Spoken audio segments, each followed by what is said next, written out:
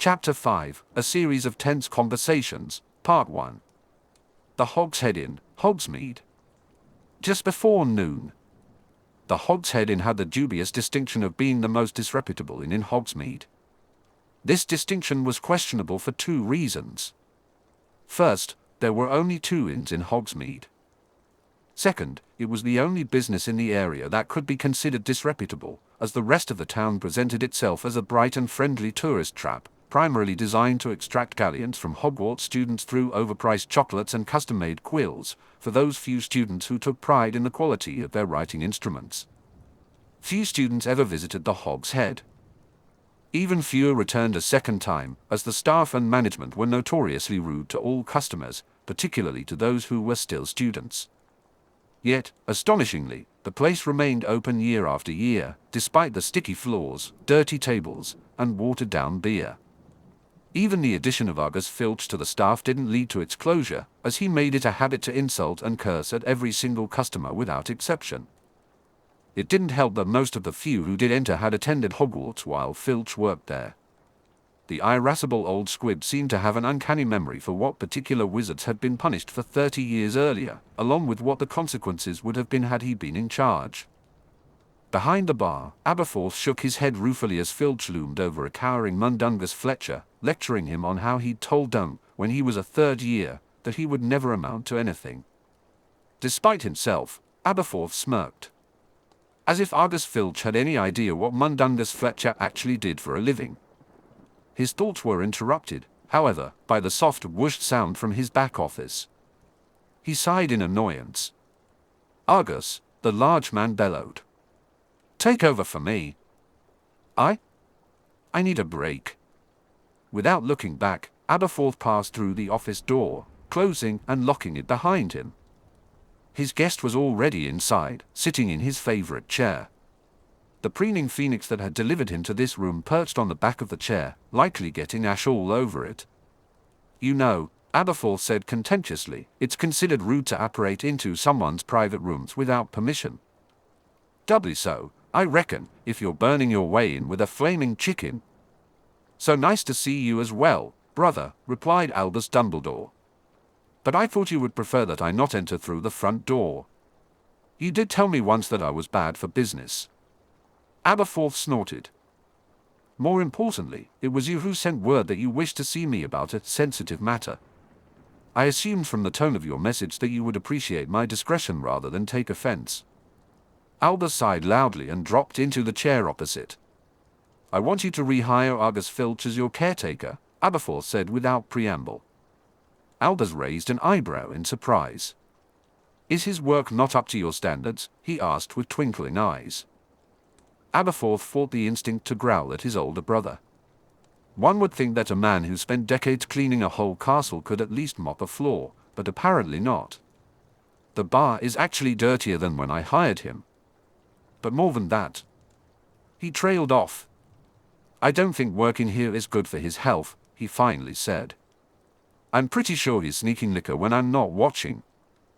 Also, the work is a lot more physical than what he's used to at the castle, where house elves did nearly everything for him. He's an old man, you know. As are you and I, Aberforth, Albus replied. You and I are wizards, Albus, and powerful ones at that, the younger brother answered, his expression souring. No matter how much mileage you get out of jokes about my lack of skill. And all those tasteless insinuations about bloody goats. Aberforth shook his head before continuing. Our magic sustains us, like it does for all powerful wizards who don't ruin their health with the wrong kinds of spells. Argus' condition doesn't allow him that luxury, and I don't want him keeling over dead from lifting something too heavy or drinking himself to death. Or worse, just wandering off somewhere. On top of that, I've got business that needs tending away from the Hogshead. I don't want him left alone here. Yes, I'd heard rumors about your new business opportunity. My congratulations, if that's an appropriate response. Damn it, Albus. Just leave my business affairs out of it. Aberforth then gave his brother a surprisingly malicious look. Anyway, I'm sure you wouldn't want to bear the guilt of being in any way responsible for Filch's untimely demise, now would you? With that, Aberforth turned his head towards the painting on the wall, the one that depicted their sister Ariana. She favored both brothers with a sad yet dreamy expression. Albus sighed loudly. There is, of course, no guarantee that Argus will even want to return to the school. Aberforth shrugged. We both know he's only got two options, here and Hogwarts. If his pride won't let him ask for his old job back, perhaps you should take the opportunity to practice a skill that you seldom get to use, a sincere apology. I mean, you did leave the poor man's cat paralyzed and sitting on a shelf collecting dust for months. It was an honest. Albus paused and shook his head. Fine. I will speak to Argus with appropriate humility and let him know that Hogwarts cannot possibly survive without him. Aberforth nodded and started to rise when Albus interrupted him. But in exchange, perhaps I might prevail upon you to do something for me as well. The younger Dumbledore glowered and sat back down. What? He asked irritably. From a pocket, the headmaster produced a stack of notes, bound in twine, which he handed over. As we discussed before, Voldemort has been using a clever modification of the Fidelius charm. It is crucial that we learn the limits of his innovation quickly. If anyone in Britain knows how to break a Fidelius or at least work around it, it's you. Aberforth reached over and took the notes. What makes you think I know more about the Fidelius than you, Albus? Albus smiled sadly. For a start, I'm not the one who ensured that outside of ourselves, no one in Wizarding Britain knows that Aberforth Dumbledore and Albus Dumbledore are brothers. Later that afternoon, Harry crawled out of the back of Bobby Latimer's mother's Ford Fiesta with some difficulty, stretching his back until he heard it pop. That morning, he had decided to ride back from Paris to London with Sirius. Ostensibly, that was so they could have some bonding time separate from everyone else. Harry enjoyed the time on the road, getting to know Sirius better and sharing parts of his life that he could safely reveal to his godfather. However, the real reason for his change of travel plans, which he did not share with Sirius, was that after what happened at Euro Disney, Harry had no intention of getting back on a jet plane with a Muggle pilot ever again. Bob the Evil Scar had been quiet since the incident that nearly saw Harry strangled by a Disney park employee and then run over by a roller coaster. But there was no guarantee it would stay that way, and Harry wasn't about to give it another opportunity to turn any nearby Muggles into potential assassins, especially a Muggle pilot who could easily kill him and his friends by crashing the plane before anyone could react. Of course, the fact that he traveled by car meant he was the last of his friends to arrive home. After dropping off Regulus, in his Archie Goodwin identity, Theo and Neville were in London at Heathrow Airport while the Finch-Fletchleys continued their journey home to Scotland. Archie then side-apparat his two young charges back to the manor, where Amy and Lady Augusta were waiting. Later, when Harry and Sirius finally arrived, all seven of them gathered for a welcome home feast prepared by Buttercup. After the meal, Harry, his family, and guests moved to the manor's Great Hall, where the Floo was located. Just before 8 o'clock, more guests arrived by Floo: Severus Snape, Andromeda, Ted Tonks, and, to some surprise, Hermione Granger. As Dobby served drinks to everyone, Harry took his place in front of the fireplace and steeled himself. Present in the room were all the people he no longer wished to keep secrets from, except, of course, for the secrets he could not share. But first, he had an apology to make. Before we begin, he said, I hate to do this because I trust everyone here, and I don't want any of you to think otherwise. But I know things. Some of those things I've shared with some of you, and others I've shared with different people. They are all incredibly important things to know, and I want all the people I trust completely to be on the same page. I know that goes against everything Slytherins are supposed to stand for, but I recently had a reminder that secrets can sometimes get people killed. The things I want to share, I think they will be very important later, for all of us and maybe for the whole world. To preserve the safety of everyone in this room, and likely the safety of many people not in this room, I will need everyone to take a fairly stringent oath of secrecy. It's not quite an unbreakable vow, I can't ask that of you. But it is definitely the strongest oath of secrecy available that won't flat out kill you if you breach it. Harry felt relieved when no one objected, and at his request, Regulus swore everyone to an oath not to share what they were about to learn. To kill me. But the curse backfired, and instead, it destroyed him. That's why I survived. Harry paused, allowing the weight of his words to settle in the room. He continued, after the attack, I was left with a lightning-shaped scar on my forehead, a reminder of that night. Dumbledore placed me with the Dursleys, my aunt and uncle, to keep me safe from Voldemort's followers. They were supposed to protect me, but they treated me horribly. Harry took another deep breath, gathering his thoughts. As I grew up, I had no idea about my true heritage or the wizarding world. It wasn't until I received my letter from Hogwarts that everything changed. I learned about my parents, my past, and the sacrifices they made. He glanced around the room, meeting the eyes of his friends and family. This is why it's crucial for you all to understand the dangers we face. Voldemort is back, and the stakes are higher than ever. We need to be prepared for what's coming. With that, Harry concluded his initial revelations, knowing that the real work lay ahead. I was supposed to be the next target of the killing curse aimed at Jim. However, something went wrong. A strange anomaly affected Jim, causing the curse to backfire and destroy Voldemort instead. Though it didn't kill him, as he had used dark magic called Horcruxes to achieve a form of immortality. A Horcrux is a magical object that contains a fragment of a person's soul. This prevents the person from moving on after death and allows them to exist as a powerful ghost, with the potential for resurrection if the right rituals are performed. Hermione's eyes widened in surprise. I had never discussed Horcruxes with her before. While the Azkaban was aware that specific rituals were necessary for Voldemort's full resurrection, they remained uncertain about the required magic. The black copy of the Anathema Codex was locked away in Chevenoir, the ancestral home of House Black. The Wilkes copy was missing, and the Longbottom copy would not be accessible until Neville became Lord Conditional at 15. We had destroyed 3 of his known Horcruxes so far, I continued. The Diary of Tom Riddle, which possessed Ron during my second year, Helga Hufflepuff's cup, and Salazar Slytherin's locket. But we don't know how many Horcruxes he has in total or where the remaining ones are. I paused to gather my thoughts. Most of you are familiar with this, though the Horcruxes are new to you, Hermione. However, there are things you don't know. Things about Voldemort and things about me. First, everyone knows that Voldemort was the leader of the Death Eaters, and he aimed to use them to take over Wizarding Britain for pureblood supremacy. But that's not the whole truth.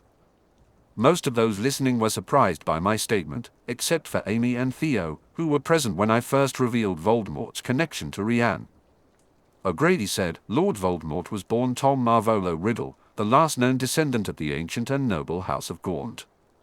By the time he came along, House Gaunt was impoverished and inbred to the point of insanity.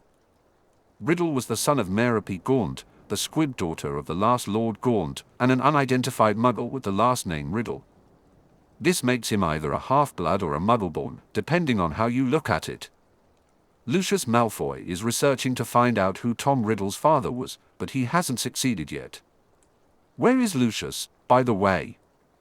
Snape asked. Harry coughed diplomatically. As I said, this meeting is for all the people I trust completely. I like Lucius Malfoy, and he's done a lot for us that he'll probably never get credit for. But trust completely? Nope. Snape nodded. Fair enough. Anyway, believe it or not, Harry continued, when Tom first arrived at Hogwarts, he was an advocate of Muggleborn rights despite being a Slytherin and, in fact, being an actual heir of Slytherin through the Gaunt line. The 1943 Chamber of Secrets affair wasn't an attack on Muggleborns at all. It was meant to stir up sympathy for Muggleborns while turning everyone against the blood purists of the day. But everything went wrong when Tom accidentally killed Myrtle Warren instead of petrifying her. He was so distraught that he tried to use occlumency to shut down his feelings of guilt and grief, but he accidentally destroyed his capacity to feel love as well. The result was the man we call Lord Voldemort, although he wouldn't be called that by the public for decades yet. Wait a minute, Sirius exclaimed. Voldemort started off as a supporter of Muggleborn rights. Harry shook his head. He started that way as a student, but after the Chamber of Secrets incident and the loss of his empathy, he changed. He changed his agenda. Publicly, he severed ties with his former Muggle-born friends, but secretly, he gained the loyalty of a core group of pureblood followers. I don't know who his original inner circle was, but I know it included Borislav Lestrange and Augustus Rookwood, both of whom were his schoolmates. Other purebloods still looked down on him for his blood heritage, including Cantankerous Not Jr., Abraxas Malfoy, and Walburga Black. After leaving Hogwarts, Tom vanished from public view for several years, but he later returned under the false identity of Lord Voldemort. He presented himself as a powerful wizard, a Parselmouth, a master of the psychic arts, and the true heir of Slytherin. He even told Abraxas that he had murdered Tom Riddle to gain his support. Harry paused and prepared himself, knowing the next part would shock some people. Except, while Tom Riddle was courting purebloods as Lord Voldemort, he was also using at least one other fake identity for a different purpose. Under the name Rhiannon O'Grady, Tom infiltrated Alexander McCavity's Muggle-born rights movement. Then, he somehow orchestrated the death of Minister Nabi Leach and, I suspect, arranged for McCavity himself to be banished from Britain. This radicalized McCavity's remaining followers, and Voldemort, as O'Grady, used them to carry out terrorist attacks against purebloods, frightening them into supporting him without anyone realizing they were the same person. Theo spoke up. The Dark Lord's last public act as Rhiannon O'Grady was to assassinate Cantankerous Not Jr., my grandfather. That paved the way for my father, Tiberius Not, to become Lord Not, and also led to him becoming a Death Eater. I remember Mother ranting about Rhiannon O'Grady and the death of Cantankerous Not, Sirius marveled. She wanted every Muggle born in the country rounded up after that. Harry, how much of this have you confirmed? Harry squirmed slightly. Not as much as I'd like, to be honest. Certainly not to the point of proving it in a court or even getting it published in a credible newspaper. But we know that Death Eaters have this odd affinity for anagrams. Tom Marvolo Riddle is an anagram for I am Lord Voldemort, and Ariana McFlossie is an anagram for Narcissa Malfoy. Well, it just so happens that Rhiannon O'Grady is an anagram for Dorian Gray, which was a book by Riddle's favorite Muggle author. It was about a man with an enchanted object that held part of his soul and made him immortal. Hermione gasped. You think the picture of Dorian Gray was about a man and his Horcrux? I have no reason to think that Oscar Wilde was a wizard or that he knew about magic or Horcruxes, Harry replied.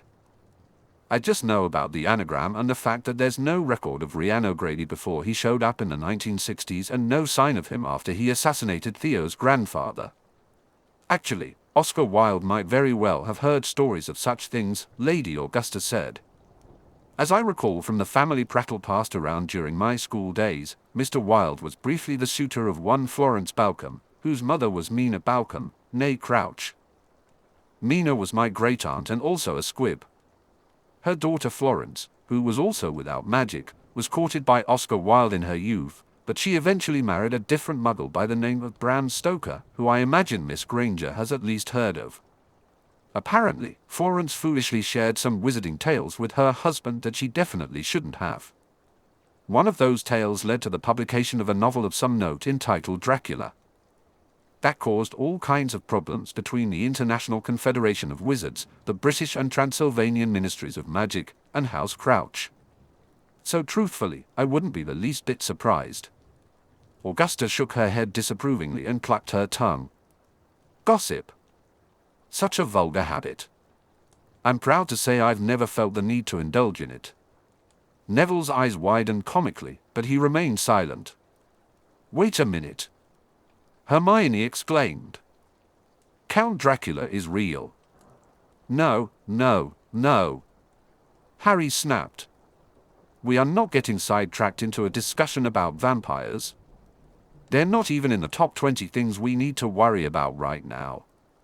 Right, sorry, Hermione said contritely before turning to Augusta and mouthing, we'll talk later. Let me make sure I'm keeping up with all this, said Ted Tonks. I'm a Hufflepuff, after all. We're not built for all this chicanery. You're saying that you know who was actually behind both sides of the blood purity debate. And he spent the 50s, 60s, and 70s driving both sides to extremism in order to inflame the other side? But why? Harry shrugged. That's the part one haven't figured out yet, which is why I'm sharing what I know with people cleverer than me. But I know Voldemort's not just a blood purist. If he was, he probably had enough votes in the Wizengamot at the height of his powers to just legislate wizarding Britain into a pureblood dictatorship. But he didn't. Hermione raised her hand as if she were back in class, which caused Harry to smile despite the mood of the room.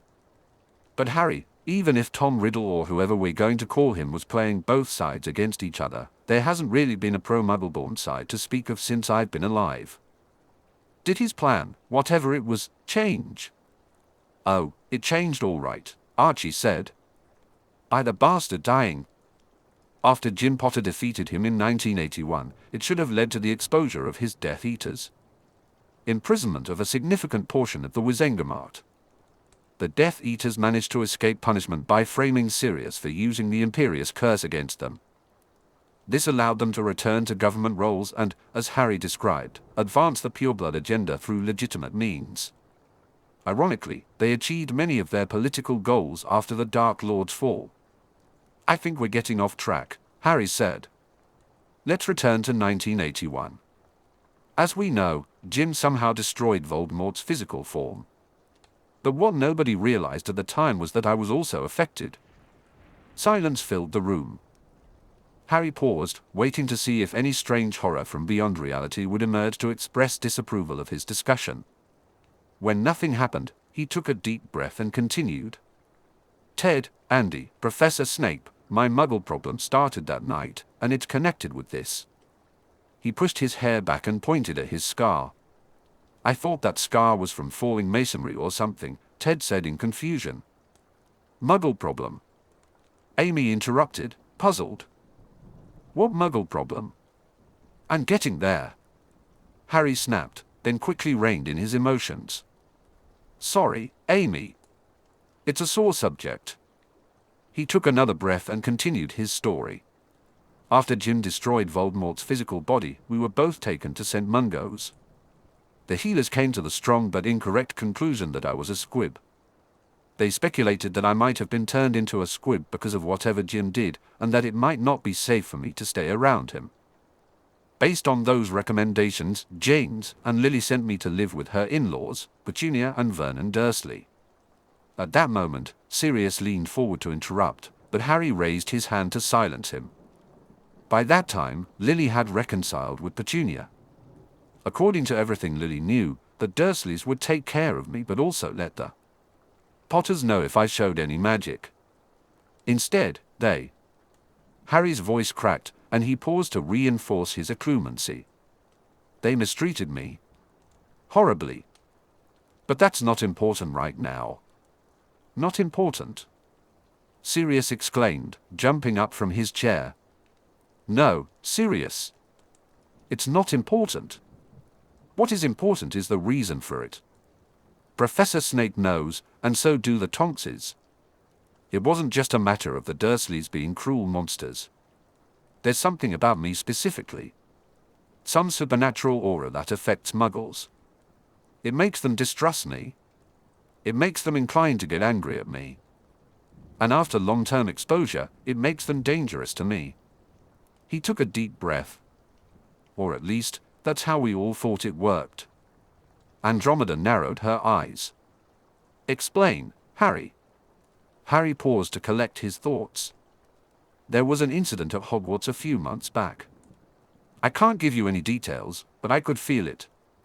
Everyone stared at the boy who was usually so composed, but now seemed overwhelmed by emotion, specifically fear. Breath, Harry, Snape said softly. Breath and then tell us. You could feel what? It's not just an aura, Harry finally said after a long pause. It's intelligent. I was put in a situation where I was nearly overcome with anger at someone, and I felt it.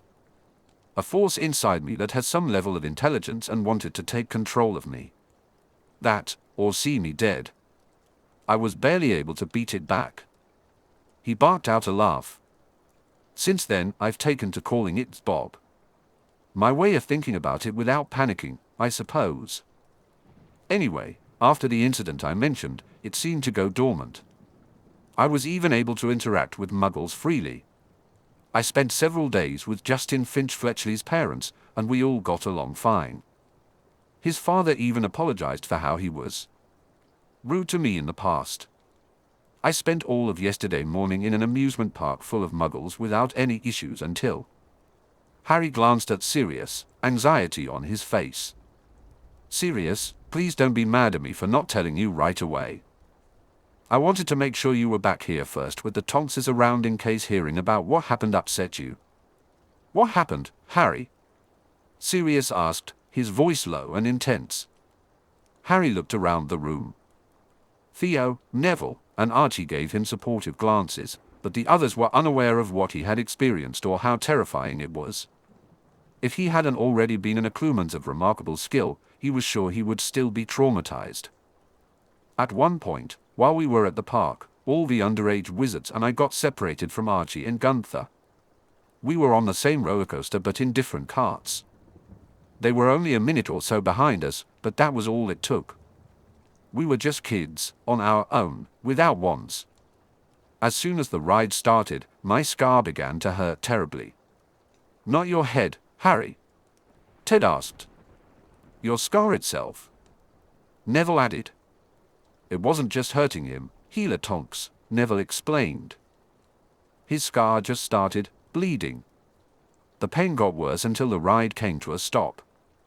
Then, when the park attendant came over to check on me, he suddenly went berserk and tried to strangle me. It wasn't just him. Every muggle within about 20 feet was affected. They all mobbed me and tried to throw me onto the track so that the cart Archie and Gunther were in would run over me. Sirius was shocked and jumped out of his chair.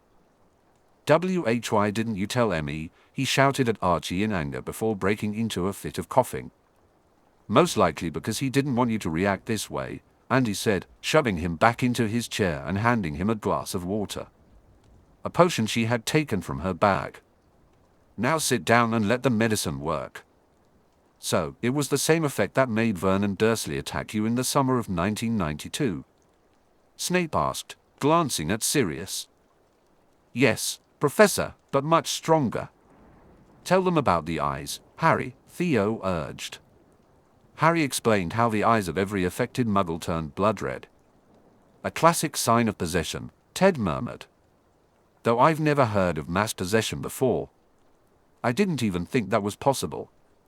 But I still don't see how your scar is related.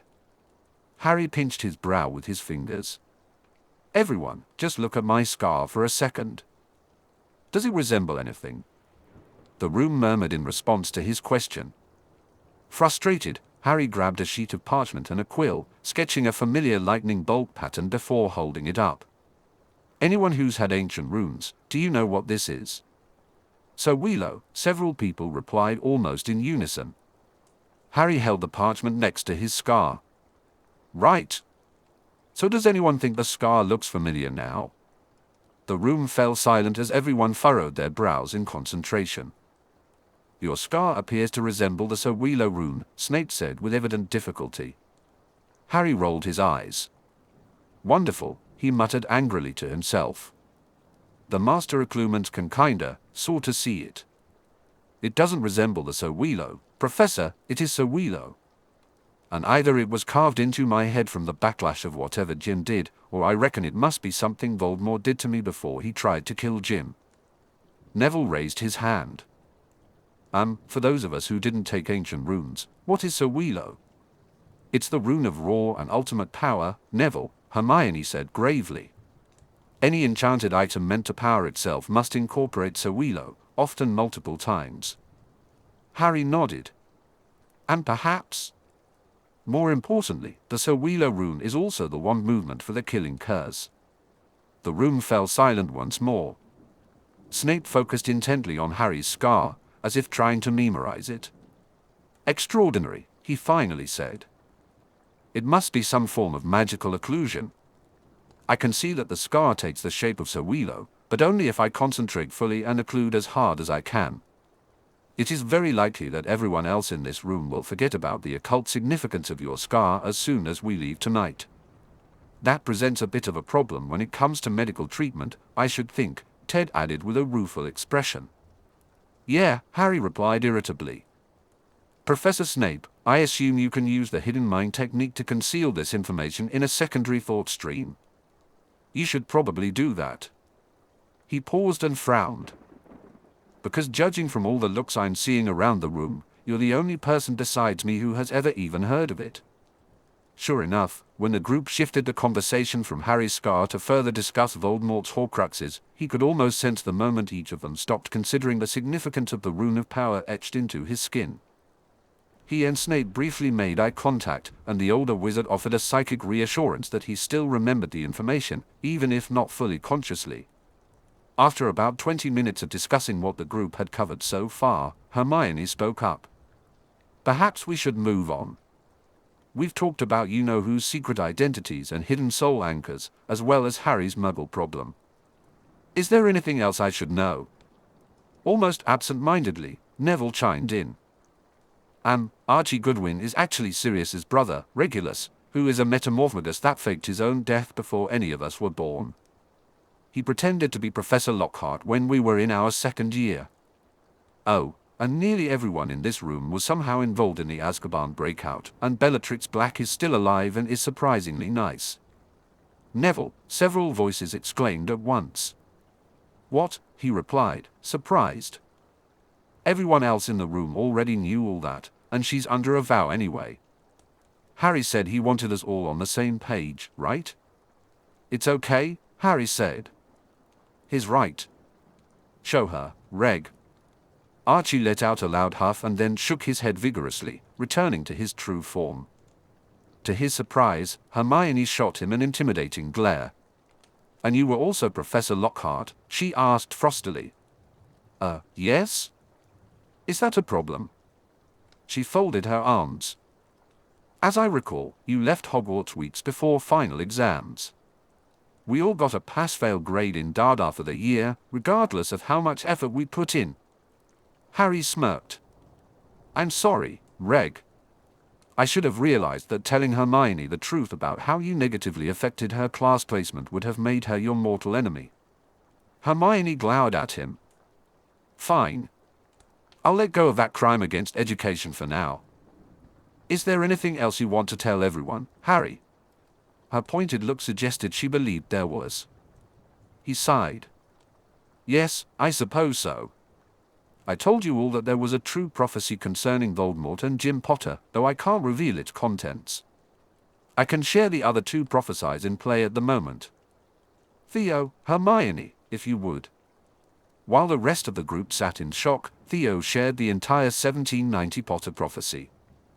Regulus frowned at the idea of the Prince of Slytherin title being revealed in a prophecy to outsiders, especially to outsiders like House Potter, with its 200 years of Gryffindor sortings and anti-Slytherin bias. That bias suddenly made a lot more sense. As soon as Theo finished, Harry nodded to Hermione, who recited Sybil Trelawney's prophecy from earlier in the year. So, the something is actually just called the Prince of Slytherin? Hermione asked. She was finished.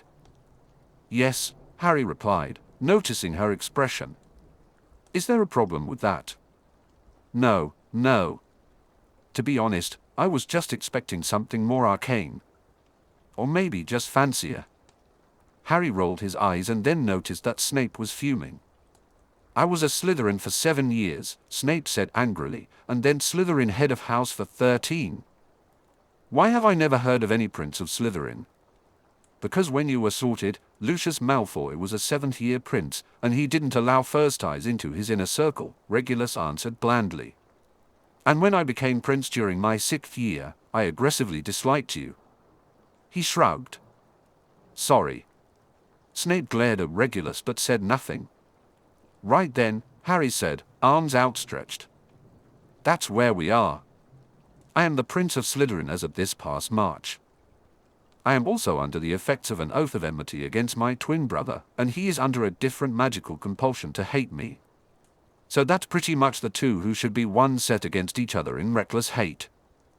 I can neither deny nor confirm that I have a literal throne made of basalt and silver, but I can admit that because of my blameless decision to spare Peter Pettigrew and turn him over to the Aurors instead of killing him or letting Reg do so, he and Augustus Rookwood escaped custody and are likely now working to resurrect Voldemort.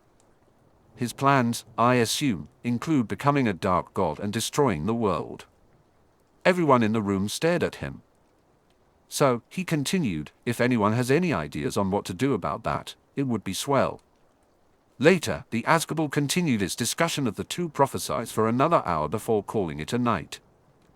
Those who were not staying as Harry's guests made their way home via Floo, though the Tonks stayed behind to, as Andy put it, have a few words with Sirius about treatment. They did reassure Harry that it was nothing serious happened as the boy followed Theo and Amy upstairs to their respective bedrooms. Once the children were gone, Sirius turned to Regulus, his expression filled with anger. I cannot believe that Harry was nearly killed, and you didn't even tell me. He's my godson, for Merlin's sake. Regulus shrugged. I know he's your godson, Sirius. But he's also emancipated. In the eyes of magic and the law, he is a grown man in nearly every way that matters. He asked me to remain silent and let him be the one to tell you. He promised to do so once we were all back home, and he has, in fact, done so. My trust in him was justified, and I don't regret doing as he asked. Because he's the Prince of Slytherin? Sirius asked bitterly. In part, the younger Black admitted. I do have some experience on that topic, after all. Enough to give the benefit of the doubt to someone who has earned the title. Sirius did a double take. Wait, you told Snape that you were a prince back when we were at Hogwarts. Why didn't you ever tell me? Regulus stared at his brash Gryffindor sibling for several seconds. I won't even dignify that with a sarcastic comment, he finally said. Andromeda added, and while I knew nothing specific about any Prince of Slytherin during my school days, I'm nevertheless glad Harry insisted on waiting and Regulus acquiesced. I shudder to think what might have happened if you'd learned about what nearly happened while you were still in France or, worse, on your way back in a Muggle convents. I'm doing better, Andy, Sirius said almost sulkily. You are, Sirius, Ted said gravely. You've come a long way, and you will continue to improve as long as you follow your healer's advice. But you do have one glaring area where your health is still a concern, and perhaps it's time we got it out in the open. What do you mean? Sirius asked. Regulus grew concerned at Ted's tone. Ted looked to Andy, who nodded for him to continue. Based on our observations, you survived Azkaban with your mental faculties mostly intact due to 3 factors. One was your animagus training. Even though the anti-animagus wards prevented you from changing form, you still benefited from the dual mind properties of your animagery. Another factor was your knowledge of your own complete innocence. This provided you with a single fixed memory that the Dementors could not steal away, offering a bulwark against other memories being taken. Ted paused to prepare himself. The third factor was your intense guilt over what you perceived as failing to protect your godson and fulfill your obligations to him. The punitive elements of being imprisoned with Dementors were weakened because, in a real sense, you were already punishing yourself for your perceived failures as a godfather. Well, that's because I did fail as Harry's godfather. Sirius snapped. But I'm free now, so I can make up for that. Yes, Sirius, Andy said. But what you don't understand is that now that you're free and able to look after Harry, the fact that he doesn't need you to do so is causing that very devotion to work against you. Sirius looked at her in confusion. What are you talking about? She placed her hand on his shoulder. What I'm saying is that whenever you find yourself in a situation where you feel you've let Harry down or haven't been there when he needed you, it can trigger a flashback to similar feelings you experienced while you were in Azkaban. Muggle healers recognize a condition called post-traumatic stress disorder, which triggers panic attacks when reminded, even indirectly, of past trauma. But for wizards, it's worse because your own magic can cause you to physically experience such trauma once more instead of just mentally. At worst, it might lead to a total relapse, like what happened last December when you tried to apparate and it triggered a nearly fatal incident. Flashback to your prior confinement, Andy said, looking at him sadly. I know you want to act as a parental figure to Harry. I wish someone could fulfill that role. But it does Harry no good to bond with you as a father figure only to lose you while he is still in his teens. I warn you, that may well happen if you continue to let yourself become overwhelmed by Harry's circumstances. At the top of the stairs, Harry leaned against the banister, his head bowed and the black wand clutched in his hand. Silently, he dismissed the supersensory charm, and the voices of the Blacks and the Tonks faded into a distant murmur. It's okay, he thought to himself. He's just someone else I have to look out for. I saved Amy. I saved Regulus. I can save Sirius. That's what family is for. Harry turned and headed to his bedroom but found that he was too wired for sleep, even though he and Sirius had big days ahead of them. Instead of going straight to bed, he sat down at his small writing desk and opened the drawer. Inside, he found an old deck of cards, the same one that Serena Zabini had used to divine his future the night before. As they were leaving the Lestrange mausoleum, he had casually mentioned to Lady Serena his interest in learning more about tarot readings, and she had freely given him the deck. I was going to throw them out anyway, she had said. I never reuse a deck after it has provided me with a momentous reading. It's superstitious of me, I suppose, but what can I say? I am Sicilian. Serena had assured Harry that the deck was not magical at all. It was, in fact, a common mass-produced Rider-Waite tarot deck she had purchased from a Barnes & Noble bookstore in Manhattan a few years earlier. Despite those assurances, he still regarded it warily. Then, he shrugged at his own hesitation and reached back into the drawer for the copy of Unfogging the Future that Dobby had picked up for him. Harry picked up the book from Flourish and Blots. He turned to the chapter titled Cartomancy for Beginners and began to read until sleepiness overcame him, prompting him to retire for the night. Before turning off the lights, he glanced one last time at the plum-colored Wizengamot robes that Dobby had kindly left hanging from a hook next to his closet door. He sighed and closed his eyes, knowing that the next day would be busy. August 2nd, 1994. The Wizengamot Chamber. Let magic itself hear my oath and sanctify it, said Hadrian Remus Black Lord Wilkes in a confident voice. I stand in unity with the Wizengamot and the families both noble and ancient who are its foundation. Let my magic be bent to our collective purpose, and so too the magic of my family and all who come after me, lest they be forsworn and suffer expulsion. From the unification of my family magic with that of my peers, let there arise a deeper magic that is greater than the sum of its parts. From this day forward, I hereby submit myself to the will of the Wizengamot as expressed through its majority. I hereby accept the judgment of the will of the Wizengamot as expressed through its laws. I vow to act with the Wizengamot, and when we act as one, so shall we perform miracles. This I swear upon my life and unto the ending of the world. So mote it be. So mote it be, the entire chamber replied in unison, though some with more enthusiasm than others. Harry took a deep breath to combat the lightheadedness he felt.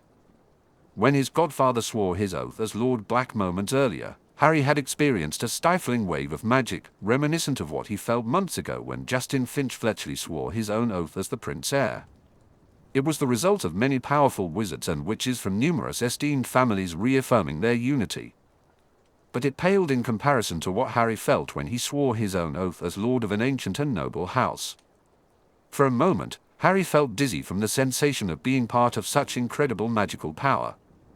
Briefly, he thought he could sense the ley lines flowing into the building, maintaining the vast magical infrastructure of the ministry before extending out across the land according to the Wizengamot's dictates. After taking a moment to clear his head, Harry stepped down from the podium and took his place in the Wilkes seat next to R.T., who greeted him with a warm handshake. Nearby, Sirius Lord Black smiled proudly at his godson, while Lucius Lord Malfoy offered him a respectful nod. Harry tried to avoid the colder looks from some of the other lords and ladies, though he was surprised to see Daphne Greengrass, the Greengrass heir, sitting with her father, Daniel. It was not uncommon for family heads to allow their heirs to sit with them, especially during the summer, as a learning experience. House Greengrass, by tradition, did not rely on seneschals or proxies, so Daphne would eventually need to learn her duties as Lady Greengrass. What puzzled Harry, however, was how she kept giving him appraising glances and leaning in to whisper to her father. After Sirius and Harry completed their oaths of unity, the Chief Warlock opened the floor for a special report by Barty Crouch, the Director of the Department of International Cooperation. The esteemed diplomat began with a brief welcome to Sirius Black in the Wizengamot. Sirius nodded politely but remained silent. Crouch's somewhat tyrannical leadership at the DMLE in 1981 was not the sole reason for Sirius's wrongful imprisonment, but it certainly did not help. Lords and ladies, honored guests, and citizens, Crouch began. In 1 week's time, an event years in the making will commence. The Quidditch World Cup will return to this blessed isle once more. Was interrupted by loud applause and cheering. Dumbledore had to bang his gavel repeatedly to restore order. Even Harry felt the excitement was a bit overwhelming, especially since this was the second speech on the topic that day. Ludo Bagman had already spoken about the World Cup schedule for over an hour, and Harry wondered what Crouch thought he could add. As it turned out, nothing at all regarding the World Cup. But now that the negotiations are finally complete, I can officially announce that the Quidditch World Cup is not the only sporting event scheduled for the coming year. 1994 will mark the return of a tradition dating back centuries. It is my great pleasure to formally announce the recommencement of the Triwizard Tournament. This time, the applause was much more subdued, as few people present knew what the Triwizard Tournament was, and the lukewarm response visibly annoyed Crouch. He continued with an overview of the tournament's storied, albeit lurid, history. At the heart of the Triwizard Tournament was the Goblet of Fire, an ancient and powerful relic from the Age of High Magic. When the ancient wizarding societies grew weary of constant bloody warfare that left the winners little better off than the losers, the great magical empires resolved to settle their conflicts less destructively. They decided to resolve disputes through trial by individual combat instead of competing armies.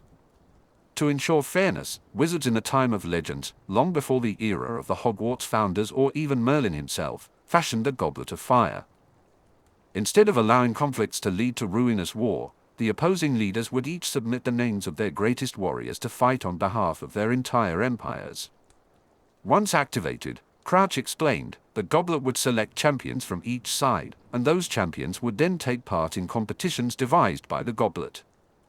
The very nature of the goblet magically ensured that the chosen champions would be forced to compete to the best of their abilities. Barty Crouch explained that those responsible for creating the challenges would follow the goblet's specifications and would not try to manipulate the outcome.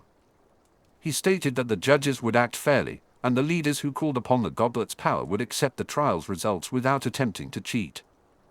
The Goblet of Fire had been used to resolve wizarding conflicts for centuries until the rise of modern nation-states led to the subjugation of wizards by Muggle authorities. This change made magical trials by combat less favored. As Harry listened to Crouch's history lesson, he perked up at the mention of the subjugation of wizards to Muggle authorities. It offered an interesting glimpse into Crouch's political views. Despite being a vocal opponent of Voldemort, it was curious to see his apparent bias against Muggles. Harry briefly wondered what Crouch had thought of Grindelwald in the past. Crouch continued, stating that by the time of the Norman conquest and the establishment of the Wizengamot, the Goblet of Fire had fallen out of use. However, in the 13th century, the major magical schools of Europe decided to compete against one another. To facilitate this, they chose the Goblet of Fire, which had come into the possession of the government of magical France. After extensive negotiations, Hogwarts, Beauxbatons, and Durmstrang agreed on terms that allowed the goblet to select champions from the best students of each school. These champions would then compete in 3 challenges. This event became known as the Triwizard Tournament, and every 5 years, the finest wizards and witches from across Europe would face each other and the goblet's most demanding tasks to prove which school produced the greatest magical talent. Yes, interrupted Lucius Malfoy, until that unfortunate business in 1793 when they all died. Dumbledore banged his gavel. Lord Malfoy, your remarks are out of order, he said, though his expression indicated he agreed with them. Then, I formally rise to a point of order, Malfoy said, standing to address a visibly agitated Crouch. What, other than scholastic bragging rights, is the point of reviving the Triwizard Tournament? How much is it going to cost us? And what measures, if any, will the individuals responsible for this tournament take to prevent the best and brightest of British wizarding youth from being brutally killed in what has historically been described as a blood sport? Dumbledore banged his gavel again to restore order. Lord Malfoy, I understand your concerns. When this proposal was first presented to me in my capacity as a representative to the ICW, I shared those concerns. However, I can assure you that every step is being taken to prevent the goblet from assigning any challenges that might be deemed dangerous. While we cannot precisely dictate the nature of the challenges, a blue ribbon panel of experts will design the challenge parameters fed into the goblet to ensure that the 3 tasks, while challenging for the champions, will not be inherently life-threatening. They will certainly not pose the same level of danger as in 1993. Moreover, Ludo Bagman said as he rose to be recognized, while we expect the 3 champions to all be legal adults, there will be plenty of activities for students besides the champions. We're still working out the details, but we plan an interscholastic dueling competition, an academic decathlon to test students of all ages on transfiguration, charms, potions, and other subjects, and even several exhibition Quidditch matches. The prospect of more Quidditch seemed to fill Bagman with excitement, but Severus Snape, in his role as Regent Prince, was less enthusiastic about the game. He raised his wand to address the Chief Warlock. Mr. Bagman mentioned that he expects the champions to all be legal adults. Can you elaborate on that? I have no desire to see my ward, a 4th year student who is heir to a noble house, drawn into this foolishness, said the Regent Prince. We're still ironing out the details, Dumbledore replied. But we will limit potential champions to legal adults or upper-level students with parental approval. This will eliminate any chance of danger to competitors and reduce the likelihood of underage students entering the tournament just for the fame and recognition. The tournament carries a cash prize of 1,000 galleons. In any case, the champions will be chosen by the goblet itself based on which students it believes can compete best. Therefore, it is unlikely to select an underage competitor. Meanwhile, back on Privet Drive, one such underage competitor was listening to the proceedings on the Wizarding Wireless while working on homework. He nearly shot out of his chair. "Did you hear that, Mum?" Jim exclaimed. 1,000 galleons. "No, Jim," she said without looking up from the Potioneer's monthly she was reading. "But Mum, you're too young, Jim, and your father and I have no intention of signing a permission slip for you to enter some insane tournament with a history of getting its competitors wounded or killed." "But..." "No, Jim," Lily said firmly. "Don't bother asking again." Jim stared at his mother for several seconds, long enough for Lily to notice his expression. "Fine," he said quietly before picking up his books and heading for the door. "Jim," his mother called after him. "Don't be that way." "What way, Mum?" he said without looking back. "You've made your decision, and my feelings don't enter into it, as usual. I'm going upstairs to get some peace and quiet." The boy stormed out of the room. Lily sighed and decided not to go after him. Let him get it out of his system, she thought to herself. It's nothing to worry about. An hour later, the Wizarding meeting had finally ended. Harry, Lucius, and Sirius made their way to the Wilkes office, where Regulus waited for the mini antechamber, adopting his Archie Goodwin persona. In a few weeks, this antechamber would transform into a fully furnished office for Harry's personal assistant, likely Titus Mitchell. Sirius had taken a liking to Bobby Latimer, while Titus had been a Slytherin prefect when Harry ascended to prince. That was one less secret he had to worry about protecting. Currently, the antechamber was quite sparse, with only a few chairs and, surprisingly, a full-length mirror that had been delivered at Harry's request. "Are you sure you want to do this today, Harry?" Archie asked. "There's no harm in waiting." "That's a preposterous sentiment," Lucius snapped. "Under the circumstances, every hour spent waiting increases the possibility of disaster." "Oh, lay off my brother, Lucy," Sirius said angrily. "He's entitled to his opinion, and I happen to agree with him." "Which only serves to make his opinion less reliable to me," Lucius drawled. "And as I recall, the last time someone called me Lucy was in 1978. No one ever found the body. Can all of you just shut up and let me concentrate?" Harry said irritably. "We're doing this today, just like we said we would.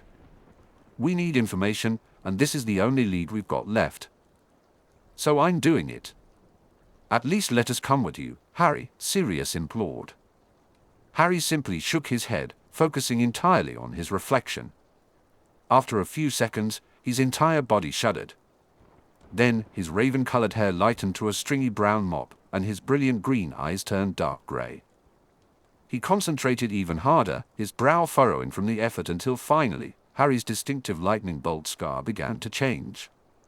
Sirius had already forgotten what it looked like when the Sowilo rune faded away. Moments later, Harry, who now resembled his cousin Amaryllis Wilkes, transformed into a boy and entered the main office, locking the door behind him. He walked over to the large oil painting of Erasmus Wilkes, also known as the Toymaker, and studied the deceased Death Eater for a moment. Summoning his Gryffindor courage and combining it with his Slytherin cunning, Harry reached out to touch the painting with his wand. "Wake up," he hissed in Parseltongue. As he had predicted, it took a Parselmouth to awaken the slumbering portrait. In response, a ripple passed over the surface of the painting. Oddly, the first reaction was to the man's meerschaum pipe, from which bubbles began to flow. Then, Wilkes blinked rapidly before jumping up off the fainting couch where he had been reclining. "Hoo-ee!" he shouted with infectious cheer. "Merlin's testes! I feel like I've been stuck here for ages. I think my arse has gone completely numb." Wilkes giggled loudly at his own joke. But then he noticed the young man standing in front of his painting. "Why, hello there, young shaver me lad. I must say that you are absolutely nothing like what I was expecting." He paused and blew into his meerschaum pipe again, causing another round of bubbles to emerge. "So who, dare I ask, are you exactly?" Harry lifted his chin defiantly. When he spoke, it was in Parseltongue, and the Toymaker's eyes widened in response. "My name is Hadrian Erasmus Wilkes," Harry hissed before switching to English. "And it's time we talked. Father." Chapter 6, A Series of Tense Conversations, Part 2. August 2nd, 1994. The Wizengamot office of House Wilkes. Harry Black wore his most haughty and confident sneer as he stood before the portrait of the late Erasmus Wilkes. It was an act, of course, as he was quite nervous about this conversation. Although he had been assured that there was no harmful magic attached to the portrait that could be used against him, the Toymaker's reputation for mad genius was as legendary as it was terrifying. His biggest fear was simply making a mistake that would allow the portrait to see through his disguise. The portrait of the former Lord Wilkes was the last option the Azkaban had for gathering intelligence on Voldemort's plans and, hopefully, tracking down his remaining Horcruxes. He needed to persuade the portrait that he was someone who could be trusted with the most sensitive information the Death Eater might know. In preparation for this meeting, Harry had used his limited metamorphmagery to give himself the same hair and eye color that both Erasmus Wilkes and Amy Wilkes shared. He had also caused his Sowilo scar to temporarily disappear, although doing so was mildly painful. More importantly, he had used his occlumency training to temporarily alter his demeanor so that he would seem like the sort of person a psychopath like Wilkes might find congenial. Thus disguised, both physically and mentally, Harry woke up the dead man's portrait as part of a bold stratagem, persuading the portrait that the real Erasmus Wilkes had been Harry's. "Father?" Wilkes exclaimed before giggling for a few seconds. "Really? I think I would have remembered siring a child." "Sadly," Harry replied, "you weren't around for the delivery." Then, he switched back into Parseltongue briefly. "Though I would assume that this would be enough to prove I was your son. I suppose it is persuasive. Of course, I only remember things that happened before my last update, which was in May of 1980, Wilkes hissed before switching back to English. "It was foolish of me, really. Like someone not making a will because they think they're too young to die. So, am I to assume that the stalk brought you sometime after that point?"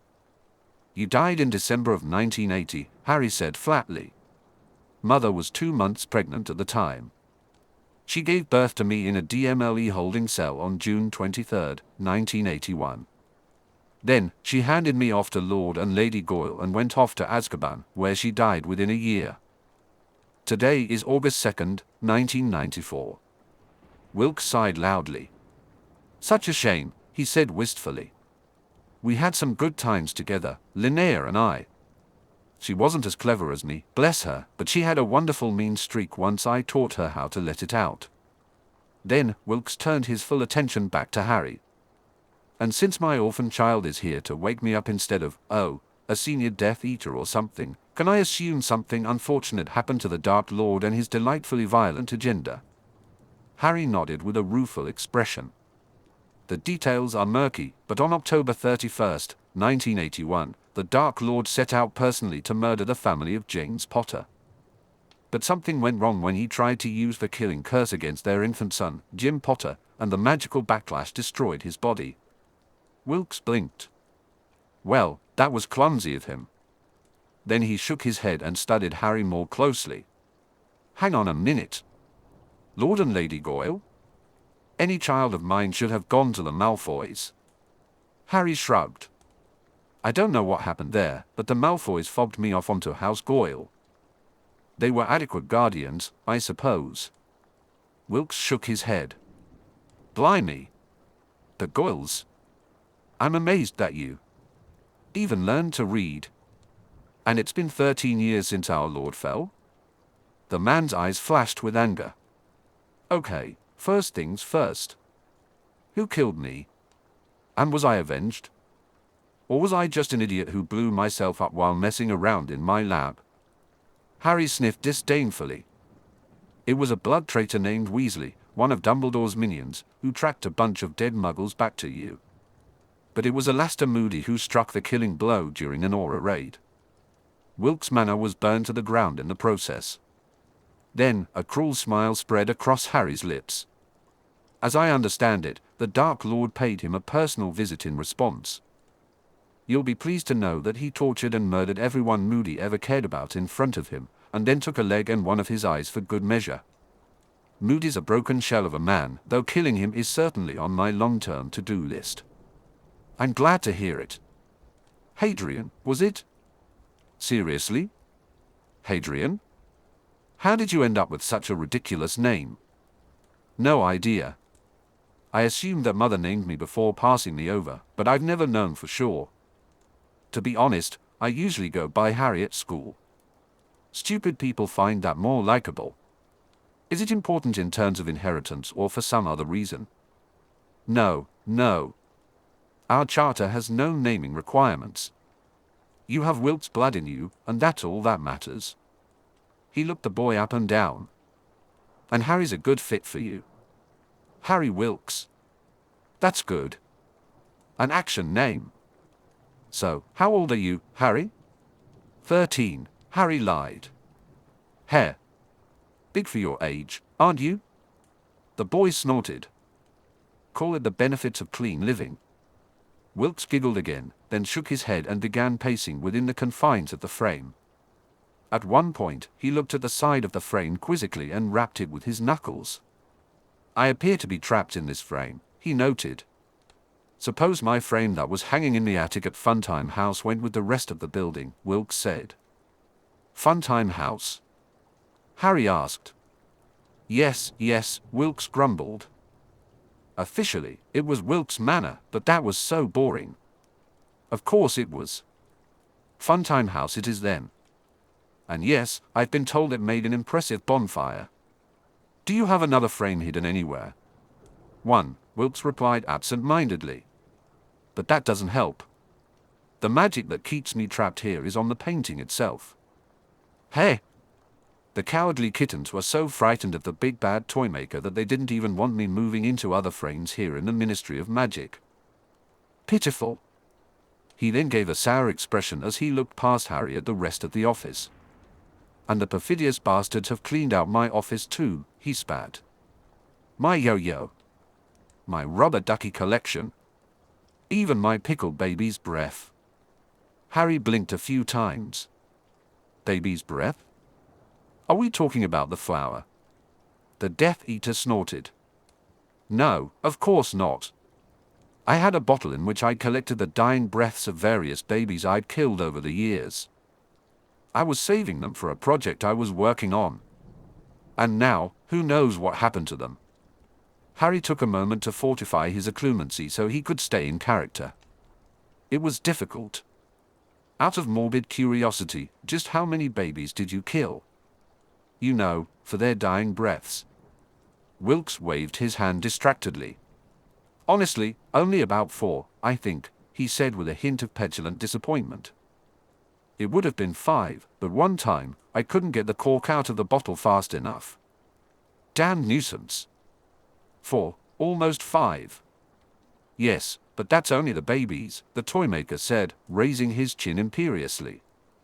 My total death count is much, much higher. How about you? Are you living up to your old man's expectations? How many? How many kills do you have so far? Total, that is. No need to break it up by ages or anything. Harry tried to look bashful instead of appalled. Only one so far. But it was one of Dumbledore's people, if that helps. And I killed him with a spell I boosted with parcel magic. He splattered all over the wall like a big bucket of tomato soup, I suppose. At the time, I thought it was rather impressive. He attempted to mimic a son trying to please his father, all while avoiding thoughts of how gruesome Remus Lupin's death was and the fact that it had been retroactively undone. Wilkes's face broke into a broad grin. You're doing parcel magic already? And I bet you don't even have a teacher. Good show, Harry. Please tell me you're taking ancient runes. There is so much you can do with parcel magic when you're doing high-level enchanting. Harry's face lit up. Like that snake in a box that makes people laugh themselves to death. You've heard about that? Yeah, it's been in the news lately. Harry looked thoughtful. By any chance, do you know a Death Eater named Peter Pettigrew? Pettigrew? Oh yes, Mr. Nemo's protégé he keeps bragging about. I've met him a few times, but he hasn't taken the mark yet. Or at least, not by the time I was last updated. Why? Well, at some point, you gave him one of those boxes. Just a few months ago, he was exposed as having been a secret Death Eater all this time, and he left it behind for the Hid Wizards to find. 5 of them are still in St. Mungo's giggling like fools. Wilkes let out his strange giggle again. Well, good for Mr. Pettigrew. I'm glad I was able to help him bring smiles to so many faces. And you made it with parcel magic. Oh yes. It's easy once you know how. Honestly, it's just a common Richten Sempra augmented with Parseltongue and then inscribed on a children's toy. Mr. Wilkes, no one at St. Mungo's knows how to cure it. Wilkes tapped his nose conspiratorially. Think about it, Harry. That curse could be undone by a simple finite incantatum spoken in Parseltongue. But how many parcel mouths does Street Mungo's have on staff? And if there are any, how many would be willing to reveal themselves as parcel mouths just to cure some hit wizards of the chaos my little toy has caused them?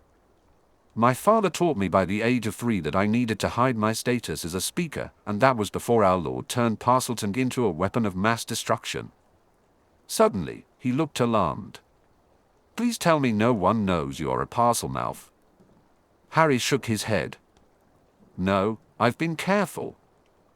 But you mentioned the Dark Lord again, and I guess that leads us to the real reason I worked so hard to get here and meet with you. He took a deep breath. I wanted to ask if you know of any way to restore Lord Voldemort to life. Wilkes stepped back within the painting and grew serious. And why do you think reviving him is even possible?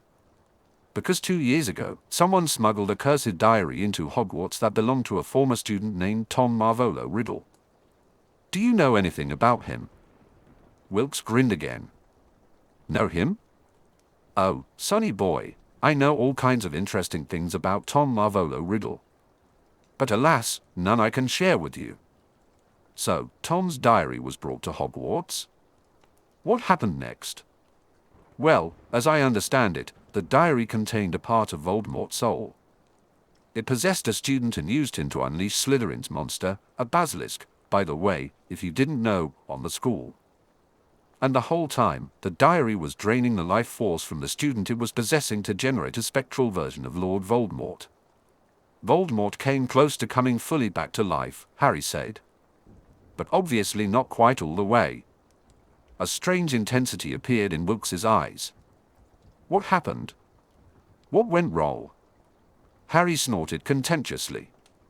Jim Potter. He stuck his big Gryffindor nose where it wasn't wanted.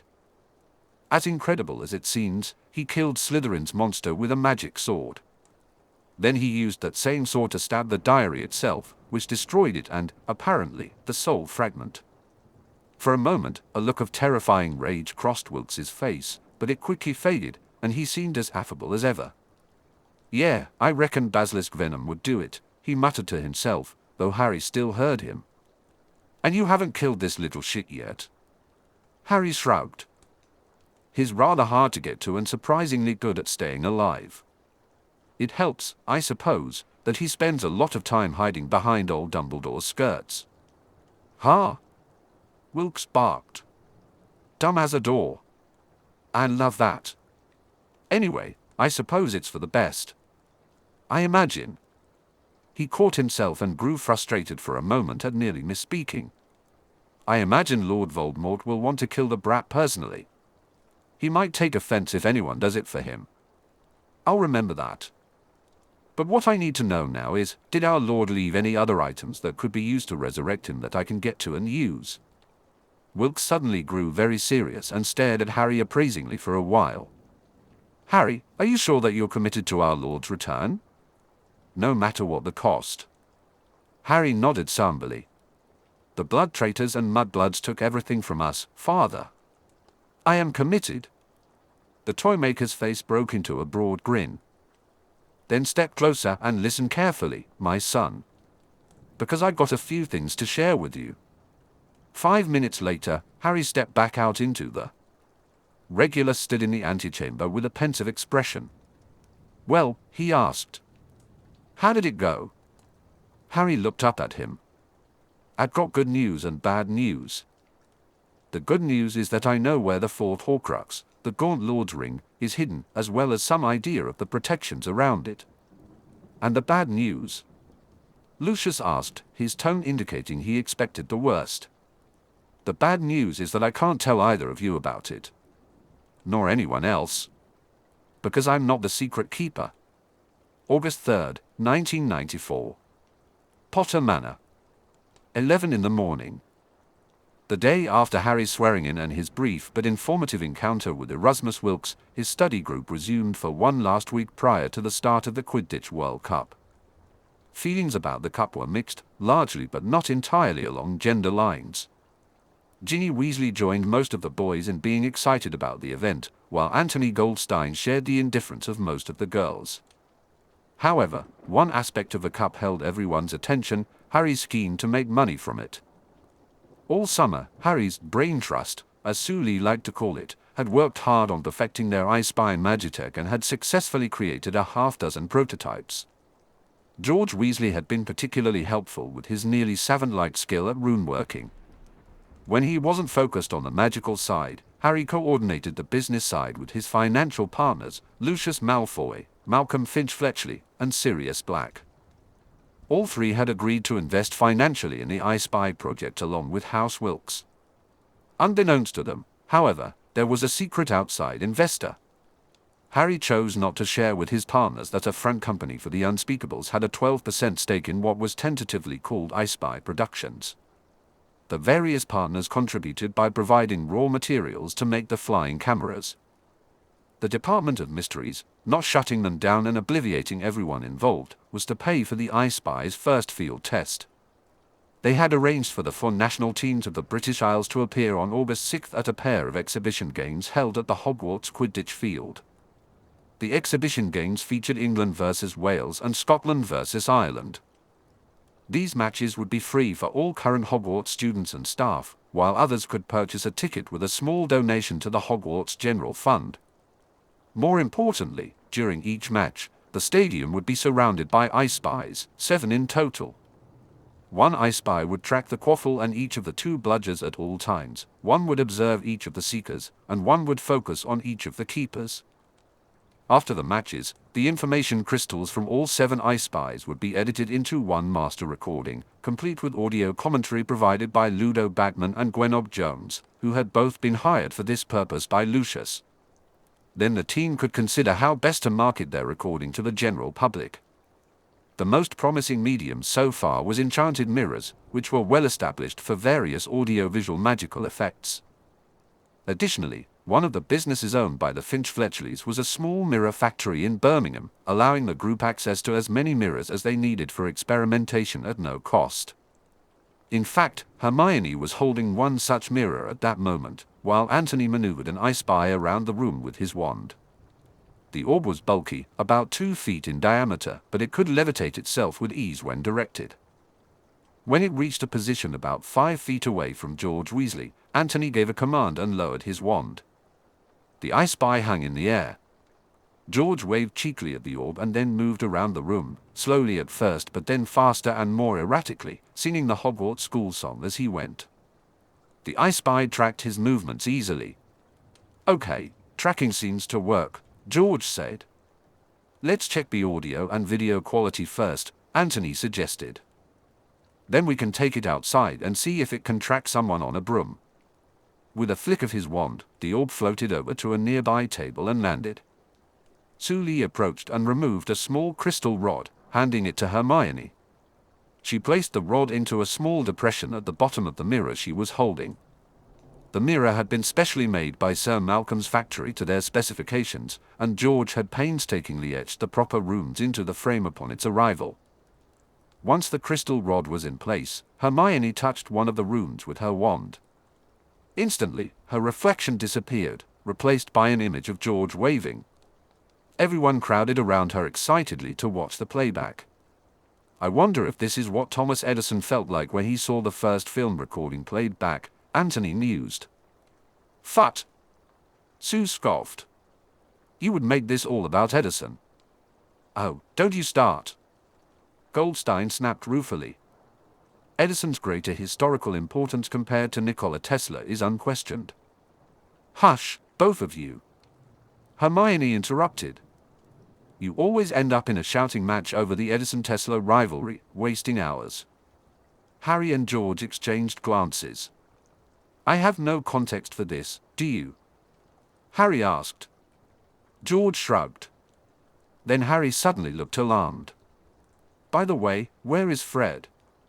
He's not off somewhere about to blow up my new home, is he?" "Nah," George replied. "Well, probably not. He's giving Ron, Ginny, Neville, and Amy pointers on a proper slicing and crushing techniques after he saw Paul Longbottom nearly melt a cauldron and barely vanish the contents in time." "That's uncharacteristically noble of him," Harry said cautiously. "Well, he's started taking potion work more seriously in general," George explained. "Also, it gets him and Ginny out of helping Mum." In the kitchen, Hermione had been feeling overwhelmed with all the cooking for the fancy guests attending the cup. She mentioned that Muggles call it tailgating, which sounded a bit rude but probably had a different meaning than what she initially thought. While Harry and George were chatting, Hermione struggled to mediate Anthony and Sue's ongoing argument about the merits of American inventors Thomas Edison and Nikola Tesla. Suddenly, Anthony grinned mischievously. "Say, Harry, are you still trying to come up with a new name for Potter Manor?" Yeah? How about Menlo Park?" "Don't you dare!" Sue exclaimed. Besides, Menlo Park wasn't Edison's home. It was the town where he set up his business. She turned to Harry. "If you want to rename this place, you should call it Wardenclyffe Tower." "Oh, that's auspicious," Anthony said sarcastically. "That project failed. The tower got torn down and sold for scrap. Besides, this house doesn't have a tower." "Enough!" Harry yelled. "Okay, here's what we're going to do. We're putting this aside for now so we can go out and test the I Spies in the air. Your homework will be to come back tomorrow with a written report explaining in 25 words or less what the new name of Potter Manor should be and why." "Oh, can I play too?" Ginny asked as she entered the room with Fred's other potion students. To Harry's relief, they had also been under the supervision of Penelope, Titus, and Bobby. Fine. We'll make it a contest. Whoever comes up with the best name gets a gift certificate to Honeydukes or something." "Sounds fun," Neville said. "Only we won't be here tomorrow." We'll be meeting at Longbottom Manor because you wanted to use the pool. Oh yes, the submersible broom, Hermione exclaimed. How's that coming along? Harry shrugged. I think I have the rune sequence worked out, but it hasn't been a priority. I mean, how likely am I to need a broom I can fly underwater anytime soon? We'll see how good my rune work is if I start to drown and Neville has to dive in and save me. Everyone chuckled, but then Amy spoke up. Say, where's Sirius? I haven't seen him all day. Harry grimaced. He's with Archie. Today's the day Sirius is going to open up his own family manor house. With that, everyone headed outside for the flying experiments, but Harry caught Hermione's eye and got her to stay behind. Before I forget, would you mind terribly if I asked you to do a bit of outside research for me? Specifically, research in a Muggle library because we're at a dead end magically. I suppose so. I can pop by my local library this weekend. What's the topic? Harry looked around to make sure no one was nearby to hear. Anything you can find out about a little town somewhere in either Yorkshire or Lancashire called Little Hangleton. And also, anything about residents there, past or present, named either Gaunt or Riddle. From an owl post sent that same day. Lupin, I've been waiting to hear back from you for weeks. The headmaster informs me that you will not be returning as caretaker, which is an understandable decision. But that is no reason to break off all contact. You were the one who proposed using animagery as a possible cure for lycanthropy. If I'm to evaluate your suggestion, I need those notes you promised me. Snape. Dartmoor National Park. For in the afternoon. It had taken the group most of the day to reach their destination. They had started early that morning, but the drive from London to Princetown took nearly 4 hours in Ted Tonks's rental car, followed by a 5-hour hike through the soggy marshlands of Dartmoor. A good amount of that time had been spent with the Black brothers and their cousin Andromeda regaling Ted and Nymphadora Tonks with stories about their childhood visits to Chevenoir, the ancestral home of the ancient and noble House of Black. Centuries before, it had been Castle Black, whose foundations were laid in the 6th century after the ancient family's victory over the Druids. Castle Black stood proudly for 8 centuries. However, in 1471, Lord Sagittarius Black chose the wrong side in the conflict between the Muggle houses of York and Lancaster, paying for it with his lands and his life. Castle Black was levelled to its foundations by York-aligned wizards on the order of King Richard III. The House of Black survived through Sagittarius's son and heir, Perseus Black. Percy avenged his father while serving as a battle mage to Henry Tudor, who greatly rewarded his wizarding ally upon his coronation as King Henry VII. Construction of a new seat for House Black began in 1486, a year to the day after Richard's death at Bosworth Field. Instead of a castle, Perseus chose a different course. The new Lord Black fancied himself an artist and scholar as well as a warrior. On the foundations of Castle Black, he raised a massive, 3-story mansion in a new architectural style of his own design. The king admired this new style, and Muggle architects soon mimicked Perseus's innovations, leading to what Muggle historians now refer to as the Tudor style, but which was commonly known as the Perseid style until the advent of the Statute of Secrecy. The most iconic feature of the mansion was its heavy use of British oak timbers, which had been magically darkened to the color of ebony. Perseus named his new family home Chevenoir, meaning black oak. However, an inattentive scribe misspelled it as Chevenoir in all the official documents filed with the Wizengamot. As the quintet continued their trek through the fens of Dartmoor, Ted Tonks led the way. His long-ago Boy Scout training allowed him to follow the map to their destination. Nymphadora followed alongside him, having grown bored with tales of ancient Black history. The youngest Black in the group began to grumble about their long trek. "I still don't see why we have to walk," she exclaimed, clearly exhausted. "Because it's the only way, dear," Andromeda replied from the back. She and Regulus were following Sirius, who walked in the middle, leaning heavily on a staff. "The flue is blocked off from the inside," Regulus added. "And the place is unpotable, so no one can apparate or portkey in. We wouldn't even be able to find it if we scouted from above on brooms, not to mention the risk of being seen by Muggles." We must first travel to Chevennois the hard way. Only then can we be keyed into the wards by the master of the house. Which, barring disaster, will be me in a little while, Sirius said cheerfully, though his good mood masked his obvious fatigue from the long hike. Once I've claimed the place, I can open up the flue again, and you can be home in time for supper. Suddenly, he stopped and pointed to a large standing stone in the distance. Ah! There it is. Bear down, man. And just beyond it, the devil's tor. With a loud woohoo, he dropped his staff, transformed into his dog form, and bounded off toward the standing stone. Damn it, Sirius! Regulus exclaimed as he paused to retrieve his brother's staff. Wait for us. Dora shook her head. Great. A big, tall rock. And a bunch of smaller rocks. Totally worth spending my day off on this. Well, Andromeda said, at least there are no muggles around to see a grim bounding across the moors of South Devon. It would cause a panic down in the local village. Moments later, the group regrouped around Bear Down Man, a 10-foot-tall slab of granite that Sirius claimed had been placed there over 4,000 years ago by the ancient druids for some inscrutable purpose. The stones were referred to as menhirs, liths, or simply standing stones, and the word man came from the Celtic term for stone. Not far from Bear Down Man was a strangely shaped rocky outcropping known as Devil's Tor for centuries, although the reasons for this name had become unclear. Nymphadora did not find it particularly menacing or ominous as she jogged toward it, chasing after the shaggy grim.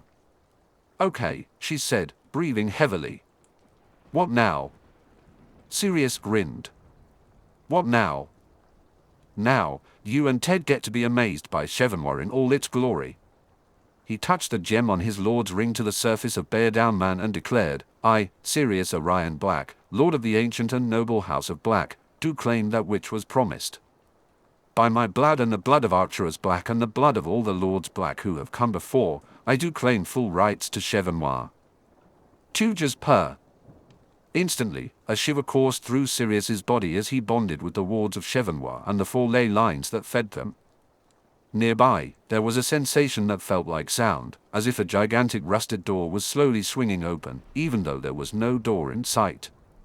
The four blacks and Nymphadora turned toward the sensation, and about 100 yards away, a great shimmer appeared as centuries of protective wards opened, revealing what lay hidden within.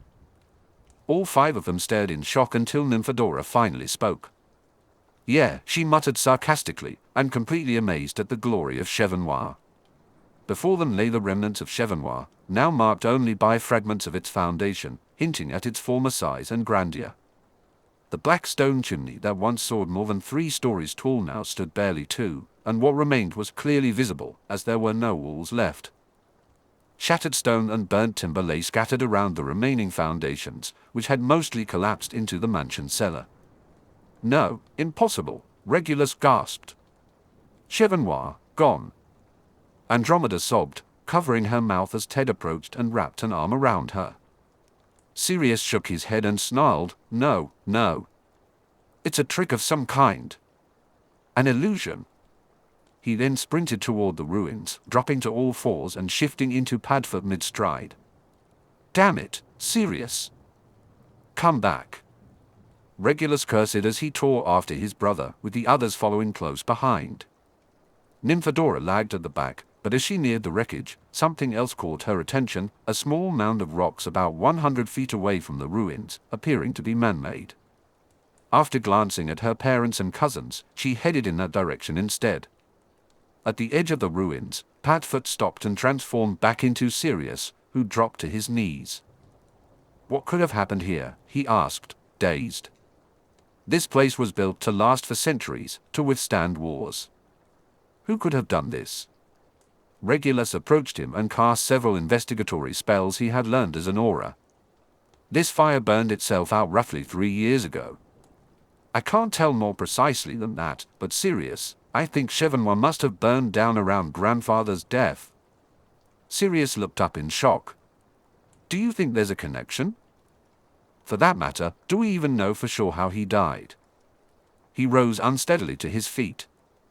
Could grandfather have died in the fire? Easy, Sirius, Andromeda said. Let's not jump to conclusions. Meanwhile, Nymphadora reached the small pile of stones and cast a few spells of her own. Then she called Ted over. "What is it, Dora?" he asked. He asked with concern, "What have you found?" "A grave, it looks like.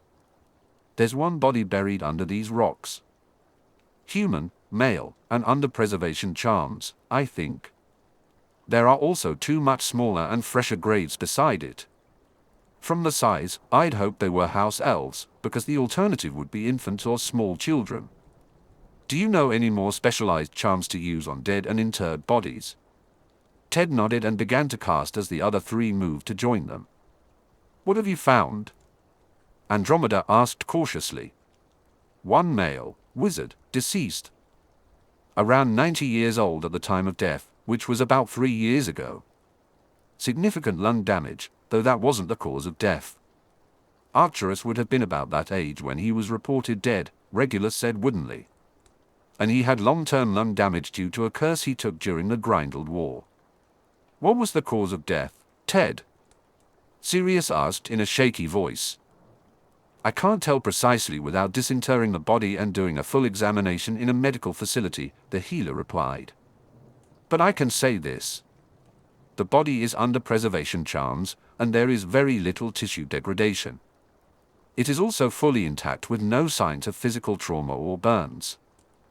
If this is Arcturus Black, well, I don't know if he died before or after the house was destroyed, but he definitely wasn't inside at the time." Suddenly, all 5 of them whirled around with wands drawn at the sound of a soft pop behind them. It was an emaciated house elf in ragged clothes. You came," the creature gasped before falling over. Instantly, the wizards and witches rushed over. "I recognize her," Regulus said in amazement. "It's Ophelia. She cooked for grandfather. Merlin, she was old when I last saw her, and that was in 1978. As Regulus spoke, Andromeda reached into a bag she had brought and pulled out several potions, which she gently fed to the barely conscious elf. Meanwhile, Ted cast several diagnostic charms. This elf is indeed showing signs of advanced age, but also signs of malnutrition. Can she really have been living out here all alone since the house burned down? Possibly, Regulus replied. Even without the house, the ward scheme remained intact. Besides, this area is a confluence of 4 ley lines. I assume a house elf could survive without a master or a home with that much ambient magic. Sirius moved closer to the distressed house elf. "Wake up, Ophelia," he said gently. When she did not respond, he closed his eyes, slumped his shoulders, took a deep breath, and spoke more firmly. "Ophelia. I, Sirius Black, Lord of the ancient and noble House of Black, do hereby order you to awaken."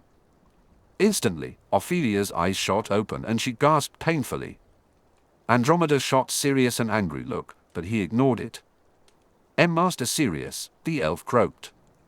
You came at last." "Yes, Ophelia. I'm here. Now please, tell us what happened here. How did Chevennois come to be destroyed?" The house elf blinked and sobbed piteously. "Oh, Master Sirius, please forgive us. We was ordered." Everyone looked around at one another in shock at Ophelia's confession. "Ophelia," Sirius continued. "Do you mean that grandfather ordered you to burn down the house?" She shook her head. "Ophelia means that Master Arcturus ordered Catesby to destroy the book." The Tonkses were confused by that comment, but Sirius and Regulus exchanged anxious looks. There was only one book to which Ophelia could be referring. "Ophelia, tell us everything. Start with how grandfather died." The house elf nodded and began her tale in a weak, trembling voice, punctuated by occasional racking coughs. "'Twas in June of 1979. Master Arcturus suffered from his ailments for many years. One night, he became gravely ill, afflicted by palsy and stammering. The spell passed, but Master Arcturus could no longer move his arms or legs, and he could hardly speak. "A stroke, most likely," Andromeda said softly. It had always been a risk with his condition. Why didn't anyone call a healer? Ted wondered aloud. Ophelia answered, Master Arcturus had given us L's strict orders should he become incapacitated. Lock down the House of Black Oaks tight so none could get through except for his heir. We sent Al messages to young Master Sirius. But he never came. Sirius paled, and the others looked at him expectantly. I remember getting messages back then summoning me to Chevenoir. But they never said why. They certainly never said that grandfather was gravely ill. We were ordered not to reveal such in writing nor to leave the House of Black Oaks. But still, we sent messages and waited. Sirius shook his head in disbelief. Mother and father had already disowned me by then, he explained guiltily. They cast me out and struck me from the tapestry. I just assumed Arcturus wanted to finish the job. Or worse, turn me over to the Death Eaters to curry favor with you-know-who. He would have never done that, Sirius, Regulus said. Grandfather never had any use for the Dark Lord. That's why he never removed you as his heir. He prepared me to take over in your place if you died fighting Death Eaters, but you were always his preferred heir. I didn't know, Sirius said weakly, blinking back tears. Ophelia then turned her tearful eyes toward Regulus. We elves tried to find you too, Master Regulus, she wheezed. But you were hidden from us. The owls returned with their letters unopened. Reg swallowed deeply. The spell grandfather gave me allowed me to fake my own death. It also included an anti-owl ward. The inability of an owl to find someone is often considered evidence of death. But Master Arcturus, he never gave up hope. Not even after those foolish newspapers said Master Sirius had gone bad and was sent to that terrible place. He gave us elves one order that took precedence over all others. We were to keep him alive for as long as possible. No healers, no pain relievers to weaken his resolve or hasten his end. Keep him alive until one of you returned. Sirius's lips quivered. How long, Ophelia? A tear rolled down Ophelia's cheek. 12 years. Every day filled with suffering and pain. Merlin, why? Ted exclaimed. Because of my father, Andromeda replied coldly. If Arcturus had died while Regulus was presumed dead and Sirius convicted of treason, Cygnus could have petitioned the Wizengamot to have him declared the only viable heir and immediately claimed the Black Lordship. He would have probably turned all of House Black's resources over to Narcissa. She sneered at the memory of the man who had expelled her from the family and the cruel sister who took delight in it. But as it happened, Cygnus only survived Arcturus by a few months, most of which was spent in the grip of senile dementia. Yes, Ophelia said softly, shutting her eyes in pain. Young Toki did his work well, even though it cost him his life. The wizards and witches exchanged confused glances.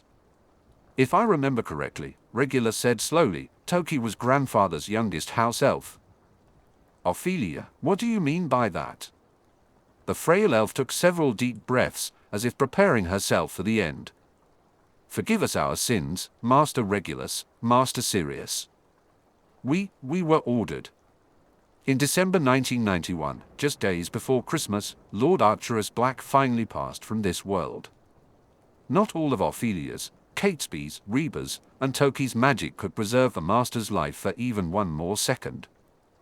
So, we used magic on his body to preserve it and then buried it in the garden that once thrived here. From that garden, young Toki picked 3 berries from the Delirioso's lacrimae bush that Lady Hestigam Black had planted there 100 years before. Then, young Toki entered the home of Cygnus and Druella Black by stealth and squeezed the berry so that the juice dripped down onto Cygnus Black's lips while he slept. Merlin's bones.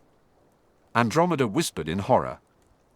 The others turned to her, and she explained, Delirioso's lacrimae, or dateas of madness, is a dangerous plant that is illegal to own privately. The juice from a single berry can cause irreversible insanity. The juice of 3 berries would have been a lethal dose. She looked away, her eyes blinking rapidly. It appears I was wrong. My father did not suffer from senile dementia. He was poisoned on the orders of the lord of his own house with a substance that drove him to screaming insanity before killing him painfully. Despite herself, she chuckled and gave Ted a grim smile. And now, dearest, you know where that part of me comes from. Wait a minute. Nymphadora exclaimed. Do you mean to say that house elves can be used as assassins? Ophelia had a sudden severe coughing fit before she could finally respond. Not easily, young miss. We house elves are not meant for such things. It is against. She paused and then continued. Young Toki returned to report that his task was complete. Then, he ended himself. We buried him in the garden next to the master. And then, you? Destroyed Chevenoir, Sirius said. On grandfather's orders. Ophelia shook her head. We did not destroy our home by choice. But Catesby's final task was to destroy the book. The final option. Regulus and Sirius exchanged glances, understanding dawning between them. The final option was a ritual found in every copy of the Anathema Codex. It was not truly a spell, but rather a sequence of seemingly random words. If spoken aloud by someone holding the book, it could instantly destroy it. As the name suggested, it was a last-ditch defense to prevent a copy of the Codex from falling into the hands of someone unworthy. The destructive power of the final option varied according to the intent of the one who triggered it. It could incinerate just the Codex, everything within a half-mile radius, or anything in between. However, it would always kill the one who cast it. In this case, Catesby, Arcturus's most trusted house elf, acted on his master's last orders and used the final option to destroy the black copy of the Anathema Codex along with himself. Whether Catesby intended to destroy Chevenoir and all the dark objects and grimoires within it to keep them from the wrong hands, or if it was merely an accident caused by a house elf triggering the final option instead of a wizard, would never be known. What happened then, Ophelia? Regulus asked gently. The house elf paused to catch her breath. The great house of your ancestors was no more, Mr. Regulus. Catesby was destroyed along with it. There was nothing left even to bury. Reba and I survived here alone, with no one to serve and no one to give us orders. But even with Chevenoir gone, there were still wards, magic, and the ley lines that fed them. That was enough for a time. Reba passed just 3 months after Chevenoir burned, of a broken heart more than anything else. I buried Reba's remains next to Toki and the old master. Then, I waited and waited, hoping that someone from the House of Black would come so that Ophelia could tell her story. The tiny creature looked up at Sirius. Has Ophelia been a good elf, Master Sirius? Yes, Ophelia, Lord Black answered gravely. You've been a very good elf. All of you have. Grandfather would have been very proud of you all. She smiled. Then, Master Sirius, can Ophelia rest now? Of course. Andromeda, give her something to help her sleep until we can get her home. Ophelia shook her head. No, Master Sirius. Ophelia is not needing sleep. Chevenoir is gone. Ophelia's old master is gone. Ophelia's kin are gone. Ophelia wants to rest now. The only rest a house elf can ever have. Please, Master Sirius. Can Ophelia rest? Sirius swallowed painfully, and his voice shook when he finally spoke. Why yes, Ophelia. I order you to rest. She smiled and closed her eyes, breathing no more. At Sirius's direction, the group held a moment of silence for Arcturus Black and the last of his faithful house elves. They buried Ophelia next to Reba and Toki. Then, Sirius transfigured the earthen burial plots into small stone markers that bore their names. He did not reshape Arcturus's own grave. Instead, he used magic to move the stones aside and expose the old man's perfectly preserved body. He looked more peaceful in death than any of the Blacks who knew him ever remembered him being when he was alive. While Ted and Nymphadora watched, Sirius, Regulus, and Andromeda raised their wands as one. Sirius began to speak the words that his grandfather had taught him as a child. I, Sirius Orion Black, Lord of the ancient and noble House of Black, hereby testify before magic itself. Be it known that Arcturus Rigel Black III died a true son of the House of Black. that he conducted himself to the last moment of his life, with dignity and courage, embodying the highest values of wizardry. That he stood at his post along the watchtower until the very end. And that despite his sins, his soul and heart were always pure. We blacks are named for stars, planets, and heavenly bodies because we are born from star stuff. And it is to the stars that we commend Arcturus Black, our kinsman, our lord, our blood. For years after, the younger muggles of Princetown, Devonshire, would excitedly discuss the strange lights they had all seen in the sky on the night of August 2nd, 1994. Was it aliens or secret government testing? But the older muggles just shook their heads and returned to their business. Strange lights in the sky above the Devil's Tour were nothing special to be concerned about. It was Dartmoor, after all. At Privet Drive, Surrey, it was 10 o'clock in the evening. As the elder Potters prepared for bed, their son Jim was engaged in some late-night studying in the privacy of his room. The current topic of his research was a forbidden, if not illegal, book entitled Animagery, The Deeper Mysteries. Jim only read it at night for fear his parents would discover it and become furious. Presently, the boy sat at the cheap writing desk in his room, wearing pajama bottoms and his new favorite t-shirt. Lily had taken him to a Muggle shopping mall the day before to buy some new Muggle clothes so he could blend in with the neighborhood. He had been moody and quiet for days since their conversation about the Tri-Wizard tournament, and to Lily's mild concern, he had mostly chosen all-black clothing. In particular, Jim insisted on buying a special t-shirt he saw hanging in a shop window, the same shirt he was wearing now. It was mostly black, but on the front was a picture of a black raven perched on a tree branch against a background of purples and greys. Along the side was a single word in jagged, blocky letters written in a bloody red. Popped against the black shirt, reading Nevermore. Jim had been captivated by the shirt when he first saw it. He asked Lily about its meaning, which led to a brief discussion about the American Muggle writer Edgar Allan Poe. To her surprise, they made a detour to a Muggle bookstore, where Jim bought a paperback edition of Poe's works. That evening, he skimmed through the book. Most of it felt dreary and rather sinister, but Poe's poem The Raven resonated with him. He read it several times before realizing he had postponed the inevitable long enough. He picked up the Animagery book again and returned to the passage that had confused him the night before. It stated that while many aspiring animagi struggle for years to master the transformation, their difficulties do not stem from a lack of ability or from the complexities of attuning to the right morphic resonance. Instead, what holds back most wizards and witches on their journey is fear. It is not the fear of being discovered by those who would persecute animagi.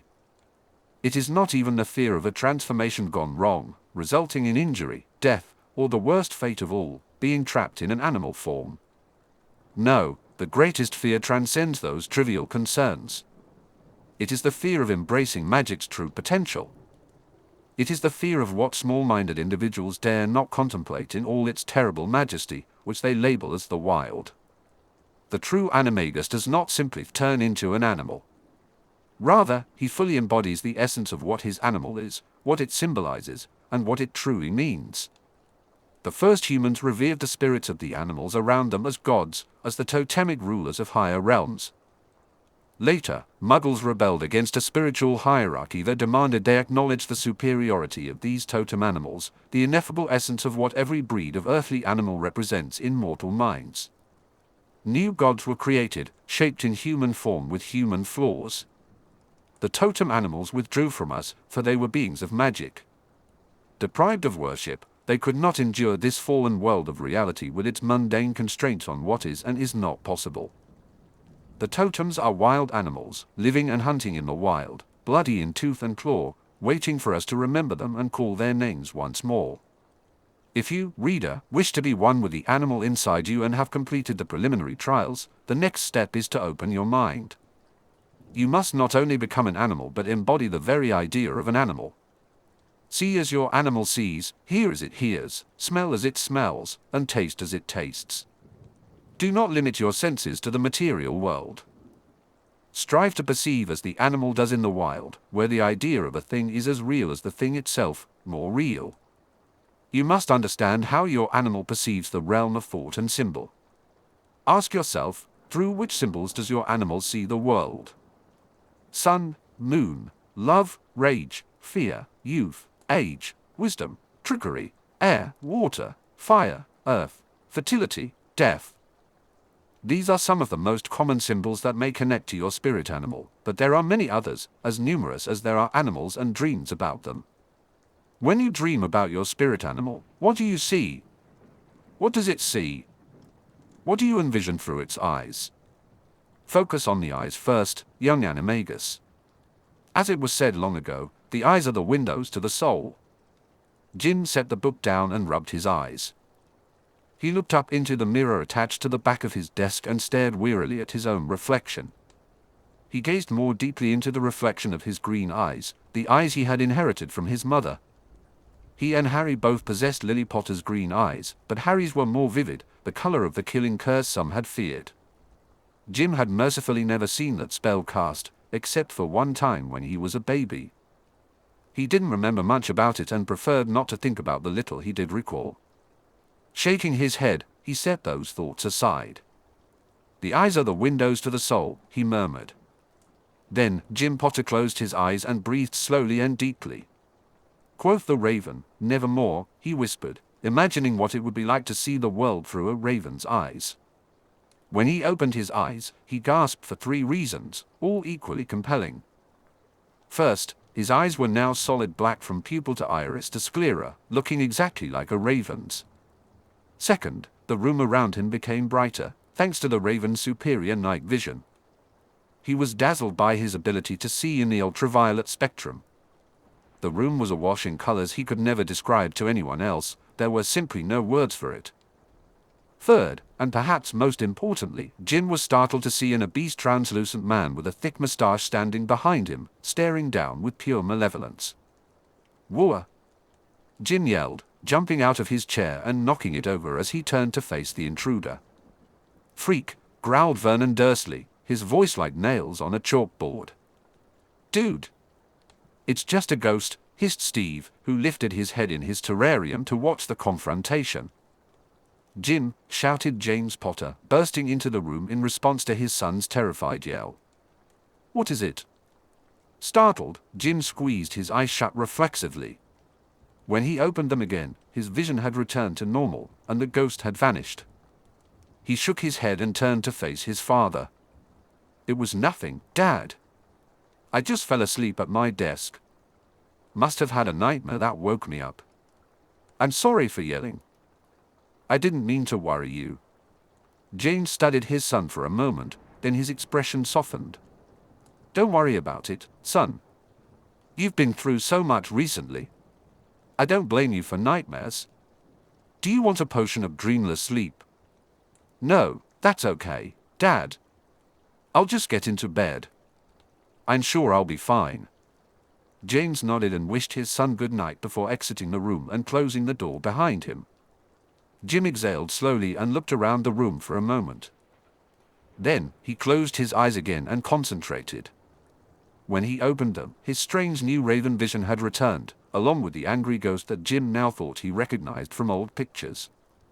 "Vernon Dursley?" he asked in shock. In response, the mask of pure hatred on Vernon's face slowly melted away, replaced by one of complete astonishment at having been recognized and named. Yes, that was my name. Vernon Dursley." Vernon spoke in a surprisingly reasonable tone for a dead man. Then he suddenly grew confused. "Hang on. Do you mean to say you can actually see me?" 5 minutes later, so I'm dead?" Vernon asked incredulously. By this point, he was sitting on Jim's bed, looking more depressed than spooky. Jim sat across from him in his desk chair, trying not to think about whether the ghost might leave some sort of ectoplasmic residue all over his bedsheets. "Yeah. Since sometime in October of 1992. It's August of 1994 now, so just under 2 years, I reckon." Vernon nodded slowly. "I remember waking up in the night, unable to breathe. I remember Petunia shaking me and screaming my name. I would have screamed myself if I could. I could feel my heart pounding, like it wanted to rip out of my chest. It was terrifying. and then everything just went black. He shuddered. Everything after that is just a blur until you said my name. It was like hearing someone call me Vernon finally. That finally woke me up. Before that, I was stuck in terrible nightmares, trying to scare people out of the house, even though I didn't really want them to leave. Jim nodded and shared what he had learned about ghosts after a late-night talk with nearly headless Nick. Most ghosts were wizards or witches because they carried an internal reservoir of magic when they died. However, ghosts could also arise from deceased squibs or even muggles, as long as they died in magically active areas or due to magical attacks. The one exception was the killing curse, which, as far as anyone knew, never left behind ghosts. Most newly risen ghosts faded away a few days after death. Magical individuals typically lasted longer as ghosts compared to those without magic. There were only two ways for a ghost to persist longer. If a ghost haunted a magically active building, connected to a ley line or filled with wards and long-term enchantments, the spirit could absorb ambient magic to sustain its existence. For ghosts without access to such magic, the situation was dire. These ghosts could only survive by feeding off the fear of mortals nearby. Such ghosts were classified as feral ghosts. There was speculation that feral ghosts eventually evolved into poltergeists, like Peeves, but that theory had never been confirmed. Regardless, feral ghosts were the reason behind many Muggle ghost stories, which were often much more terrifying than one would expect after meeting the friendly ghosts at Hogwarts and other magical sites. A feral ghost could exert power over its surroundings to create poltergeist-like phenomena specifically to frighten nearby Muggles, generating the emotional energy needed to survive. However, it was a balancing act.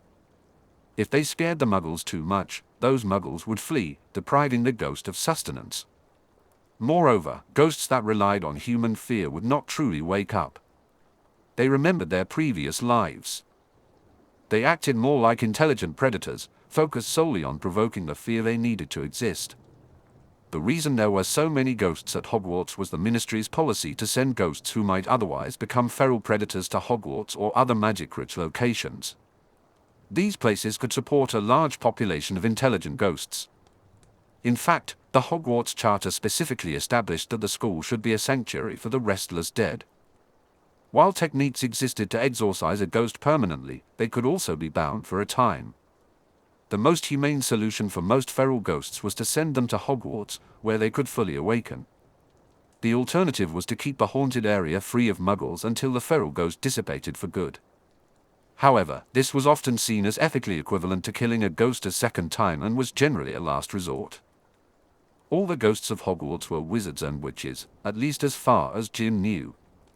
Most Muggle ghosts didn't last long enough to attract Ministry attention, and the few that did in the past were relocated elsewhere. Sir Nicholas became evasive when asked where those places were. Jim had never heard of a Muggle ghost being brought to Hogwarts. As for Vernon, he likely existed on the renters who stayed at 4 Privet Drive after Petunia and Dudley left. He only began to awaken to full consciousness after the Potters re-established and reinforced the wards that Dumbledore had placed there when Harry was first sent to that location in 1981. That had been enough, barely, to allow Vernon to remember his living days, a process that quickened when Jim reminded him of his name. "Does that mean I'll stay here forever?" he asked fearfully. "I wasn't exactly religious when I was alive, but I always felt there was some kind of afterlife." "Is this it?" Jim shrugged. "I don't know.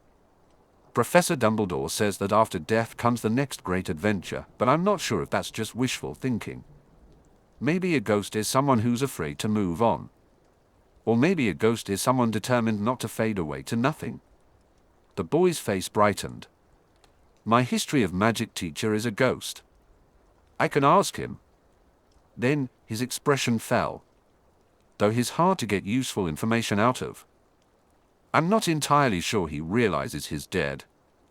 Vernon looked amazed but then shook his head and changed the subject. "Do you know what happened to my wife and son? Are they all right? And where are they?" "Well, I don't know exactly where they are," Jim replied earnestly. "But as far as I know, they're okay. They moved a few months after you died, once the money from the, I want to say, insurance." Insurance, Vernon supplied. Right. Anyway, Aunt Petunia got a lot of money from that, and she bought a house somewhere closer to the school Dudley's attending. Good, good, Vernon said with some satisfaction. I always made a point of having the biggest life insurance policy I could get and also the biggest widow's pension that Grunnings offered. His face darkened. I always knew I'd die fairly young. He leaned toward Jim, giving him an intense look. Jim, are you sure my death was from natural causes? That there was nothing freakish about it. Jim was taken aback. By freakish, do you mean magical? Because that's kind of an offensive term to us. Vernon made a face, biting down on what was probably going to be a rude remark. After a few seconds, he spoke again. I'm sorry. I didn't mean to offend. But still, was there magic involved in my death? Was it him? Jim stiffened. Do you mean Harry? Vernon nodded fearfully. Then no, the boy snapped. I may not like Harry, but he would never. My brother cared about you very much, but I know he didn't do anything to kill you. He was at Hogwarts when you died, and I was there when he heard the news. He was completely shocked. Jim's voice grew colder. He also told us that you tried to murder him. Vernon looked at the boy in surprise before shaking his head. All I remember is trying to get him out of the house. That last day, he showed up waving his wand around, and then those creatures started swarming over the house. I knew they were after him. I thought maybe he summoned them or something. But all I knew was that they were trying to break in, and they would have killed us all. So I grabbed the little monster and threw him out the back door. He lifted his chin defiantly. I know you're going to judge me harshly for that, but I have no regrets. I'd been waiting for years for the day that freak tried to kill us all, and when it finally came, I acted to save my family. If I had to do it over again, I'd do the same. He continued, and for the record, when I call him a freak, I don't care if it offends you, because it fits him. Since the day he came to us, he was unnatural. I don't mean he was magical. Although if I had my way, I'd have had no truck with that either. But even by the standards of your kind, he was something else. Something wicked. Jim started to respond, but Vernon interrupted him. Animals hated him. Did you know that? My sister's dog, Ripper. Scary name, I know, but it was the gentlest beast you'll ever see. But every time the freak got near it, the dog went berserk. It seemed like every few weeks we'd have a meeting with his teacher telling us how he terrified the other children or picked fights with them. One teacher quit altogether in the middle of the year after he turned her hair blue. It was always something like that with him. That's just accidental magic. Jim sputtered. It's not a sign of him being evil. Jim said. Was it accidental magic when he threw hot bacon grease at my face? It almost blinded me, and then he just laughed. Jim stared at the ghost. If Harry was so awful, why didn't you call my mum and dad to come take him back? They told you to call them if he showed any magic. Vernon looked down at the floor in defeat. We tried, lad. We talked about it all the time in the beginning. But every time we set out to call your mother, it would just come over us. Like a wave drowning us. What would come over you? Jim asked quietly. The fear, Vernon said in a shaken voice. I can't explain it to you. But whenever we even contemplated sending the freak away, Petunia and I would be overcome by a sense of doom. A certainty that if we tried to send him back to your parents, he would kill us all. Vernon snorted. He'd kill us if we sent him away. He'd kill us eventually if he stayed. And finally, somehow, he killed me. I just know it. The last decade of my life was spent waiting for the freak to kill me and hoping that my Petunia and Dudley could get away. Then, he sighed with a strange contentment. And they did get away from him. So I guess I died well after all. Jim shook his head. No, I'm sorry. I know you believe what you're saying. I'm certain of it for some reason. But Harry's not like that. I don't believe he was actually scheming to kill you or anything like that. And he's not evil or freakish. Vernon looked at the boy speculatively. Isn't he? Jim, you and he look nearly the same. Yet you and I are sitting here talking, and I have none of the constant terror, anxiety, or unnatural rage that I felt every time he and I were in the same room. And I knew him a lot longer than you have. Are you truly so certain that there's nothing wrong with him? You've never had any doubts about him? Jim swallowed. Well, I mean, it was a little rough when we were starting out. Uh-huh. Tell me, Jim. You and your family have moved into my old house. But where is your brother living now if not with you all? Jim looked away for a moment. He's living at Potter Manor, the house I grew up in. Oh? And how did that happen? It's not important. Oh, Jim, Vernon said sadly. I'll wager it's very important. How did he end up in your grand mansion while your whole family ended up here in the house where I died? The boy fumed. I don't really understand all the details except that it was mostly the fault of Uncle. I mean, my father's solicitor. But anyway, my father ended up owing Harry a magical debt that he couldn't repay. And so, to save my dad from dying due to breaching a magical oath, we had to give Harry our house and move into this one. Well, that was certainly convenient, for him at least, Vernon said rather snidely. Stop it! It wasn't like that. Come on, lad. I know you distrust him at least a little. I don't know how, but I can sense it. Some bit of ghost freakishness, perhaps. But you know he's dangerous. I only distrust him because I'm under a spell. Jim hissed quietly, afraid he'd lose his temper and wake his parents. Someone put a spell on me that causes me to distrust Harry.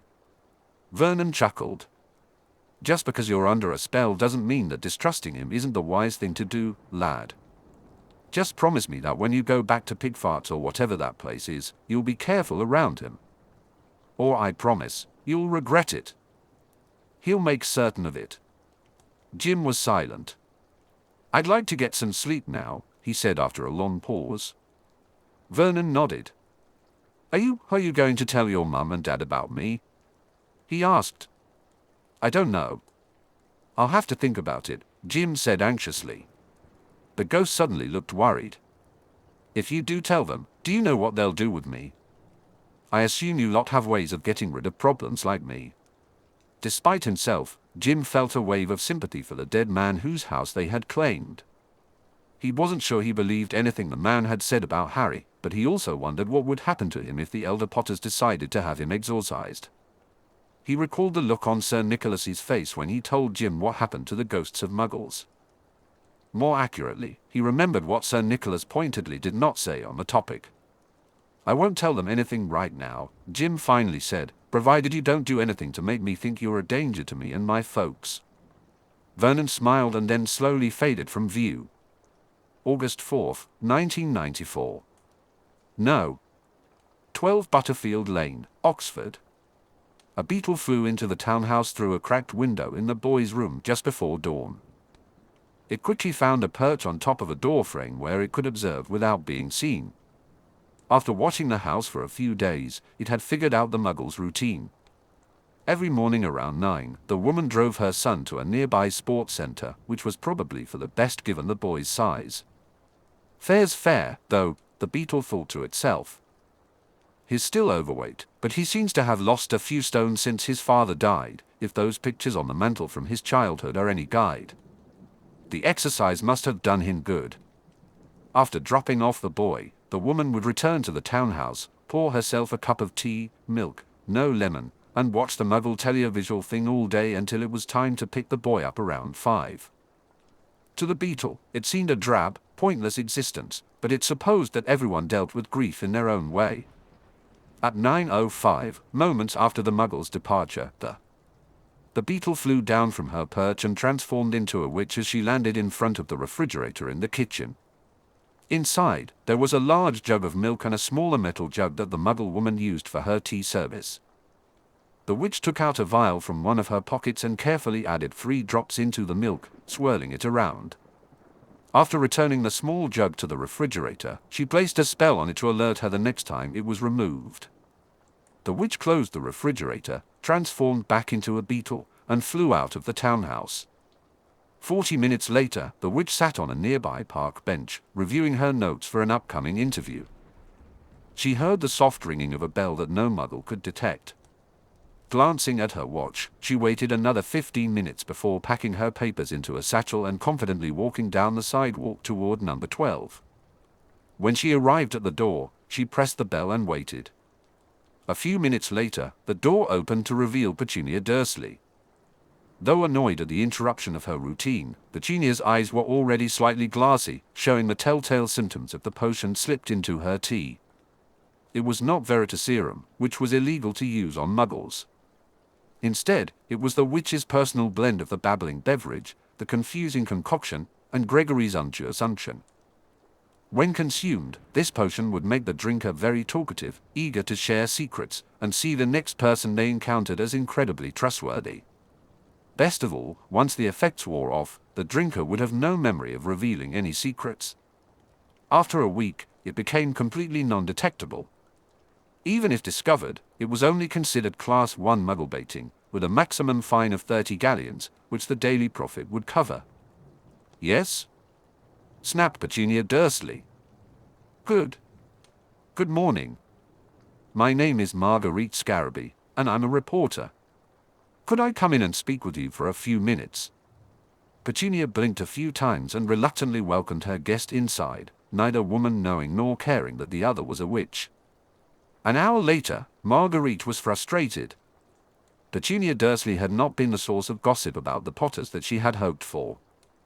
She had gathered plenty of information about Lily Potter from their childhood, but Petunia knew almost nothing about House Potter and its secrets, aside from a general disdain for James Potter.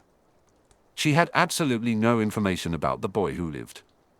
Petunia could talk for hours about the sins and shortcomings of the former Harry Potter, but her stories were outrageous. She exaggerated minor accidental magic episodes into deliberate attacks and blamed every misfortune her family had ever faced on the freak. Moreover, she admitted to abusing the boy left in her care and was proud of it.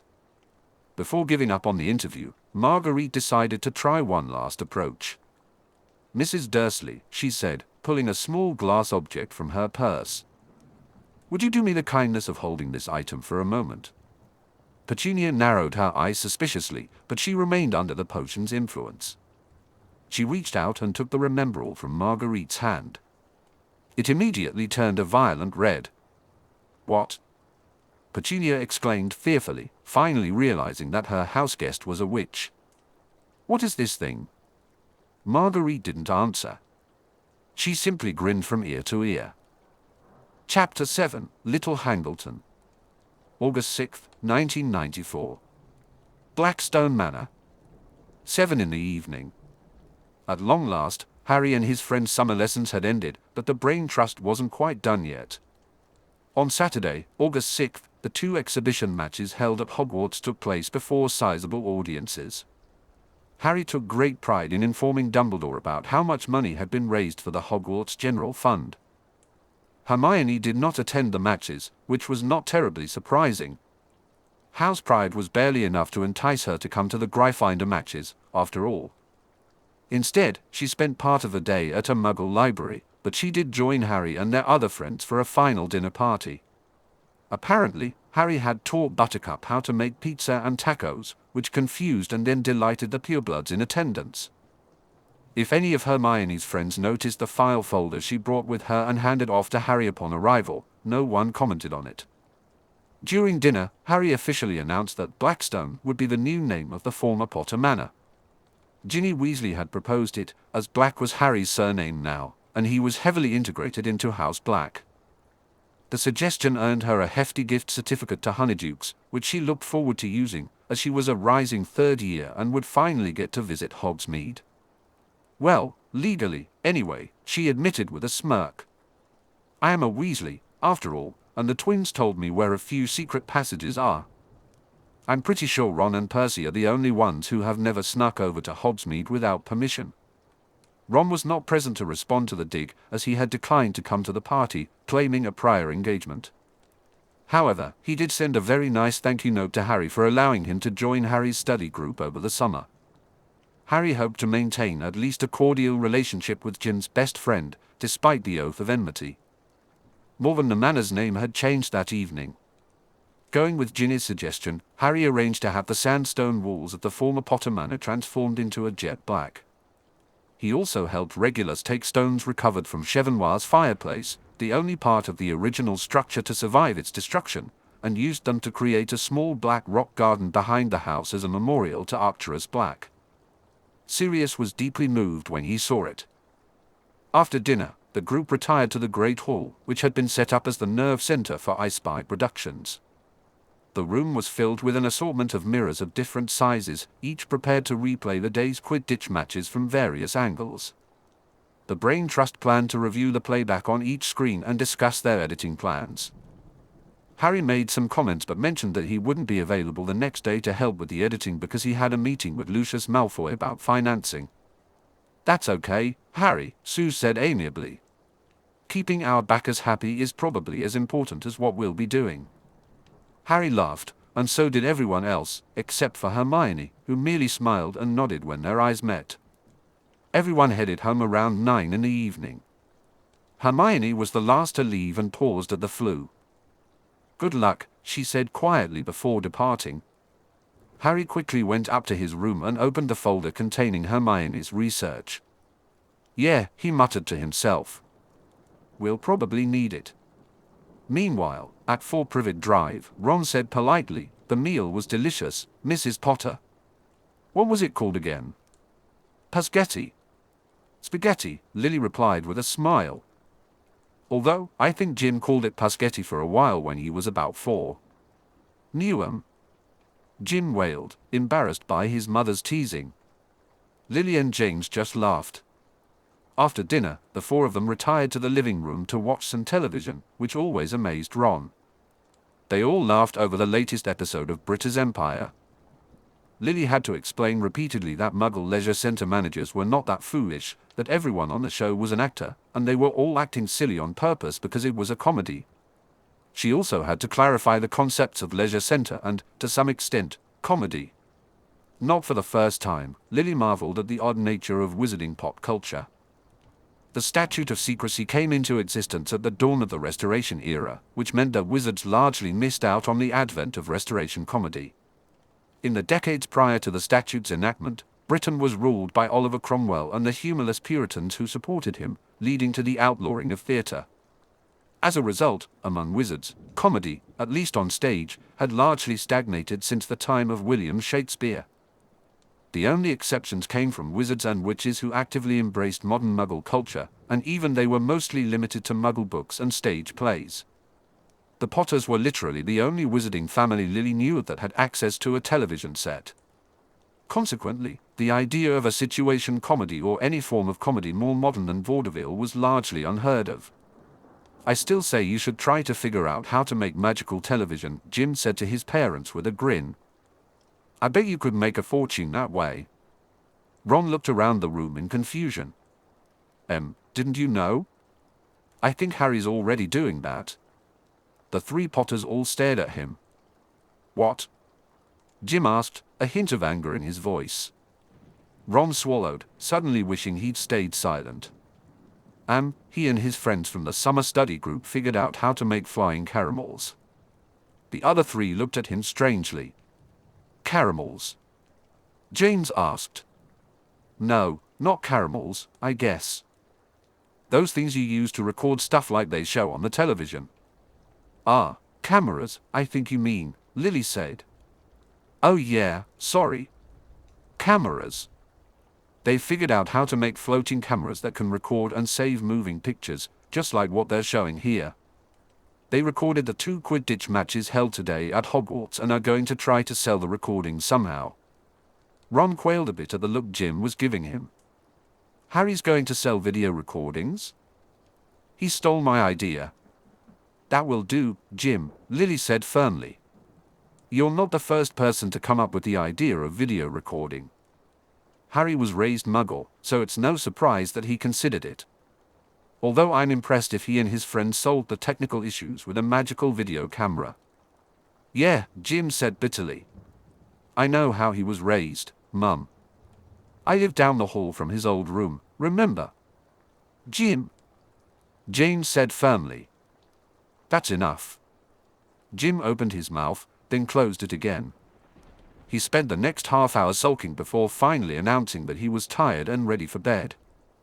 Ron, who was spending the night, wished he had kept his mouth shut during that time. Upstairs, Ron followed Jim into his bedroom. Jim, I'm sorry I mentioned it. I didn't mean to upset you. It's not your fault, Ron. It's just, bloody Harry Black Lord Wilkes, the richest wizarding teen in the world, is getting even richer. And we're still struggling to stay afloat. It's not fair. Is that you talking or the Imperious curse? Jim turned angrily toward his best mate, who simply held up his hands in a placating manner.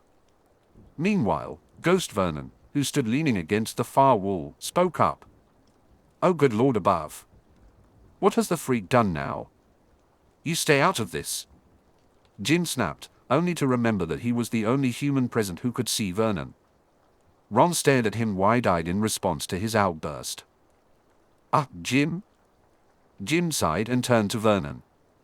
Could you? I dunno, materialize or something so he can see you. I have absolutely no idea how to do that. And I? Repeat my question. What has the freak done now that has you so upset? The boy shook his head and ignored the question. He turned back to Ron, who looked visibly concerned about his behavior. Okay, don't get upset about this, but my Uncle Vernon, who died in this house, is here as a ghost. I'm the only one who can see him. It's somehow related to my animagery. Apparently, ravens can see ghosts. Okay, Ron said cautiously. I'm serious, Ron, Jim replied.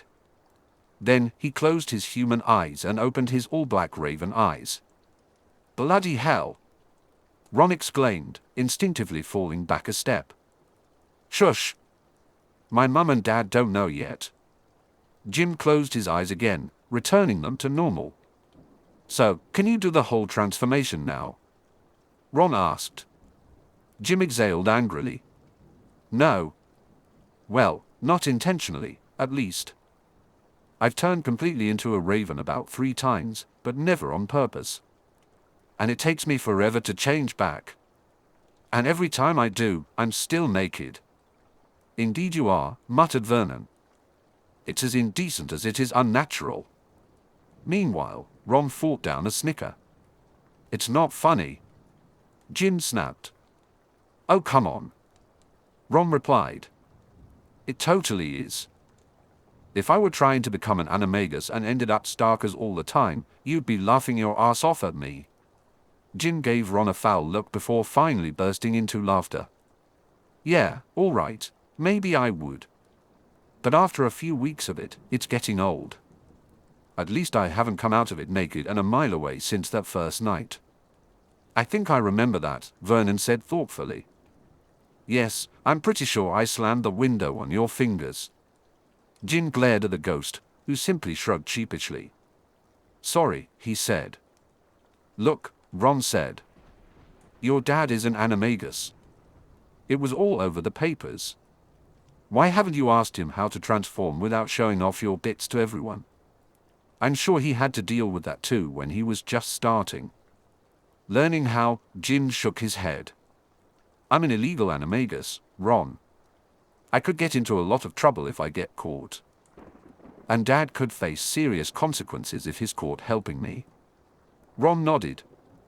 Okay, how about this? I'll ask him tomorrow. I'll say I heard he was an animagus and I'm interested in what it involves. You come up with a list of questions, and I'll ask them at breakfast. Would you, Ron? Jim asked, excitement in his voice. That would be awesome. Ron shrugged and blushed a bit. Hey, anything for my best mate. He looked around the room. So, being a raven animagus lets you see ghosts? I thought all wizards could see ghosts. I never heard of any ghosts at Hogwarts that were invisible. I think it's because there's not as much ambient magic here as at Hogwarts.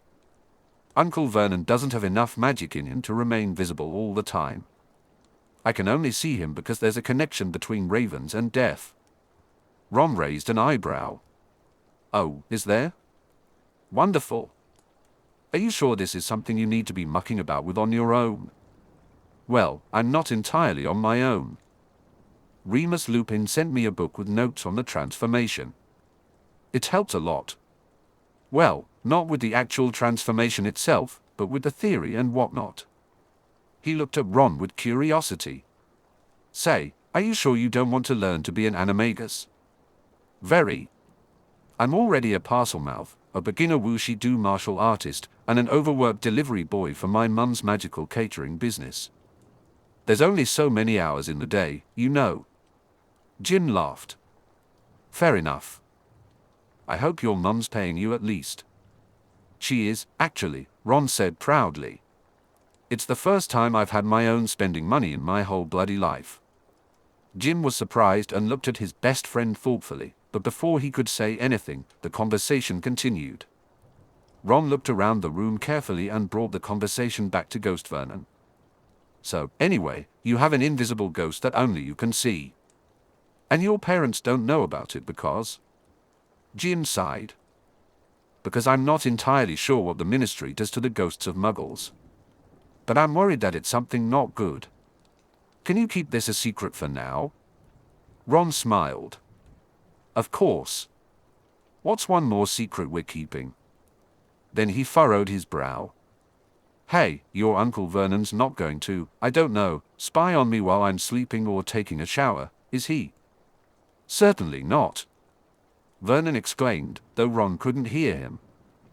How dare you insinuate such a thing?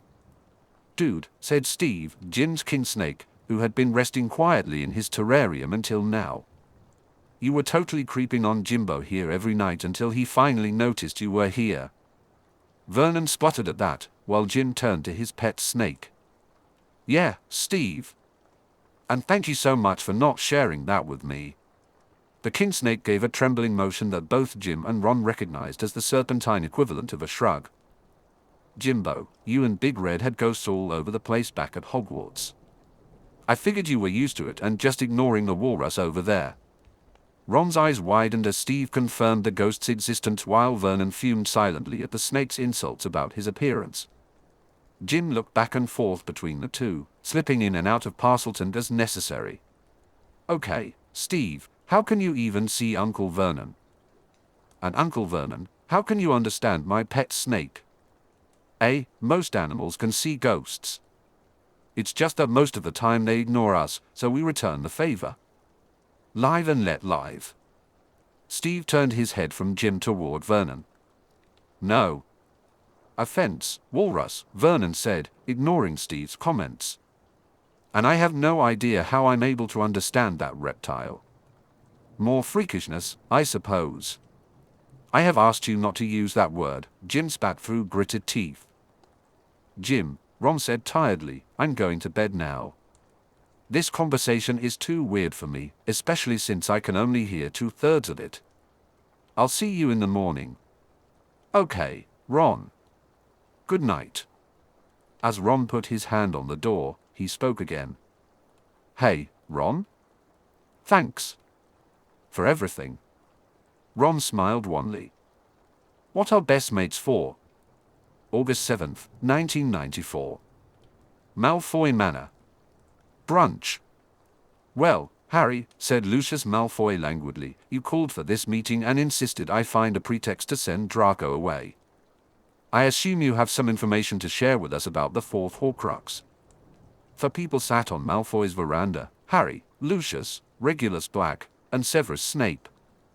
Harry frowned as he took a sip of tea. Information to share, he said ruefully. That's one way of putting it. He took a moment to collect his thoughts as he recalled the secret that Erasmus Wilkes had revealed to him 5 days earlier in the Wilkes office. Just outside the village of Little Hangleton, down the old mill road about 2 miles past the Hangleton Bridge, lies a deserted shack where the last of the Gaunts once dwelt. Inside, guarded by traps and curses meant to slay any intruders not loyal to the Dark Lord, rests a golden treasure chest within which the secret of Voldemort's restoration lies hidden. Harry stared at the portrait nonplussed. So this golden treasure chest you need me to find? It's hidden in a box in a shack in the woods past the bridge down the Old Mill Road. I'm surprised it's not in a box on a boat with a hole in the bottom of the sea. What? Wilkes asked in confusion. Never mind, Harry replied. It's a line from an annoying children's song, Harry said. Oh really? The toymaker exclaimed excitedly. How does it go? I love children's songs. They're so peppy. I'll try to bring a recording when I return, Harry replied dryly. But in the meantime, can you give me any more information? What sort of traps are we talking about? What's this golden treasure chest? And since I'm a minor who can't travel easily during the summer, why can't I bring an adult we can trust here so you can reveal the secret to them? Well, Wilkes began before stopping abruptly. Wait. Secret? You're familiar with the Fidelius charm? Harry waved his hand dismissively. Everyone knows about the Fidelius, father. The Potters used one to hide from our Lord, but they were foolish and trusted the wrong person to keep their secret. Naturally, I took an interest in all the details of the Dark Lord's fall, including the workings of the Fidelius. Although I was not aware that a secret could be as complicated as what you just told me. Wilkes shrugged. It was an interesting experiment. A secret must consist of a single sentence, but the rules for how many words, phrases, or clauses it could incorporate were fuzzy.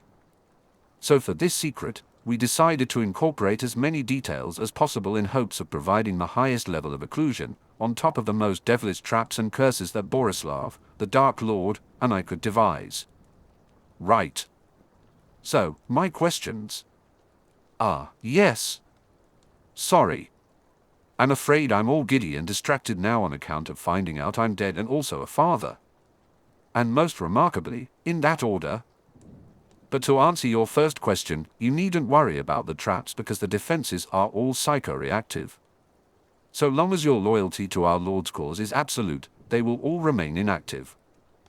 But if you show any doubts or hesitation about restoring Lord Voldemort to his full power, well, there goes the last bit of House Wilkes, I suppose.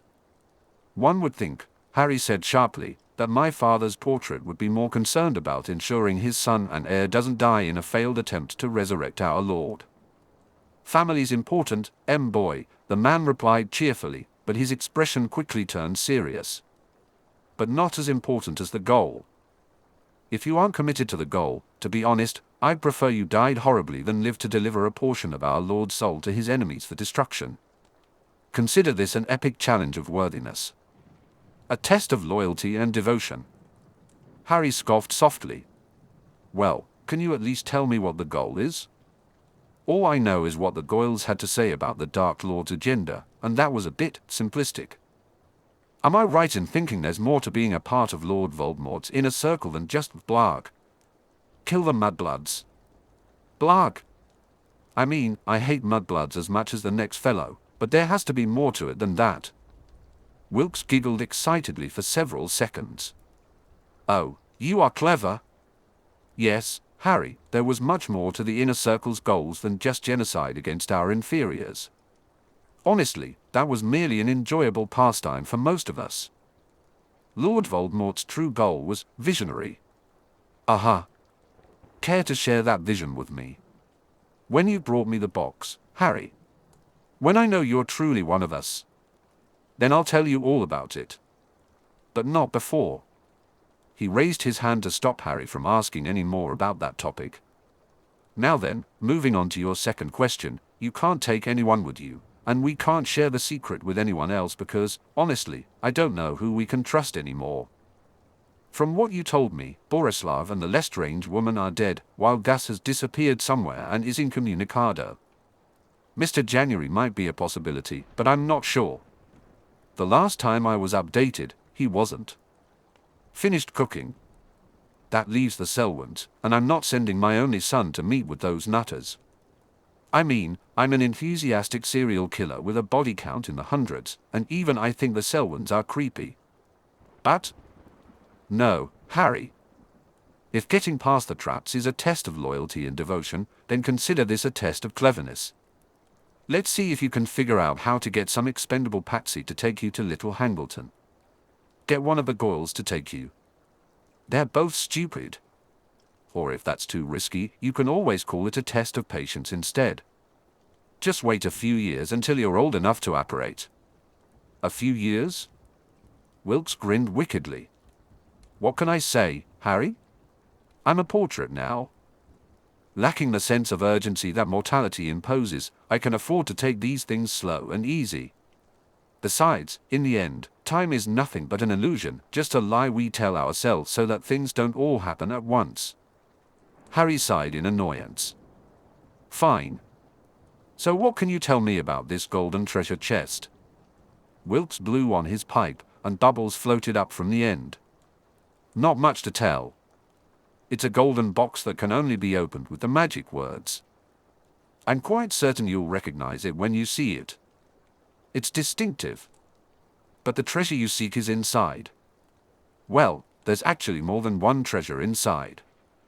In fact, there's a treasure on the outside too if you want to get technical about it. But just say the magic words, in Parselton, of course, and it will open right up.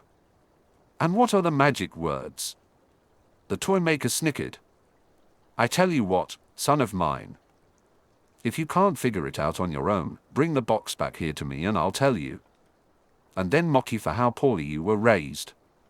Harry glared at the portrait and tried a few more approaches, but Erasmus Wilkes had nothing left to share. Now Harry took a deep breath. The secret to the fourth. Horcruxes are complicated and rather lengthy. It's more than 60 words, in fact. I can't reveal the actual secret, which means much of the information is blocked from direct transmission. However, I found that I can share details about the secret.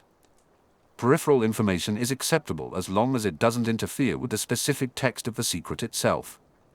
What sort of peripheral information? Snape asked. To start, Mr. Malfoy, I would appreciate it if you could create portkeys for us that will take us to Sheffield tomorrow morning. I know it's short notice, but the World Cup prelims begin then. That should provide a distraction in case anything we do triggers any ministry alarms. That makes sense, Malfoy replied. But why Sheffield? I assume the Horcrux isn't there, or you wouldn't have mentioned that city. It's not there. I wish I could tell you where it is. It would simplify things if I could give you the name of the specific place we're going, but I can't. Instead, we'll be getting motor coach tickets from Sheffield to Doncaster. At a certain point, I'll be getting off. Obviously, I can't tell any of you where to get off, but if you choose to follow me, that's not my responsibility. What is a motor coach? Malfoy asked, looking confused. It's similar to the night bus, but not chaotic, Regulus explained. Can I assume Muggle attire will be necessary? Harry asked. Harry nodded and glanced cautiously at Snape and Malfoy. I believe we can both pass as Muggles if needed, Black, Snape said sharply. At least I can. Though I suspect Lucius's hair might draw attention on a motor coach in Yorkshire. Lucius sniffed in disdain. He then touched his wand to the side of his head and muttered 3 words Harry had never heard before. Instantly, the purebloods' long golden hair shrank back into his head and turned dark brown. Harry felt a mix of awe and annoyance. You mean this? All this time, there were charms to fix hair, and nobody told me? I've been spending a fortune on Sleekeasy all these years for nothing. Focus on what's important, Harry, Regulus snapped. Typical. Lucius snorted. Only a metamorphmagus would fail to see the importance of proper hair care. He glanced to his left. Oh, and potions masters, I suppose. Snape rolled his eyes at Malfoy before turning to Harry. So, phase 1 is to travel by coach through Yorkshire, using the fiction that we are trailing you rather than traveling with you to bypass the Fidelius. What then? Then, you 3 do a bit of investigating among the locals. I doubt they'll want to talk to a 14-year-old. I can't tell you specifically what to look for, but you know Voldemort's real name and his wizarding lineage. Ask the locals about that. It would be helpful if you know some of the local history as it pertains to Tom Marvolo Riddle, which, by the way, is not part of the secret, so I can talk about him freely. In the meantime, I'll be getting a map of the area and figuring out exactly where to go." Lucius's eyes brightened as he made a mental note of what the boy did and did not say. He'd advised them indirectly to inquire about Tom Riddle and the Gaunt family, but then revealed that the name Tom Marvolo Riddle was not a part of the secret. This meant that the name Gaunt was. "I see now," he exclaimed. "We're doing Discovery Theatre." "Discovery Theatre?" Harry said hesitantly. "Yes. An advanced Slytherin technique that will serve you well as Prince. It refers to strategies to use when you need someone to know a bit of information in order to manipulate them but cannot tell them directly, lest the knowledge that it came from you affect their reactions." "My congratulations. I was nearly 16 when I mastered this art." "Thanks," Harry replied. "Ahem," Regulus interrupted before turning to Harry. "Anything else we should discuss?" "What's the plan?" Harry asked. "There's only one thing we need to do before we reach our destination," he replied, pausing to choose his words carefully. "Mr. Malfoy, hypothetically speaking, what kind of magic would you use to protect a location so that it only allowed entry to those who were completely loyal to you, while eliminating anyone else? And how would you bypass such protections?" Lucius sighed. "The possibilities are not endless, but they are quite broad. Perhaps we should move to my library for some research." "Wonderful," Regulus grumbled. "I might as well be back at school." Little Hangleton Bus Station. August 8, 1994. 11 in the morning. As the coach made its morning stop in the rustic village of Little Hangleton, the driver was surprised when 4 people, 3 men and 1 teenager, actually got off. It had been years since anyone had disembarked at Little Hangleton. Of the 4 males, one looked nothing like Harry Black, another looked nothing like Regulus Black, and a third resembled Lucius Malfoy, if the notorious Lord Malfoy had short brown hair and a neatly trimmed beard instead of the long golden hair for which Malfoy men were known. This man, who looked a bit like Malfoy, was distinctly unhappy wearing denim jeans, which was apparently what Muggles called their most uncomfortable clothing. Alas, such were the burdens one must bear while searching for fragments of a Dark Lord soul. The 4th male who stepped off the bus looked exactly like Severus Snape, dressed in all-black Muggle attire with his hair pulled back in a ponytail. He honestly believed that the others were being paranoid and that such subterfuge was unnecessary. Once he had stepped off, Harry mentally reviewed what he had learned from Hermione's thorough research. Little Hangleton was a tiny Yorkshire village with a population of 53. It was separated from Greater Hangleton, with a population of 1,845, lay by the Hangleton River, crossed by the Hangleton Bridge. This larger village was once home to the Riddle Textile Works, a profitable textile mill established in 1803. During its peak, the mill made the Riddle family quite wealthy, allowing them to own most of the land in Little Hangleton. They managed to have it incorporated as a separate community in 1869 as part of a tax avoidance scheme. Sadly, the Riddle family's dominance ended in 1943 when Thomas and Mary Riddle, along with their son, Tom Jr., were found dead under suspicious circumstances. Although Riddle Sr. had a will, it left everything to his wife and son, who died with him. None of them had any known heirs. Without clear ownership, Riddle's creditors foreclosed on his properties, the mill went out of business, and both Little and Greater Hangletons fell into a state of perpetual decline. "Okay," said Harry, "let's meet in front of that pub in an hour. I'll be invisible since I have no wish for a repeat of Indiana Jones and the Temple of Peril." "What on earth does that mean?" Lucius asked in confusion. "Trust me, Lucius," Regulus muttered. "Ignorance is bliss." The 4 wizards split up. Harry ducked into an alley and reached into the satchel he carried for a shimmery cloth, the Potter invisibility cloak. He figured if there was ever a time to break it out of its vault, it was now. Walking through a village of Muggles who might curse him at any moment while on his way to collect a Horcrux was probably it. He threw the cloak over his head. Then, for good measure, he pulled the black wand out of its holster and cast a mild muggle-repelling charm over himself to avoid any unwanted collisions. The black wand was still not as comfortable to use as his Holly and Phoenix wand. It was powerful, but it seemed to resent in using it. Harry couldn't tell if the wand disapproved of being used by a half-blood or if it was simply upset that he hadn't cast any dark curses with it yet. An hour later, the group gathered at the pub. Harry quickly joined the 3 adult wizards, ready to step in if any issues arose. So far, none of the muggles paid him any attention, even after he removed his cloak. The only one who drew any notice was Lucius, who asked the barkeep if he could see the wine list. The muggle stared at him for a few seconds before curtly replying, "We got white and red." "Take your pick." Lucius chose water. Regulus and Snape each ordered a pint, while Harry opted for a fizzy drink. When their drinks arrived at the corner booth, Lucius discreetly produced his wand under the table and wordlessly cast a powerful notice me not charm to ensure they were neither disturbed nor overheard. "Speaking for myself," Lucius said after taking a sip of water and grimacing at the taste, "I must admit I was unable to acquire any useful knowledge. Beyond the fact that the residents of Little Hangleton fulfill the worst stereotypes of muggles. If Tom Marvolo Riddle spent any time here, much of his attitude toward them can be explained." Regulus laughed. "I wouldn't go that far.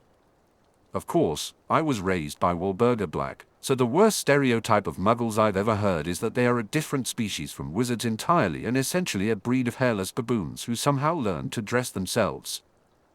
That said, I wasn't able to learn much either."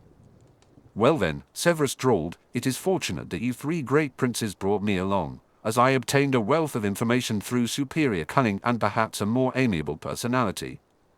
At that comment, Regulus nearly choked on his beer, while Lucius merely snorted. "Amiable personality," he repeated, amusement dancing in his eyes. "Severus? Which bottle did you drink from to acquire that trait?" "I drank nothing, Lucius," the potions master replied with authority. "Though I may have aerosolized a dose of unctuous unction and added it to the cologne I sprayed on myself just after parting from you all." "You can turn a potion into an aerosol?" Harry asked, surprised. "Normally, no, but the formula for unctuous unction is mainly a mixture of various essential oils that can easily be suspended in mist form with the addition of—" "No one cares," Regulus interrupted, earning a glare from Snape. Snape then reached into a pocket and pulled out a muggle pen and a hand-sized memo pad, flipping through it. "In that case, I shall move on to my findings. To begin, this village is indeed the last known home of the Gaunt family, although only the older villagers are aware of this fact. No Gaunts have been seen in these parts for over 50 years. Marvolo Gaunt is remembered as a deranged tramp who lived in a dilapidated shack just outside of town with 2 children, 1 male and 1 female. The son's name was Morphin. No one recalled the daughter's name, who we know as Merope Gaunt, but a few of the eldest muggles remembered stories from their childhood about a scandal involving her and Tom Riddle Jr., the son of the local textile magnate who essentially owned most of the town. "Now we're getting somewhere," Regulus exclaimed. "Indeed.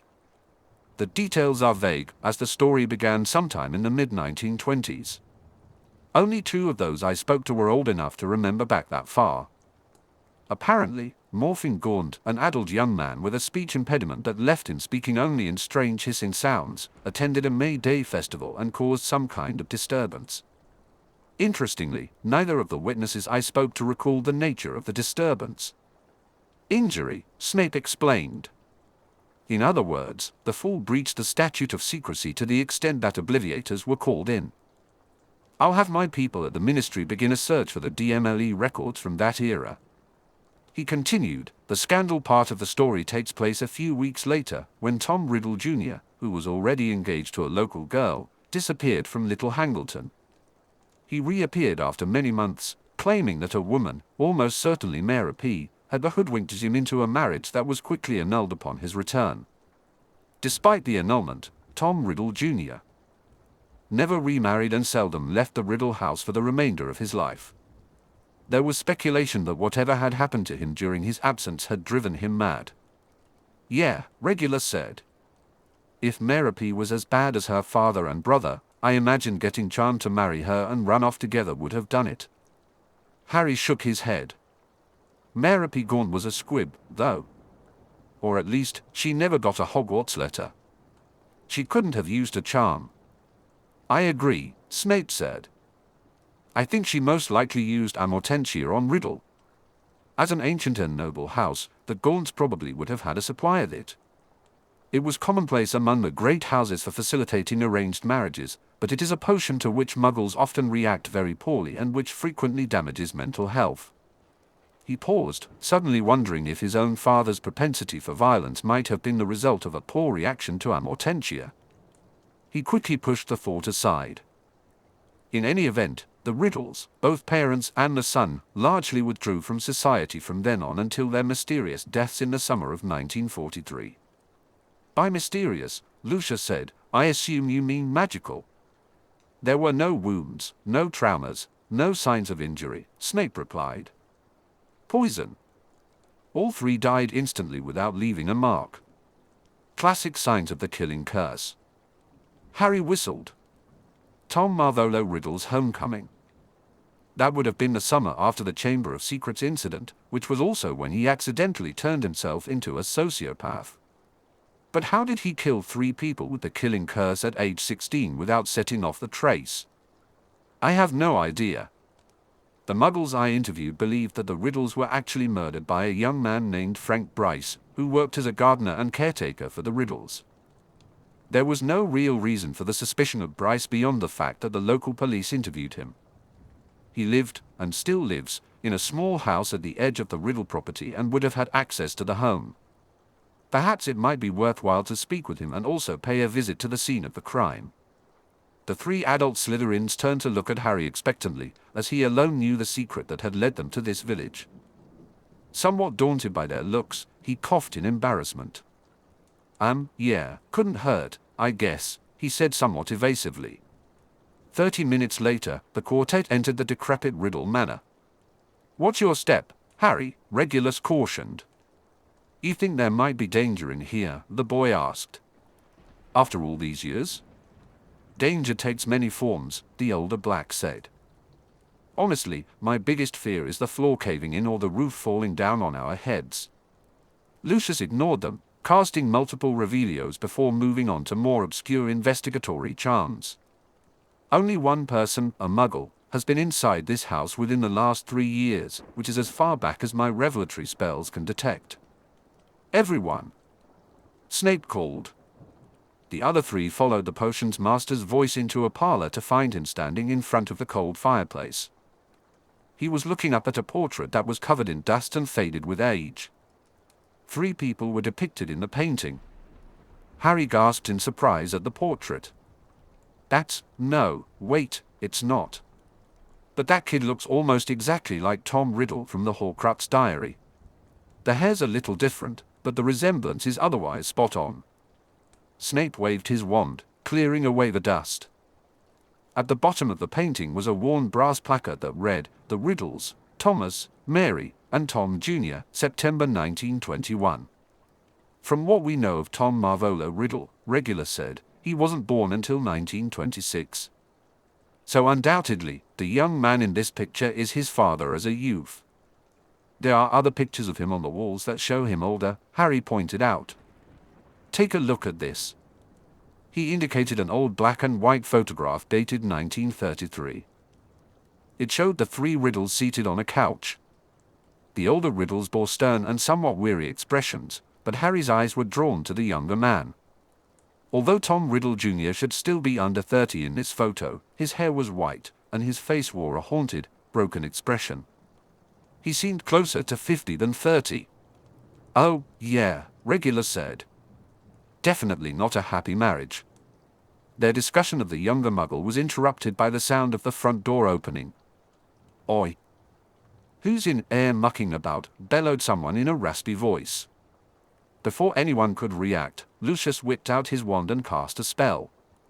To Harry's surprise, he felt the familiar sensation of an egg being cracked over his head, even though Malfoy wasn't close enough to touch him. Do not move, Malfoy said softly. Do not speak above a whisper. Seconds later, the four wizards watched as an elderly man crept through the doorway, holding a shotgun. He scanned the parlor carefully but was unable to see them, even though they stood boldly in the middle of the room. Slowly, Snape drew his own wand. "Confundo," he whispered. "Non tempus." Instantly, the man froze in mid-step. To Harry, the effect resembled the Petrificus Totalis, but the man's limbs did not slam together. Instead, he simply stopped moving. Snape stepped closer and gazed deeply into the old man's eyes. "Legilimens," he murmured softly. "What is Confundo non tempus?" Harry asked, always eager to learn a new spell. "A modified confundus," Lucius explained. "It replicates the petrification hex but leaves no signs of its use. More importantly, it leaves the target with no memories of the time spent petrified. Because of its nature, it does not count as a memory-altering charm and cannot be detected by a remember-all." "Aha! And that wordless mass disillusionment?" "A proprietary spell of my own design created during my mastery," Malfoy replied, his tone indicating he was unlikely to share any further details about his proprietary magic. After a moment, Snape touched his wand to the side of the man's head and muttered a soft incantation. In response, a trickle of silver fluid began to leak from the man's right eye like tears. With another flick of his wand, the silvery liquid floated through the air into an open vial that Snape casually produced and then stoppered. Once that was done, he turned to his companions. "This man is Frank Bryce, who was falsely accused of murdering the Riddles in 1943. He still works as a caretaker and security guard in exchange for free room and board in the caretaker's house at the edge of the Riddle property." Lucius's eyes narrowed. "Who is paying him?" "A law firm in London that oversees the Riddle property on behalf of an unidentified purchaser who bought the land sometime in the 1970s for unspecified tax purposes. I have withdrawn his memories pertinent to that topic for you to review later, Lucius. I also have some other memories more immediately relevant to our investigation." "Oh?" Harry asked. "Yes. On the night the Riddles were killed, Frank Bryce saw a young man approaching the house, holding what was clearly a wand, though Bryce did not recognize it at the time. I wish for you to view the memory to confirm, Harry, but based on your description, I feel certain it was Tom Marvolo Riddle," Snape said. "Is there anything else we need to do here?" Regulus asked cautiously. "This place is starting to give me the willies." The other wizards nodded in agreement and began to exit the house. Snape explained that Bryce would regain his senses in a few minutes without any memory of the time that had passed. "So what now?" Lucius asked once they were outside the ruined house. "Now," Harry replied, "we go for a walk." From the Riddle home, it was indeed a long walk back into Little Hangleton. In the center of the hamlet, Harry stopped and pulled out a map he had acquired from a local shop and made some notes on. He turned left and headed out of town along the Old Mill Road. They soon passed the Little Hangleton Cemetery before crossing the bridge over the Hangleton River, which was barely a stream at that point. Beyond the bridge, the signs of civilization faded and woods began to take over. The Riddles had purchased much of this land back in the 1870s, intending to restore it to a forest for hunting. After another half hour, Harry stopped abruptly, checked his map, and confirmed his location with an orienteering charm Regulus had shown him the night before. The three adult wizards waited patiently as Harry resumed walking, but more slowly, scanning the left side of the road for something. After about 100 yards, he found it, a narrow trail leading off the main road, almost completely covered in brush and vegetation. Harry turned off Old Mill Road and started toward the trail when Regulus grabbed him by the shoulder. "If it's all the same, Harry, I'll take point," Regulus said. "How?" Harry asked. "You probably won't even be able to see what we're looking for until you walk right into it." Regulus stopped with a sheepish expression. "Fine. I will walk in front with you close behind me." Harry frowned but nodded, and the group continued down the barely visible path, which opened up into a clearing about 50 feet from the road. "Stop," Harry said firmly, and Regulus froze in response.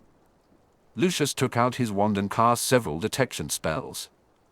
I see the remains of a muggle-repelling charm that probably collapsed decades ago, he said. Nothing else seems out of the ordinary. Aha, Harry replied, staring into the clearing with an intense expression. Does anyone notice anything odd up ahead? All three men claimed to see nothing but an empty clearing. However, Harry spotted a dilapidated shack ahead of them. It was small, no more than 20 feet on each side, though with expansion charms, it could easily be larger inside. From his vantage point, Harry noticed a snakeskin nailed to the front door. More troubling was the sea of blackadder surrounding the shack on all sides. Harry estimated there were hundreds of them, writhing over each other. They were almost certainly enchanted as well. These snakes had apparently been here since Voldemort and Wilkes established the protections for this place decades earlier, presumably without a regular food source, and they all seemed to be in good health. Perhaps most disturbingly, every one of the snakes had its head raised, all staring directly at the group with unmistakable hostility. "What do you see, Harry?" Snape asked. Harry turned to the others and described the scene as he perceived it. All three of them looked at him strangely. "What do you see, Harry?" Snape asked again, using the same tone and inflections as before. Harry pinched his nose in frustration.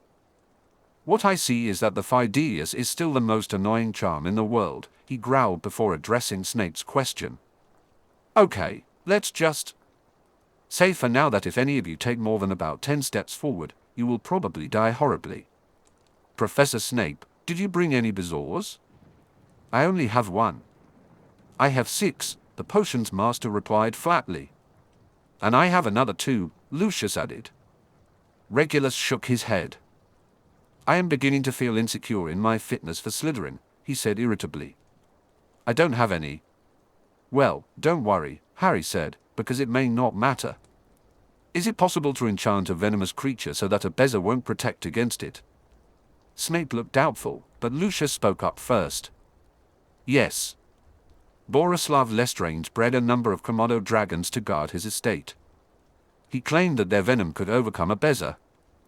We are operating under the theory that Wilkes, the Dark Lord, and Lestrange played a role in devising protections for this seemingly empty clearing, yes." "Yes," Harry said ruefully as he turned back to the shack and the hundreds of adders that protected it. Cautiously, he took a few steps forward and then hissed softly. "I come in peace. I was sent by Erasmus Wilkes to claim that which he and the Dark Lord hid here so long ago." The massive colony spoke as one, hissing in perfect unison. It was quite daunting. "To pass by us, you must prove your complete loyalty, stranger." "What must I do?" Harry asked. "You must allow one of us to bite you. The blood of the Master flows through our venom and will judge you. If your spirit is true, you shall pass through us unscathed. If not, you shall surely die." Harry nodded slowly and took a step back. "Yeah. Pretty sure that's not gonna happen," he thought. Then, he closed his eyes in concentration. "Well, Mark? Any suggestions?" "Only that you be cautious," came the reply. "Master," said Mark, Harry's quasi-sentient tattoo, a remnant of Bellatrix Black's dark mark. "They distrust you." "Because he distrusts you. I sense his spirit nearby within that dwelling. His mind echoes within all of these serpents. They speak the truth. His mind will enter you along with the serpent's venom, and he will see into your heart." "Him? You mean Voldemort?" Instantly, all the adders hissed loudly in agitation.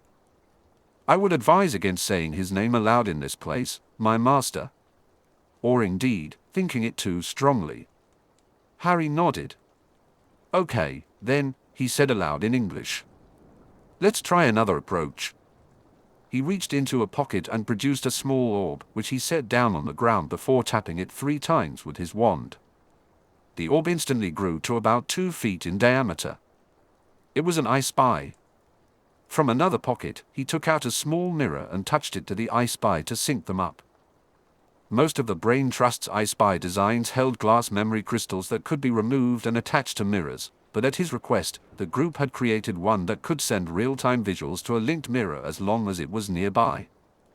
It was also shrinkable, which made the enchantment process much more complicated if Suli's grumbling was anything to go by.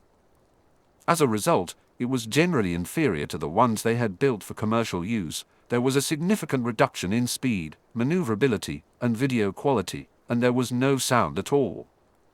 But Harry thought it would work for this purpose.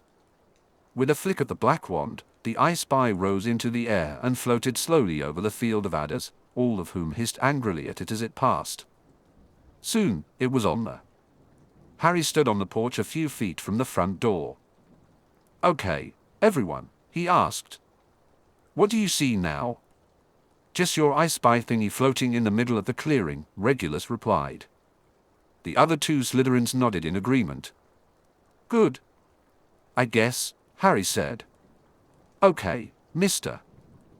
Malfoy, if I told you to target a position 1 foot directly in front of where the I Spy is facing with your strongest unlocking charm, would it still work even if you couldn't see the door and, on a fundamental level, don't even believe that the door exists?" Lucius raised his eyebrows as he considered the question. "What an interesting theoretical conundrum. Let us put it to an experimental test." "Wait," Harry interrupted. "Before you do, let me just say that if I suddenly scream 'run' at the top of my lungs, do it and don't look back. That certain death that is 10 feet away from us is probably capable of moving closer and fast under the right circumstances. In fact, you should probably all stay ready to apparate just in case." He paused for a moment. "I'd appreciate it if one of you grabbed me and took me along for the ride," he added. "We'll do our best to remember you," Malfoy replied dryly. He then steeled himself and tried to visualize a locked door in front of the I Spy. "Albierto Horribilis," he shouted. There was a flash of light that only Harry could see, accompanied by a frighteningly loud and obviously angry hiss from the enormous adder colony that only he could hear. But the snakes did not leave the circle, and the door slowly opened. Harry watched the video feed on the mirror and carefully gestured with his wand to guide the I Spy through the opening. "What the?" Regulus exclaimed. "The I Spy just disappeared." "No," Harry answered, his eyes focused on the mirror and the hazy, grainy images within it. "It just moved inside an invisible building." The three men exchanged concerned glances while Harry concentrated on maintaining control over the situation. The I Spy revealed the interior of the shack was indeed larger than its exterior, though not by much. Harry estimated there were probably 3 or 4 rooms, all in a state of extreme decay. To his surprise, the item he sought was in plain view. On the far side of the main room stood a stone fireplace. Above it sat a small golden box, approximately 6 inches on each side and 4 inches tall. Unexpectedly, a bright green rubber duck rested on top of it. The duck had a yellow bill, comically large eyes, and silver accents, resembling an ordinary Muggle children's bath toy. Harry stared at the video image, feeling dull, and wondered when his life had become so strange. "Okay," he said. "Time for a Death Eater history lesson. Just out of curiosity, can any of you tell me what the deal was with Erasmus Wilts and rubber ducks?" Regulus winced. "Harry, is there a damned rubber duck somewhere in that place we can't see?" "Yes. And I think it's sitting right on top of the exact thing we're here for. Unless, of course, the thing that looks like what we're looking for is a fake meant to divert us. We'll see, I guess." "So, the rubber duck." It was Snape who responded. As either Professor McGonagall or Professor Babbling might have explained, enchanted objects generally cannot be subject to externally applied transfiguration effects, including charms that mimic such transfiguration. Runic inscription and direct transfiguration are usually incompatible.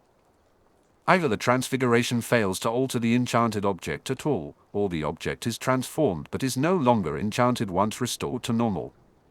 The former outcome is far more likely than the latter, as only a transfiguration master can alter the form of an enchanted item. However, even then, the transfiguration will still disrupt the object's runic matrices. There are a few exceptions where a vulnerability to a particular type of transformation is woven into the enchantments. For example, magical trunks can usually be subjected to shrinking charms because that feature is commonly included in their design. But that's rare, Lucius explained. Harry blinked slowly and asked, "Aha. And how is that relevant to my question about rubber duckies?" "Because Wilkes, being a mad genius," Lucius continued, "found a way around that limitation. He had a technique where enchanted items, regardless of their enchantments, composition, or size, could be transfigured into a form that would fit easily into a pocket. Then, they could be restored to their true shape instantly, with no loss of functionality." "Okay. I'm still not hearing any explanation about the ducks." "And you likely won't get one," Harry, Regulus said ruefully. "The secret died with Wilkes, so no one knows if he always transfigured magical items into rubber ducks because of some quirk in his technique, or if he chose rubber ducks because he was a madman who thought it was funny to kill people with them. Regardless, if one of his ducks is in there, it will likely transform spontaneously into another form, probably a deadly one, if triggered." Harry shook his head at the absurdity. "Rubber ducks? Honestly? So how do I avoid triggering it?" he asked aloud. "Bugger if any of us know," Harry, Reg replied. "We can't see the damn thing if it exists. We can only discuss it by considering it a hypothetical question. It could be anything inside the duck, and anything could trigger it into action." "True," Lucius said thoughtfully. "But if it was left to guard something, Occam's razor tells us it will probably be triggered by proximity. It likely won't be something so destructive that it damages whatever it is protecting." "That's still not how Occam's razor works," Severus snapped irritably. In front of him, Harry frowned into the mirror before shrugging. "Oh well," nothing ventured. He gestured with his wand, causing the I Spy to move closer to the fireplace. When it got within about 5 feet, the duck trembled slightly. To Harry's surprise, the duck suddenly vanished, replaced by a short doll-like figure. It stood 2 feet tall and resembled the toy Nutcracker soldier from the Nutcracker Ballet. Petunia had a similar one that she displayed every year as a Christmas decoration, although it didn't look nearly as angry and menacing as the one Harry could now see in the mirror. Almost instantly, the Nutcracker's eyes began to glow, and its wooden mouth dropped open suddenly. "Hit the deck!" Harry yelled, dropping to the ground. His 3 companions followed suit after a moment's hesitation, just in time. There was a deafening KRAKOWW, and the I Spy was blasted out of the shack, flying over the 4 wizards before crashing into a tree branch and shattering into pieces. In response, several hundred adders hissed "kikiki" in unison. Even though he was a parcel-mouth, Harry found it incredibly creepy. The group stayed down for a few seconds before Lucius was the first to rise. "Odd," he quipped sarcastically. "I don't see any storm clouds overhead." Malfoy quickly made his way over to the remains of the I Spy, which were blackened and in several chunks. He cast a quick spell, and his eyes widened in surprise. "Fulminata Maxima," he announced. "I would not have thought it possible to incorporate such a destructive spell into any enchanted object, let alone one that could be transformed by the toymaker's ridiculous duck fetish. Truly, this is a day for unwelcome surprises." Harry sighed loudly. "Okay, I'm out of ideas." He paused.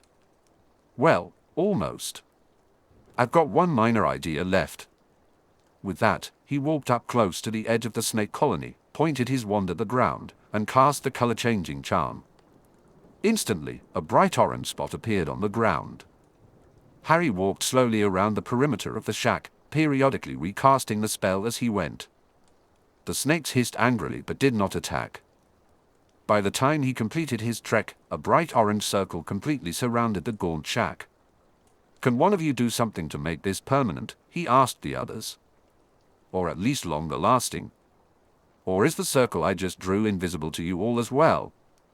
"No, Harry," Lucius replied as he targeted the circle with a spell. "That, at least, I can see. And it will now last for about a week." "Well, surely to Merlin, we can figure out something by then," Harry said. "And it gives you 3 a mental image of this place that's not blocked by the Fidelius. That way, we can apparate back here next time without having to ride Muggle buses." "Next time?" Snape asked. "Are we giving up?" Harry looked at his mentor in frustration. "What else can we do?" none of you can perceive whatever's in the circle, let alone target it with a spell. And I only brought the one I spy." He turned back to the shack and glared at it, as well as at the sea of adders that seemed to mock his efforts. "I say we go home, brainstorm for a bit, and come back in a week. If nothing else, I can get Hermione to make some more I Spies. Maybe Fred and George can pack some high explosives into them." Meanwhile, Reg stepped forward and studied the circle as if willing himself to see what was hidden within. "Do you think that would work?" he asked. "Just blowing it up, I mean." "The Horcrux?" Lucius replied. "Assuredly not. They are incredibly resistant to damage. Even my strongest Bombarda Maxima would do nothing." He frowned. "We agree that it is a Horcrux sitting inside that circle? It's odd that we can say the word so freely after the contortions we went through just." "The word Horcrux is not actually mentioned in the secret," Harry said wearily. "We can discuss it because we were aware of you-know-whose Horcruxes before I learned the secret. I didn't expect explosives to destroy it, but I thought they might damage the structure enough to cause the Fidelius to collapse. That can happen when a crucial part of the secret is no longer true." Regulus turned back to the group. "If we're just talking about destroying what's inside that circle, we don't need to leave at all, do we? Surely, the four of us have the firepower for that." Harry shook his head. "It's too risky. I'm worried that the defenses inside the circle might spread outside to attack us if we just use Bombarda on the whatever it is I can't describe." Regulus turned back around with a smile. "What if we use something a bit more destructive than Bombarda?" Harry's eyes widened. "Oh, no. No, no, no. Bad Reg." Lucius drawled sarcastically. "Oh, this sounds exciting. What madness is Regulus contemplating?" Snape hissed, "Unless I miss my guess, I believe our lunatic friend is considering using fiendfire on the circle and whatever lies within it." Regulus grinned. "Well, I am rather good at fiendfire." "I don't think I have ever heard 7 words that have filled me with more dread," Lucius replied. Reg snapped, "I understand the need for caution. But except for Harry, we're all flying blind. I oppose simply leaving now because we can't rule out the possibility that the protections here include alerting the Dark Lord that someone's been here. We're here now, and I don't know about you lot, but the Cup Horcrux taught me a lesson about the dangers of hesitating with one of these damn things. Now, Lucius, will fiendfire destroy it or not?" After a moment of hesitation, Malfoy nodded. "Almost certainly." "Good, so everyone can just stand back and let me end this. If something goes horribly wrong, you can nag me about it later in the afterlife." With that, Regulus turned back to the seemingly empty circle. He took a moment to center himself before drawing forth his most painful memories, leading up to his moment of greatest anger and despair. Then he whirled his wand in a circle over his head before pointing it at the center of the clearing. Fiendfire! And hell came to Little Hangleton. All 4 wizards could see as a portal to another place opened to admit the raging green hellfire. It exploded outward from its point of origin, and the sound of mad laughter filled the air. But Regulus tightened his grip on his wand, preventing the flames from advancing beyond the edge of the circle, though the grass just outside it blackened and died. The flames rose upwards, but his will kept them from reaching too high. The fiendfire stabilized into a perfect hemisphere in the center of the clearing, full of swirling green flames, within which leering, inhuman faces seemed to appear and disappear. Only Harry could see that the gaunt shack was incinerated almost instantly, and only he could hear the sound of scores of serpents hissing in terror before being vaporized by the deadly flames. But all of them heard and saw what came next, a primal roar from inside the flaming dome, followed by the dome itself rising up and expanding into a firestorm nearly 50 feet high despite Regulus's best efforts to contain it. Then, all the disturbing images that floated in the fiendfire merged into one singular face, gigantic and terrifying, carved from the hellish flames. It was the face of Voldemort. "It's him," Lucius whispered, wide-eyed while unconsciously clutching the tattoo on his left forearm. Beside him, Snape fought to suppress his own shock at the Dark Lord made manifest in this nightmarish vision. "Regulus," he yelled. "Enough! End your spell. Brilliant idea, Snape. Regulus called back. He was now holding his wand with both hands, shaking violently. Only it's not working. I thought you said you could control this. Lucius bellowed. Usually, I can. But not when there's someone else fighting against me. Especially not when it's the bloody Dark Lord himself. How can it be Vold? I mean, you know who. Harry called out. If the Fiendfire destroyed the Horcrux, how can any of his soul be left to do this? To do anything? I don't know. But I can't hold him much longer. Severus, take Harry and apparate out of here. We're not leaving you, Harry said as he ran up to stand beside Regulus, a vision of his goduncle lying dead in a forest in an aborted timeline flashing through his mind. Lucius and Snape followed the boy forward. Severus will apparate the boy, Regulus, and I will apparate you. Lucius insisted. No. Regulus yelled with authority. If I leave now, the Fiendfire will run wild. There are 2 towns nearby full of muggles that will be incinerated before it burns itself out. I have to keep it contained. Suddenly, an idea surged to the forefront of Harry's mind. When you summoned Fiendfire at Hogwarts, you said the auras brought it down. How did they do it? Regulus winced in pain from his exertions as sweat poured down his forehead. There is a spell from the Aura Training Manual that can disrupt Fiendfire, but it takes several minutes to do so safely and requires at least 4 auras to cast. Is that the only way? Regulus closed his eyes in concentration, then opened them wide. No. There is another way. It's insanely risky, but it's our only chance. If someone else casts Fiendfire inside a Fiendfire Inferno that's already been summoned and overcomes the will of the wizard, controlling it, the 2 spells will cancel each other out. Would that work here? Against Voldemort? The man hesitated. Possibly. Yes. Lucius. Severus. Quickly. Cast Fiendfire inside of mine. Our minds should sync up and be enough to overpower the Horcrux's control. Regulus. Snape said, mentally preparing himself to grab Harry and apparate out despite the boy's objections. I have never been able to cast Fiendfire. Nor I. Lucius exclaimed. Is it that hard? Harry asked in surprise. He had assumed that if Regulus could cast the spell, surely 2 connoisseurs of dark magic like Snape and Malfoy could as well. Meanwhile, all 4 of them stared up at the gigantic visage looming over them as it strained against Regulus's control. Voldemort's spectral face contorted, as if screaming in mad fury. Malfoy barked out a laugh. In somatic and verbal terms, it's the easiest dark spell ever invented. Just whirl your wand overhead in a circle and then point it at the target while screaming Fiendfire. The problem is with the esoteric requirement, which I thankfully never had to master. What is the esoteric requirement? Harry had to yell to be heard over the roaring flames.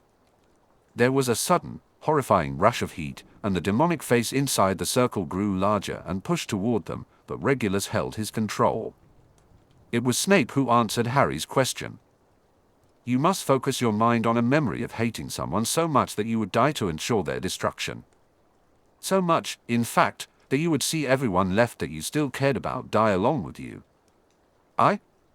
Even at my lowest, I was never so lost that I would sacrifice those few I had left just to destroy an enemy. Harry's eyes widened as he turned back to the column of Fiendfire. And he remembered. No, he chose to remember.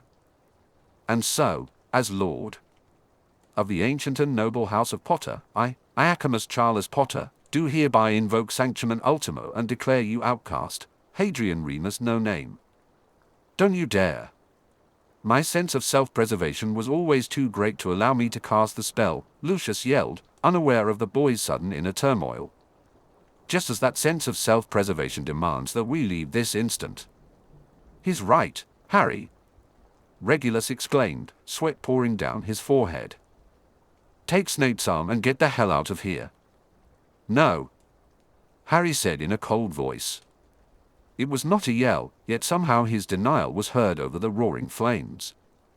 Snape hesitated, while Lucius looked at the boy in surprise. Harry stepped forward to stand even with Regulus, about 5 feet to the side. He never took his eyes off Voldemort's screaming face, but he drew forth someone else's face from deep within his memory palace with all the precision and clarity his occlumency allowed. With a flick of his wrist, the black wand dropped into Harry's hand. For once, he felt not disdain from the wand, but anticipation. "I will never stop hating you for what you've done to me today, James Potter. Never. I will hate you from beyond the grave." From somewhere deep in his mind, Harry felt the thing he called Bob growl and snap in impotent rage. He whirled the black wand in a circle over his head before pointing it straight at Voldemort's face. "Fiend fire!" The fiend fire Voldemort screamed as a second portal opened within the first, and a second inferno poured forth. The face stretched and distorted before melting back into the flames. After a few seconds, all trace of the Dark Lord was gone. But what remained was still terrifying to all who could see it, a great miasma of howling green fire, within which dire animal shapes formed. A kind of wolf-like predator and an enormous serpent emerged, snapping at each other like demonic opposites of Regulus and Harry's patronuses. Each animal threw back its head and breathed matching gouts of green fire into the sky. It took all of Harry's willpower to maintain control over the flames he had summoned. To his surprise, he felt Regulus's soul in sync with his own, sensing the terrible gaping wound at its core. "I knew you'd come, pretty boy. I knew you'd save our son," Regulus said. Standing side by side with Regulus Black, they shared the moment when each of them learned to hate completely and without restraint. For a brief moment, Harry Black thought about how wonderful it would be to let the whole world burn. The black wand sang in his hand, while deep down, Bob reveled in the raging hatred that Harry had allowed back into his heart. But then Regulus spoke softly, full of compassion that was almost painful. "Harry, you've done it. Now just let go of your anger. Allow it to drain out of you like poison drawn from a wound. It does not control you. You control yourself." Regulus continued to guide Harry mentally, helping him bring the fiend fire and himself under control.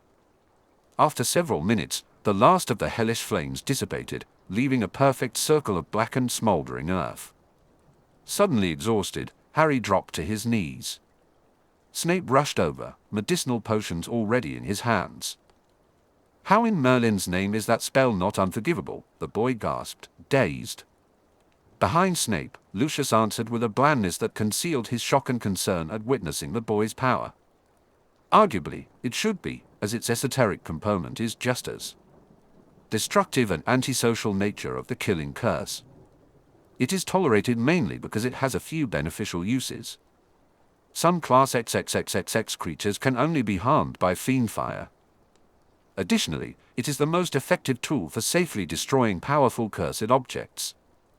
Harry gave him a look, and Malfoy chuckled. "Well, for some definitions of safely. It's also the closest thing to a magical shield against the killing curse." "Really?" the boy asked in surprise. It's not much of a shield.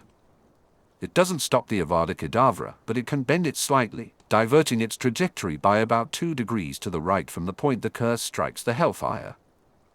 Not much, but when nothing else fashioned from magic can even slow the killing curse in the slightest, it's an intriguing characteristic. Besides, the psychological defense it provides is arguably better. If you summon fiend fire and your opponent kills you, the fiend fire will run wild, destroying your assailant as revenge, along with everything within a few miles, of course. That's why it's banned during world-class duels. "Honestly, Lucius," Regulus said while stretching his back, "I don't care about any of your dark arts trivia in the slightest. All that matters now is that fiend fire has the power to." "Oh, for goodness sake." Everyone else turned towards Regulus and then followed the direction of his shocked gaze. They were just as astonished.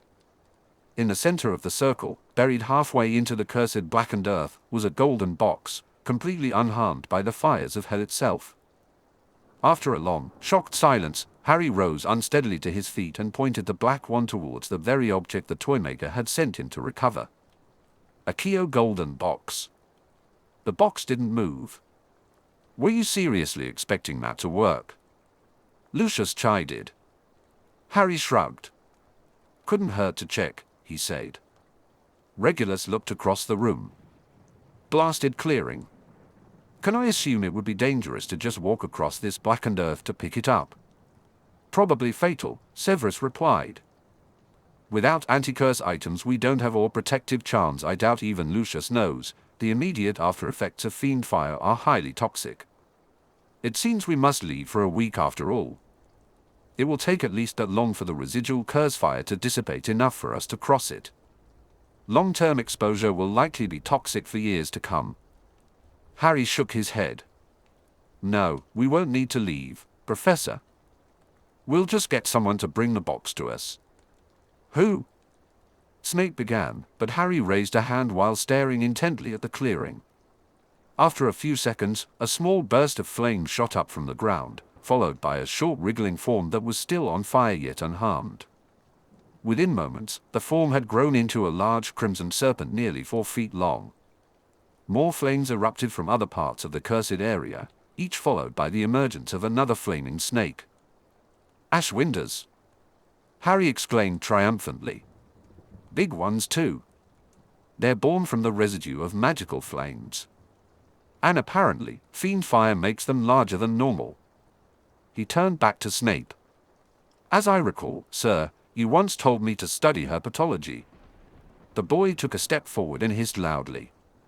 The dozen or so Ashwinders within the circle turned to look at him before hissing in response and slithering over to the golden box.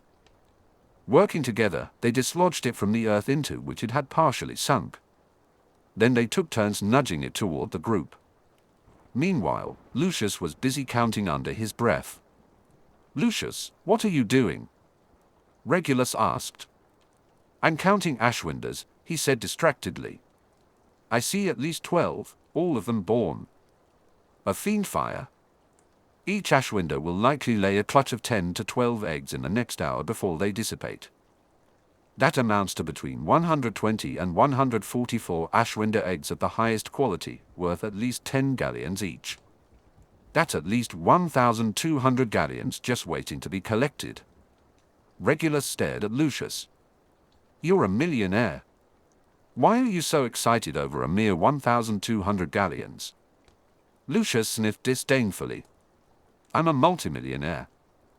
I did not achieve that by ignoring profit opportunities when they literally explode out of the ground in front of me. While the two men bickered, Snape moved closer to Harry and spoke softly. So, Mr. Black, would you like to share with me what memory allows you to summon fiend fire? Harry looked up at his mentor with a polite yet firm expression. No, Professor. Respectfully, I would not. By that point, the Ashwinders had ferried the box to the edge of the circle and nudged it over. Harry reached to pick it up, but all 3 adults shouted no simultaneously. He froze, his hand just inches from the box. For pity's sake, Harry! Regulus exclaimed. That thing just came out of a fiend fire conflagration. It's probably hot enough to burn your fingers clean off. Harry looked back down at the box and his hand, still only inches away. His brow furrowed. It doesn't feel like it, he said. Impossible, Lucius replied, moving closer. He cast a spell at the box. Then another. The second spell caused an array of strange runes to appear floating in the air above the box. Lucius's eyes widened. He slashed his wand, and the runes disappeared. He cast the same spell again, achieving the same results. He slashed his wand again, this time almost angrily. When a third repetition yielded the same outcome, he lowered his wand and staggered back, his face ashen. What's wrong, Lucius?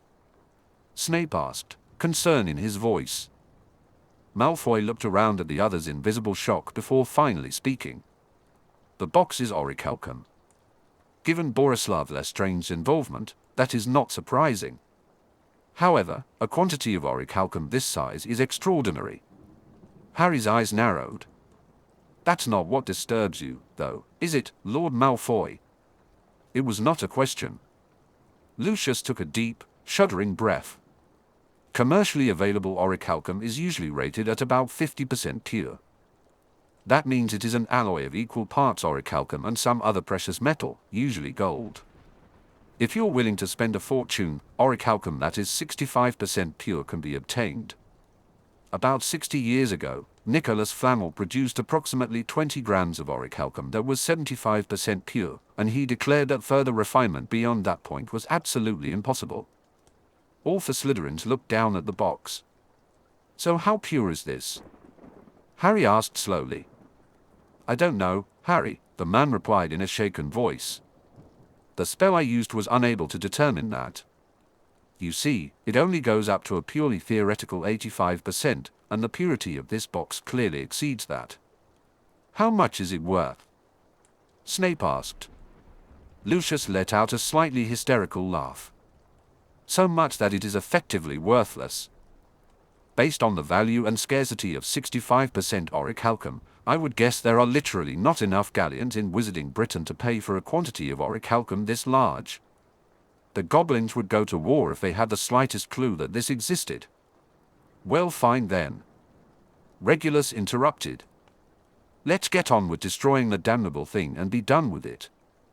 "Regulus, this box survived fiend fire," Snape pointed out. "I don't know if we can destroy it." "Hang on a minute," Harry said. "Is the box itself the Horcrux, or is it something inside the box? I mean, Voldemort possessed. Aside from the fiend fire, this hasn't tried to kill us. The Toymaker mentioned that the golden box is a treasure, but there are other treasures inside, one of which could lead to Voldemort's resurrection. So, maybe all we need to do is figure out how to open it. Then we can destroy the Horcrux inside and, I don't know, toss the economy-wrecking orichalcum box into the sea or something." Regulus sighed. "Severus, pretend you didn't see this."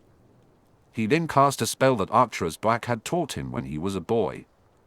A faint rune appeared, floating above the box, one he had last seen 15 years earlier in a cave guarded by Infri. He shuddered. Harry is correct. The Horcrux is inside the box, but not the box itself. You have a spell to detect Horcruxes, and I am only now hearing of it." Snape growled. "I cannot answer your questions, Severus," Regulus replied. "I'm under an oath." He looked down at Harry, who simply shrugged.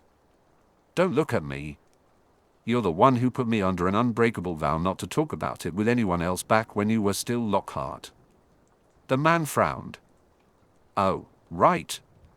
I totally forgot about that. Ha ha.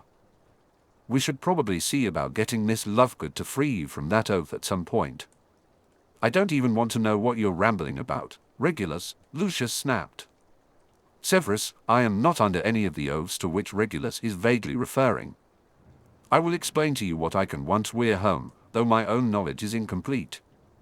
While I know of the Horcrux detection charm, I don't know how to perform it." He turned to look pointedly at Regulus. "At some point, I would like to cure my ignorance of that and other related matters before I introduce my son to the topic." "That shouldn't be a problem," Regulus said. "We'll have to use your copy, though. Ours got, well, poof." Lucius nodded slowly before changing the subject. "In the meantime, Harry, you told us that Erasmus Wilkes suggested you would be able to open this box with the right words, yes?" Yeah. But he wouldn't tell me what the words are. Just say the magic words in Parselton and it would open." "Well then, you're a clever boy. Put your Slytherin brain to it." At that, Harry paused for a moment in thought before hissing in Parselton at the box for about a minute. At one point, he pulled out the black wand to cast spells at it. The box remained unaffected. Finally, Harry gave up. "Okay, I've tried every unlocking charm I know in Parselton. I've also tried open, open up, open sesame, and to speak to me Slytherin, greatest of the Hogwarts Four. None of them worked." "Greatest of the Hogwarts Four," Regulus muttered, confused. Meanwhile, Lucius looked thoughtful. Well, it is the Toymaker, after all. Try saying the magic words in Parselton." Harry looked at him quizzically before understanding his meaning. Then, he turned back to the box. The magic words. Still nothing. Finally admitting defeat for the moment, Lucius reached down to carefully pick up the box. It was surprisingly lightweight. He held it gingerly for a moment, and when he was certain it wasn't about to harm him, he reached into another pocket to produce a 2-foot-long piece of braided twine, which he held out for the other 3 wizards. Each of them grabbed hold of the portkey and braced themselves as Lucius said the activation phrase. UK FTSE 100 316 1.70. One brief but harrowing portkey ride later, the quartet found themselves just outside the gates of Malfoy Manor. They paused to reverse the various effects they had previously used to disguise their appearance. Then, with a flick of, Lucius raised his wand, and the gates opened. The group moved toward the house but froze as an unexpected figure on a broom flew toward them at great speed. The figure stopped effortlessly, hovering just a few feet off the ground. Harry did a double-take, almost failing to recognize the flyer, who had grown at least 4 inches since their last meeting. He had also gained a noticeable amount of muscle, and his hair, no longer carefully styled, flowed freely in the breeze. Harry thought it looked surprisingly dashing. "Draco," Lucius said, almost concealing his surprise.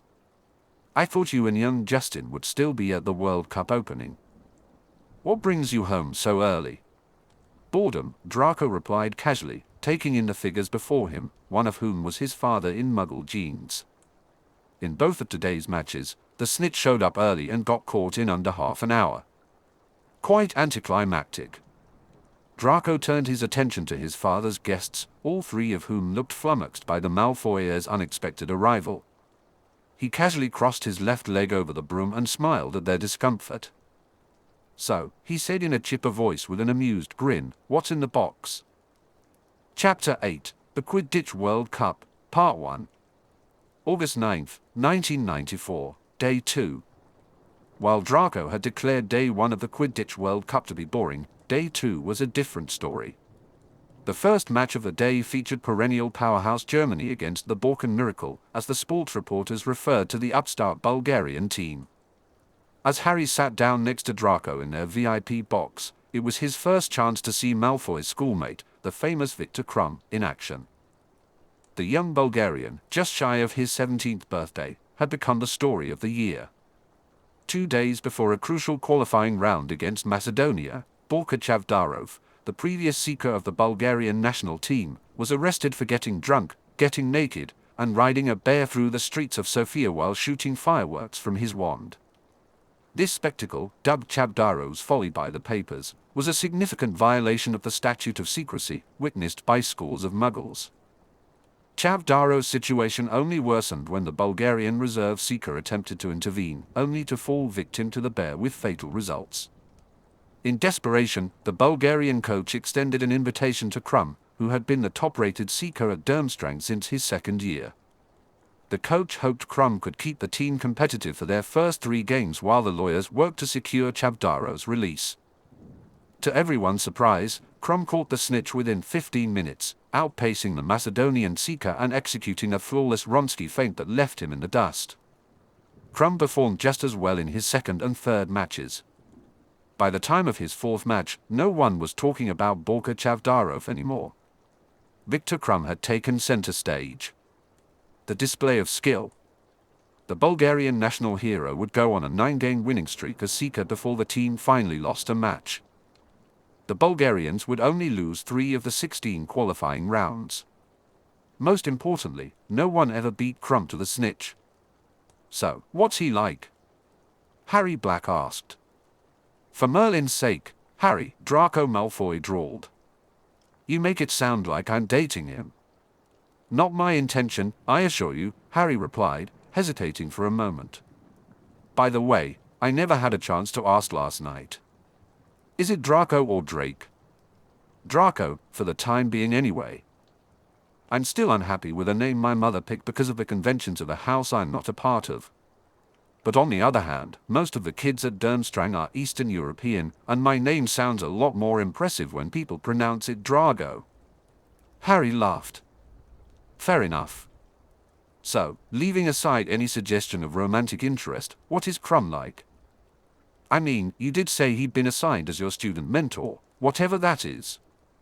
It's basically what Granger did for Crabbe and Goyle when we were first years. At Durmstrang, we have older students assigned to mentor and tutor new arrivals. Oh, and no money changes hands. Well, not for tutoring, anyway. Usually, it's just for first years, but since I transferred as a third year, I got assigned one too. And because I am awesome, and Headmaster Karkaroff owes my father a life debt, I got assigned Crumb. Just then, Draco and Harry leaned forward in their seats, their conversation temporarily forgotten, as Crumb performed a corkscrew turn in the air to dodge a bludger at the last possible second. Harry was pretty sure that was the same maneuver he'd used to evade the two bludgers during his infamous second-year match when deranged house elves interfered with the game, nearly causing fatal results. Unlike his desperate move, however, Crumb made the maneuver seem deliberate and even casual. Harry whistled while the crowd around them roared its approval. Draco smirked at the display of skill. Yes, I thought that would seem familiar to you.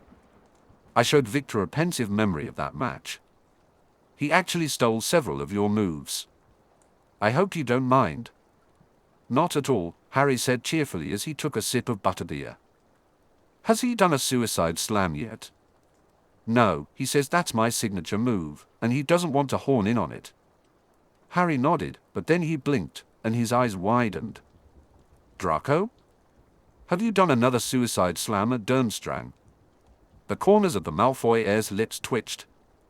2, actually. Don't tell father. Harry snorted. I wouldn't dream of it.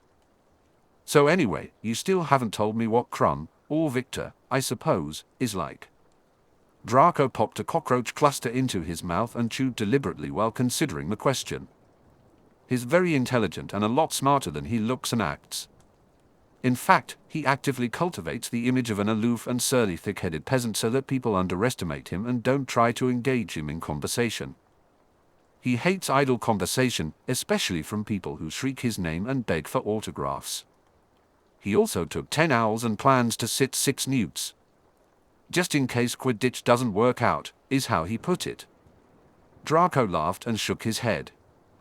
As though Victor can't have his pick of seeker spots in another year. Anyway, he's been the prefect for House Bogota for the last 2 years. He was offered the head boy position but had to turn it down after Bulgaria made the cup. Simply unbelievable on a broom. Better than Potter, I'd say. Or even you. I should be able to introduce you to him later, though I should warn you, his English is poor. Does he want to go anywhere in particular? Harry asked idly. Draco hesitated for a second.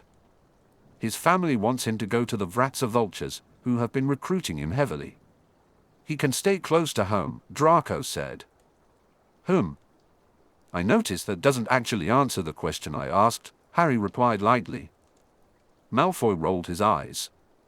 Merlin's bones, I'd forgotten how annoying it was when you did that. He paused thoughtfully. By the way, you do know you're using legilimency, right? I don't remember if we ever discussed that. Harry looked at him in surprise. I do, yes. How did you know about it? Psychic arts are an elective at Durmstrang. 2 months into my first term in the introductory class, I had an epiphany and said to myself, oh, that's why I decided to do a suicide slam. Draco. Harry began, sounding apologetic. Don't, Draco interrupted. I'm perfectly content with any personality changes you may have unwittingly made to my psyche. Just don't do it again. And don't let my father find out. No fear, Harry said with a shudder. I have no desire to be fed to your father's Abraxans. There was a brief pause in the conversation as both boys jumped out of their seats to cheer. Bulgaria had scored yet another goal against the German keeper, bringing the score to 90-70, with Bulgaria in the lead. I must say, Draco, Harry continued as they sat back down. You're in a surprisingly good mood today. I was worried that after last night you'd be. He trailed off as Draco leaned over so others in the box could not overhear. I'd be what? Gibbering in terror, he replied. Level 2 accoutrements, Harry. I don't feel emotions that I don't want to feel, including shock, horror, and terror. He smiled grimly. No fear indeed. The previous evening at Malfoy Manor, Draco stood at the window of the family library, watching as his father's albino peacock strolled gracefully across the front lawn while the sun set over the tree line. His back was to the others in the room as he composed himself. His psychic arts professor had rated him a level 2. Accoutrements, but just barely. He still didn't fully trust himself to keep his emotions in check, especially after everything his father had just revealed. In his hand was a strange wand, the black wand, which Potter, no, Black, had loaned him.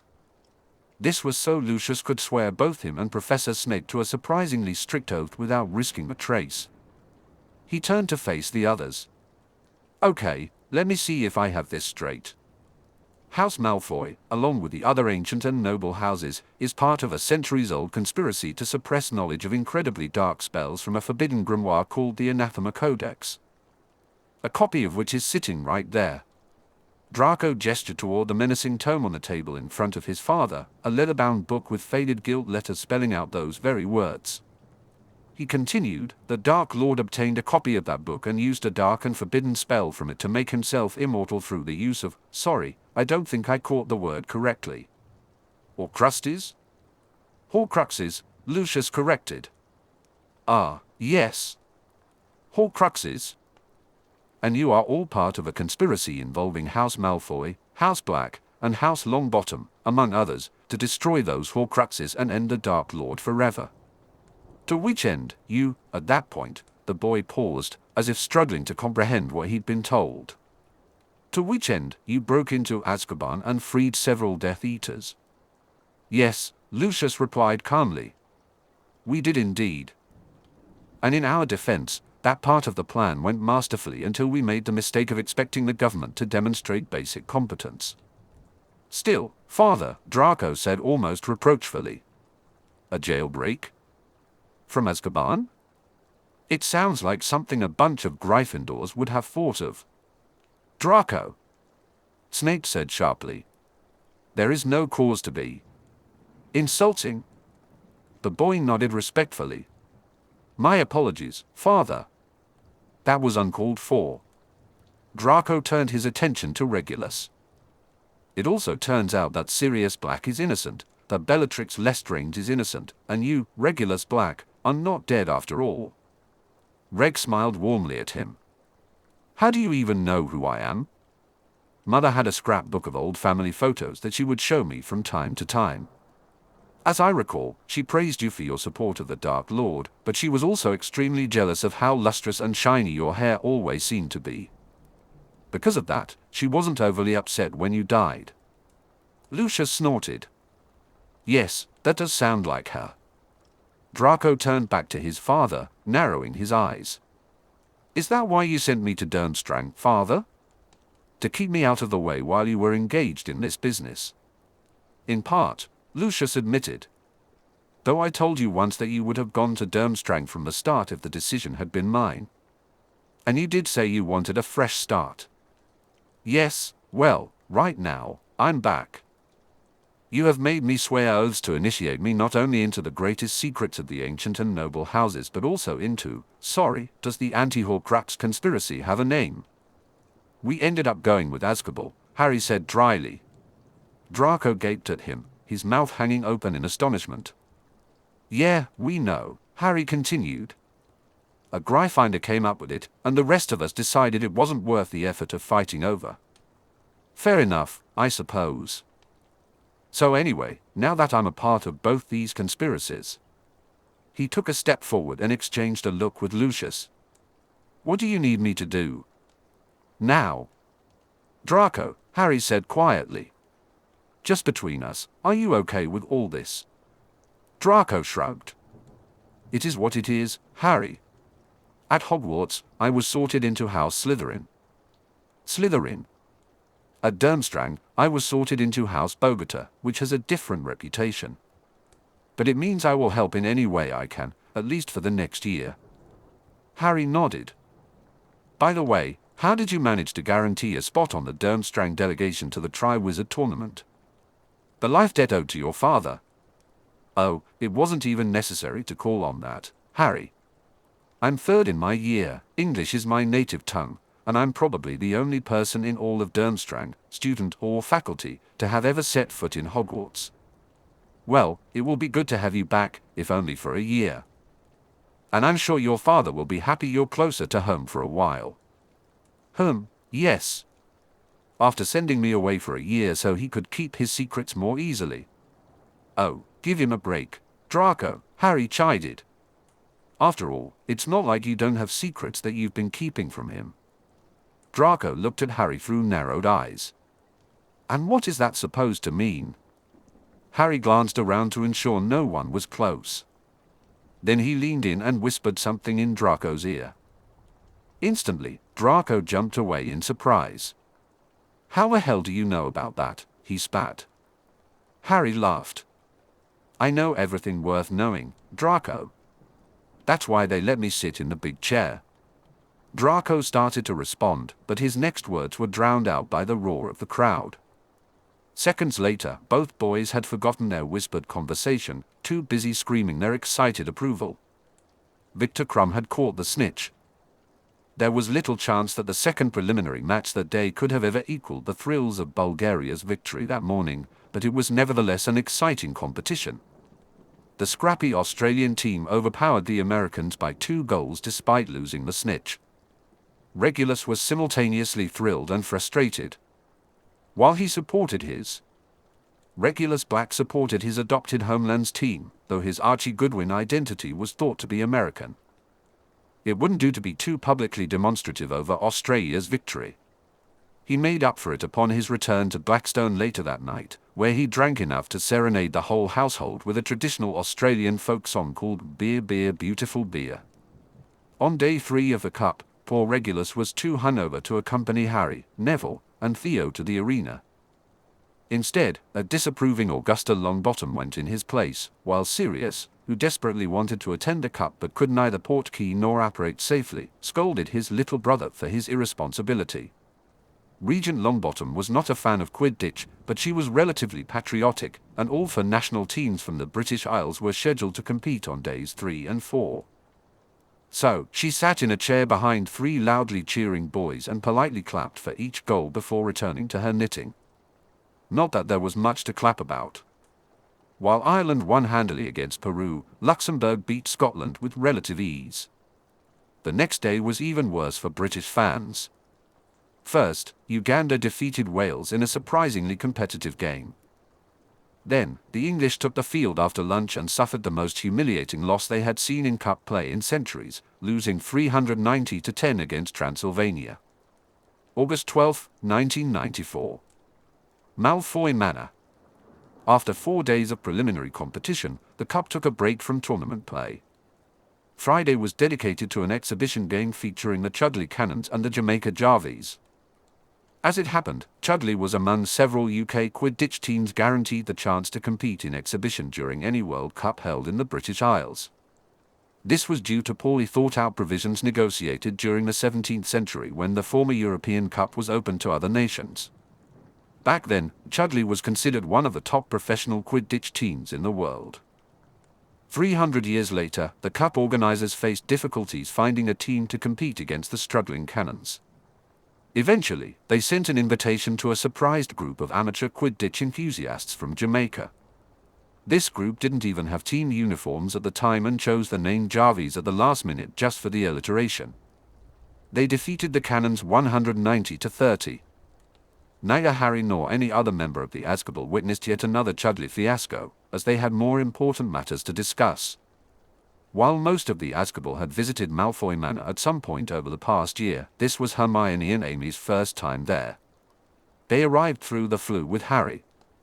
Once she got her bearings, Hermione was surprised to see Draco on the other side of the room talking to Neville. "Is that Draco?" she asked. "When did he get so cute?" Amy asked mischievously.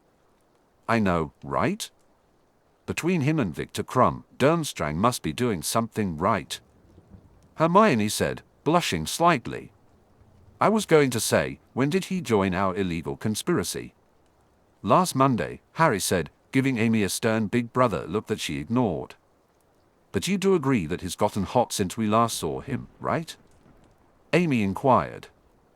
Well, then, that is. Hermione stammered. Very articulate, Hermione, Harry said sarcastically. I notice that neither of you have been gushing over my hotness. Should I be offended or relieved? Oh, Harry, Amy sighed. You're family, so I could never consider you hot. I'm not one of those purebloods, after all. Then she turned to Hermione. What about you? Do you think Harry is as hot as Draco? And Neville, I suppose, since he's filled out nicely too. Amy? Hermione hissed. Stop instigating, Cousin Amy, Harry said firmly. We're here on business. You can wait until you get back to Hogwarts to compare the relative attractiveness of all your male friends, Amy said with mock surprise. How did you know what the Slytherin girls spend nearly every night doing up in our dorm rooms? Soon after, the entire group moved to a conference room where Lucius's 2 remaining house elves were waiting. Prixie treated everyone to tea and sandwiches while Lemmy handed out copies of the documents Lucius had obtained. Since his return from Little Hangleton, Lucius had secured a Department of Magical Law enforcement report regarding the arrest and incarceration of both Marvolo and Morfin Gaunt sometime in 1925 or 1926. He invited his fellow conspirators to Malfoy Manor for review and discussion. As the group read through the 50-year-old report Lucius provided, Regulus asked about the lack of precision regarding the date. Water damage from a burst pipe in 1961, Lucius explained. Damage that went unnoticed in time to repair the files because they were kept in a seldom-used archive for cases that had been closed for over 40 years. That is why I was unable to find out what happened to the Gaunts until now. That sounds oddly suspicious, Harry remarked. We are Slytherins, Harry. We find everything suspicious. The files may have been obscured by the Dark Lord or one of his agents as part of his persistent attempts to conceal his own origins. They might have been hidden from us due to the Fidelius charm that covered the Gaunt property until last Monday. Or it may simply be a coincidence. We have no way of knowing. Now, if I may continue. According to the information Lucius was able to recover from the damaged and incomplete files, Morfin Gaunt magically assaulted Tom Riddle Jr., Voldemort's future father, at the Little Hangleton May Day festival before cursing several other muggles in public. Due to Little Hangleton's isolation, it took nearly 3 weeks for news of the incident to reach the ministry, at which point an investigator named Bob Ogden was dispatched. Sent to investigate. Ogden visited the Gaunts at their home, but the incident report that would have included their physical address was missing or destroyed. This was why Lucius had been unable to track the Gaunts down before. From what could be pieced together, both Gaunts attempted to curse Ogden. He withdrew from the scene and returned with hit wizards, who promptly arrested both father and son. Marvolo received 6 months in Azkaban for assaulting a ministry official.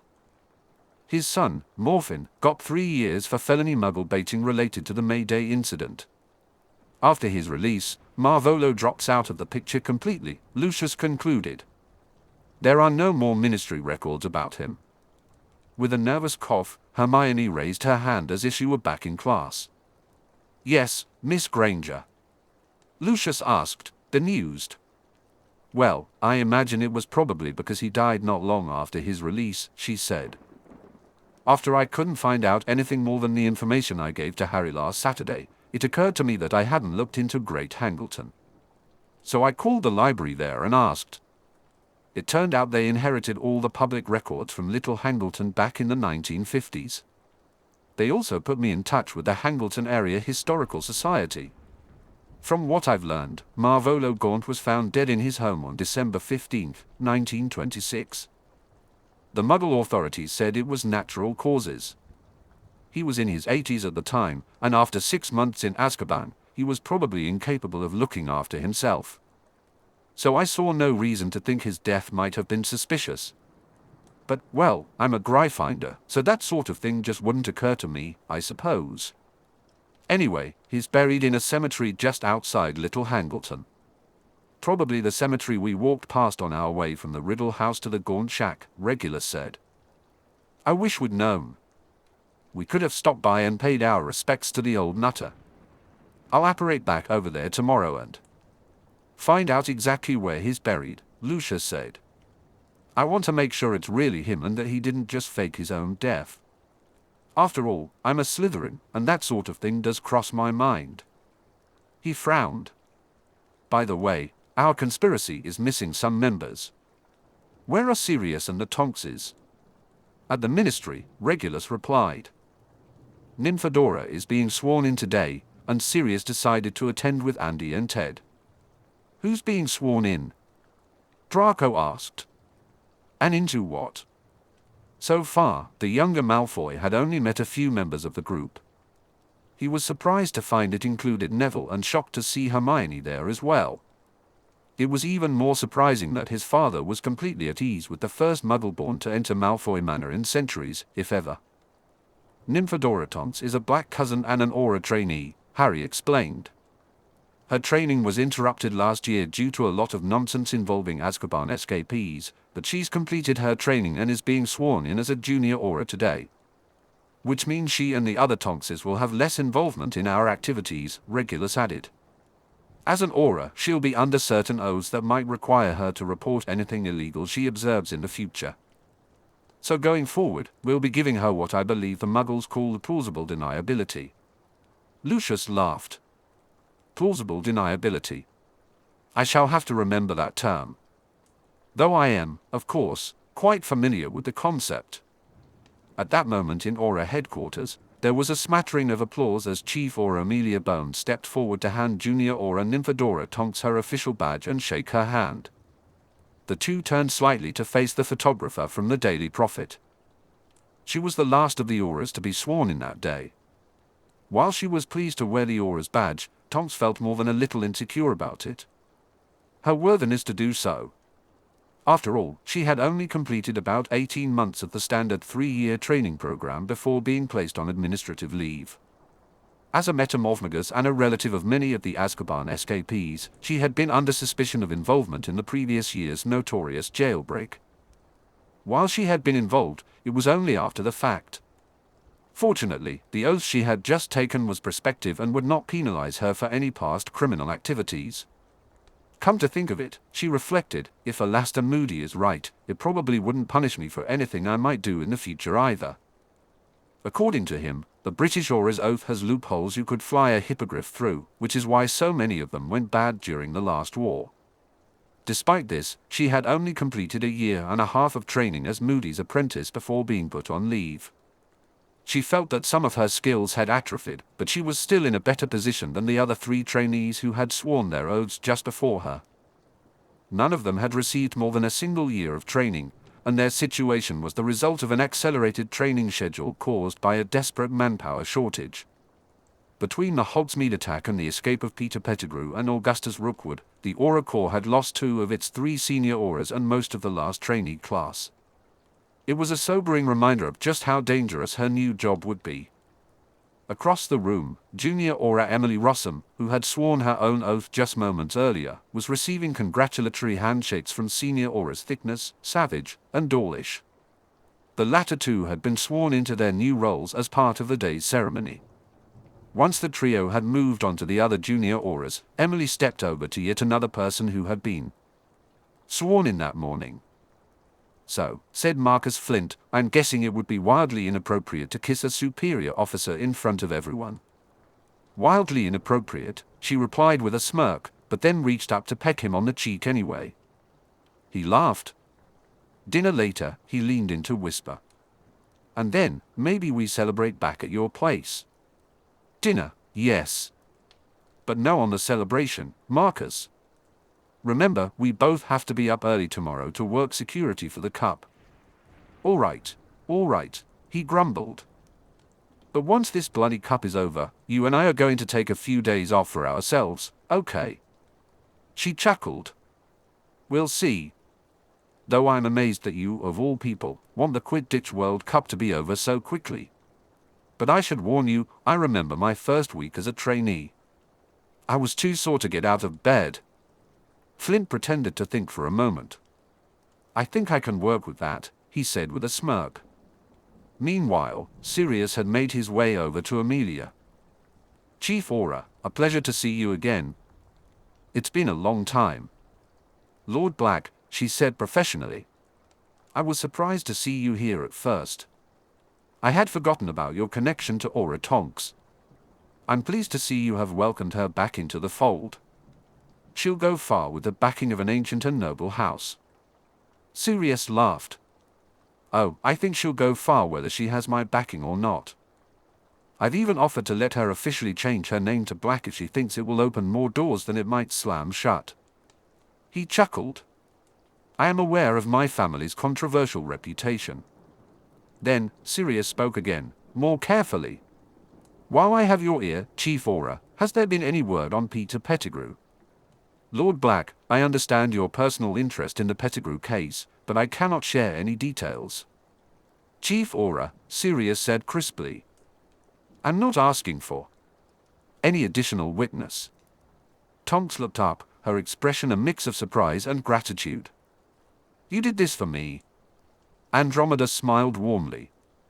We believe you should have the name you want, especially now that you've achieved so much. Ted nodded in agreement. It's your choice, Dora.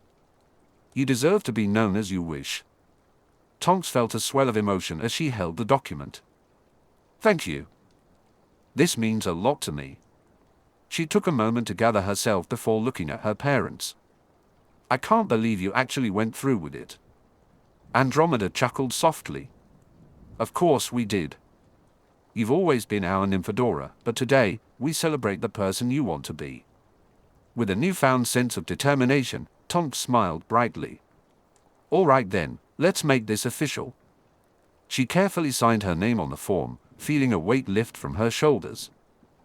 Nymphadora Tonks is no more. From now on, it's just Tonks. The signature of her new name. Normally, changing a witch or wizard's name legally was surprisingly difficult due to institutional beliefs about nomonography and the significance of birth names. However, there were exceptions. In this case, the new Lord Black could reinstate the child of any former Black who had been cast out. As part of this quasi-adoption, the reinstated Black could receive a new first name without the usual legal complications. By filling out this form, she could finally change her disliked name of Nymphadora to anything she desired. The catch was that she would have to trade the surname Tonks for Black. Well, dear? Andromeda asked while Ted stood beside her, smiling indulgently. Who do you wish to become? Meanwhile, at the ministry, Ludo Bagman announced, knock, knock, as he entered the already cramped misuse of Muggle artifacts office. The office, which had once been a large storage closet, now held 3 desks and several battered filing cabinets. It also housed a large cardboard box with the words Magical Tent stenciled on the side, partially blocking the door. Ah, Ludo, old bean. Arthur said cheerfully. What brings you to our humble offices? The director of the Department of Magical Games and Sports paused to survey the room. Humble indeed. And Merlin, is it always this hot in here? Why, Director Bagman, said Perkins with sarcasm. Whatever do you mean? Currently, Perkins had an enchanted oscillating fan on either side of him, floating in midair, but neither fan prevented him from being drenched in sweat. Arthur and James were similarly affected, despite the regular use of cooling charms. The building's main boiler room is just on the other side of that wall, James explained. Apparently, it isn't insulated at all. We could transfigure the wall to block out the heat, but we need DMLE approval to do so, and for some reason, we can't get it. The paperwork approved. He made a sour face. Funny that. Now, James, Arthur said good-naturedly. These things just take a little time. Or sometimes you just need to cultivate the right friendships, Bagman said easily. Which brings me to why I'm here, Arthur. A few months back, you helped my brother Otto out of a jam, and I'm here to return the favor. Arthur hesitated. Now Ludo, that's not necessary. That was just part of our job. He referred to an incident several months earlier when Otto Bagman's attempt to enchant a Muggle gas-powered lawnmower to operate itself went spectacularly wrong. He had somehow given the mower a taste for blood, resulting in 2 dead squirrels, a severely injured poodle, and the temporary loss of 3 of Otto's fingers. Thankfully, Otto lived in a wizarding community, so no Muggles were around to witness the chaos or be threatened by the mad mower. Nonetheless, it led to a call to the Department of Magical Law Enforcement and eventually to the Misuse of Muggle Artifacts Office. Arthur had quickly neutralized the feral machine and showed Otto how to fix the defects that caused its dangerous behavior before letting him off with a warning. "Well, I don't have to tell you, Arthur, that you boys down here in the NMA office aren't paid nearly what you deserve," Ludo said somewhat pompously. "Now, as head of the Department of Magical Games and Sports, I can't do anything about these deplorable working conditions, but by Merlin, I can at least get you all decent tickets to the Cup final. What do you say?" "Ludo," Arthur said, shaking his head. "I'm very grateful, but we already have tickets." "Tickets to the Ministry box," Arthur Bagman corrected. "I'm going to upgrade you all to the VIP box. You'll be sitting in the same section as Fudge, Crouch, and all the foreign dignitaries. Best seats in the whole arena." James's eyes lit up, but then he deflated. "Unfortunately, Ludo, I won't be able to attend. The DMLE will be. I'm running a skeleton crew here, and I drew the short straw. I'll just be limited to listening in on the Wizarding Wireless," Arthur said. "Oh, that's a pity," Bagman replied, his eyes lighting up. "Say, isn't your son, Jim, good friends with Arthur's youngest boy, Ron?" Arthur asked. "Oh yes, they've been best of friends ever since they first met on the train back in 1991. "Why? Well then, why don't I give your family an extra ticket to the VIP box? You can invite the boy who lived as your personal guest. That way he'll still get to see the final." "Ludo," Jane said cautiously, "is there a reason why you're working so hard to get my son into the VIP box?" Bagman paused, pretending to think. "Other than the reasons I already gave you? Let me see. Why would I want the most famous and admired boy in all of Wizarding Britain, and the savior of our world, to appear among the international dignitaries and celebrities at the climax of the sporting event to which I've devoted the last 3 years of my life? For that matter, why might I want the most promising young seeker to hit Hogwarts in a decade to have the best possible view of the finals and perhaps think kindly of good old Ludo should he ever decide to go pro after graduating?" Then, Ludo paused and grinned. "Actually, come to think of it, Arthur, if your little girl will be there as well, that's the 2 most promising young seekers in a decade. By any chance are they dating? Think of how good their kids would be on a broom in 15 or 20 years. The mind boggles." "Ludo," Jane said firmly, "I will not have my son used by you or anyone else just to advance your own career ambitions." At that, Perkins, who had been in the middle of casting another cooling charm, burst into laughter for a few seconds before regaining his composure. Arthur glared at him but said nothing, while Jane suddenly blushed as he realized how hypocritical he sounded. Practically everyone in the Ministry knew how much his own career had progressed simply because he was Jim's father before he had ruined it all. James, Ludo said reassuringly. "I'm not trying to use your son for my own gain. I genuinely want to help your department. I truly admire your son and appreciate everything he has done for this nation. I want to ensure that an incredibly talented young Quidditch player gets to see the game at its best." He grinned amiably. "And if young Jim ends up sitting with Minister Fudge on one side and Arthur here on the other, and that leads to a discussion during a timeout about how your department needs a better office or at least functional air conditioning, well, who's going to complain?" Jane sighed and relented. "Okay, Jim would be sitting with the Weasleys anyway, so I suppose there's no harm in them having better seats for it. Assuming you don't have any objections, Arthur." Arthur opened his mouth to respond but paused at Ludo's earnest expression. "Thank you for your generous offer, Ludo. On behalf of my department and my family, I am happy to accept." "Splendid. So let's see now. That's you, Molly, and 7, no, 8 kids. Will the Lady Potter be joining Jim? James laughed. Only if he ends up playing. Lily hates Quidditch. She didn't even enjoy watching me play until we started dating. And Molly won't need a ticket either, Arthur added. She says she'll be manning the Magical Morsels food booth and waiting for the after-game crowd while the kids are watching the match. Magical Morsels? Ludo asked in confusion. Molly's magical morsels? Weasley said proudly. Oh yes, of course. Your wife's catering business. I've heard wonderful things about it. I'll make sure she saves you a plate, Arthur replied kindly. Ludo nodded and then turned to the third worker in the office. And what about you, Parkins? How many tickets will you need? Perkins. None at all, he said bitterly. I'm having the healers at St. Mungo's work on my back the Monday before the finals, and then I'll be laid up all week. He turned to James with a sneer. So I guess you'll be on your own for a while. James nodded with a tight smile. Yes, Perkins, he thought to himself. Because you always contribute so much to the office when you're actually here. Oh, that's too bad, Perkins, Ludo said. I hope you have a full recovery. Well, that's all I had to share. Arthur, I'll get you those tickets the first of next week.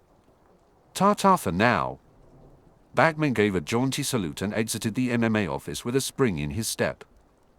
After a quick elevator ride down to level 7, he stepped out and headed toward his office. Along the way, he passed a large waiting area and noticed a hulking brute of a wizard wearing expensive but understated robes. The wizard sat alone, reading a back issue of the Quidditch Times. Bagman paused, and the wizard turned to look at him impassively. Ludo swallowed somewhat painfully, nodded twice, and then quickly continued on to his office. A few minutes later, Hyades Selwyn returned the magazine he'd been pretending to read to the rack on the wall before leaving the Department of Magical Games and Sports. Elsewhere in the ministry, his younger sister would be waiting for his report. Blackstone. A few hours later, once the meeting had concluded, Harry and company returned to Blackstone. Regulus left immediately to fill Sirius in on what they had learned during the meeting, leaving Harry, Theo, and Amy to see Hermione off. From Blackstone, Hermione would return to her father's flat. After eating dinner with him, he would take her to Emma Granger, who would have custody for the following week. And since Mother refuses to get a flu connection, Hermione said in a huff, I'm pretty much stuck there for the next week. I mean, I can bike to the local library and spend a day reading, but otherwise, I'm trapped by myself in suburbia. Where is your mum all day while you're home alone? Amy asked. Hermione chuckled. At work with Daddy. Ironically, they still work together just fine. In fact, they both say the practice is running better than ever since they've separated. Then she frowned. Presumably because the office is full of drills, computers, and medical equipment. Everything is nice and mugglish. There's nothing there to remind Mum about magic. Harry winced at that. So, he said, changing the subject, have you thought any more about joining us for the cup? The Blacks, the Malfoys, and the Zabinis are setting up tents together. And Mrs. Weasley is catering it. Hermione hesitated. Harry, do you think it would be okay if my father came to the cup? Well, of course. Harry exclaimed. I mean, I'm pretty sure he won't be affected by my, I thought we were calling it a Bob for some bizarre reason, Theo noted. Anyway, Harry continued, we'll have plenty of room so. Hermione shook her head. No, Harry. I don't mean would you mind if he came and stayed with the rest of us? I mean, would my father be okay if he came? He's a muggle, after all, and there will be, 100,000 wizards and witches there. Will it cause problems? Harry and Theo looked at one another. I don't think so. Harry said, though the questioning tone showed he had some doubts. Does he want to come? Amy asked. Does he even know anything about Quidditch? No, which is the reason he wants to come. You see, my wizarding ancestry comes through him.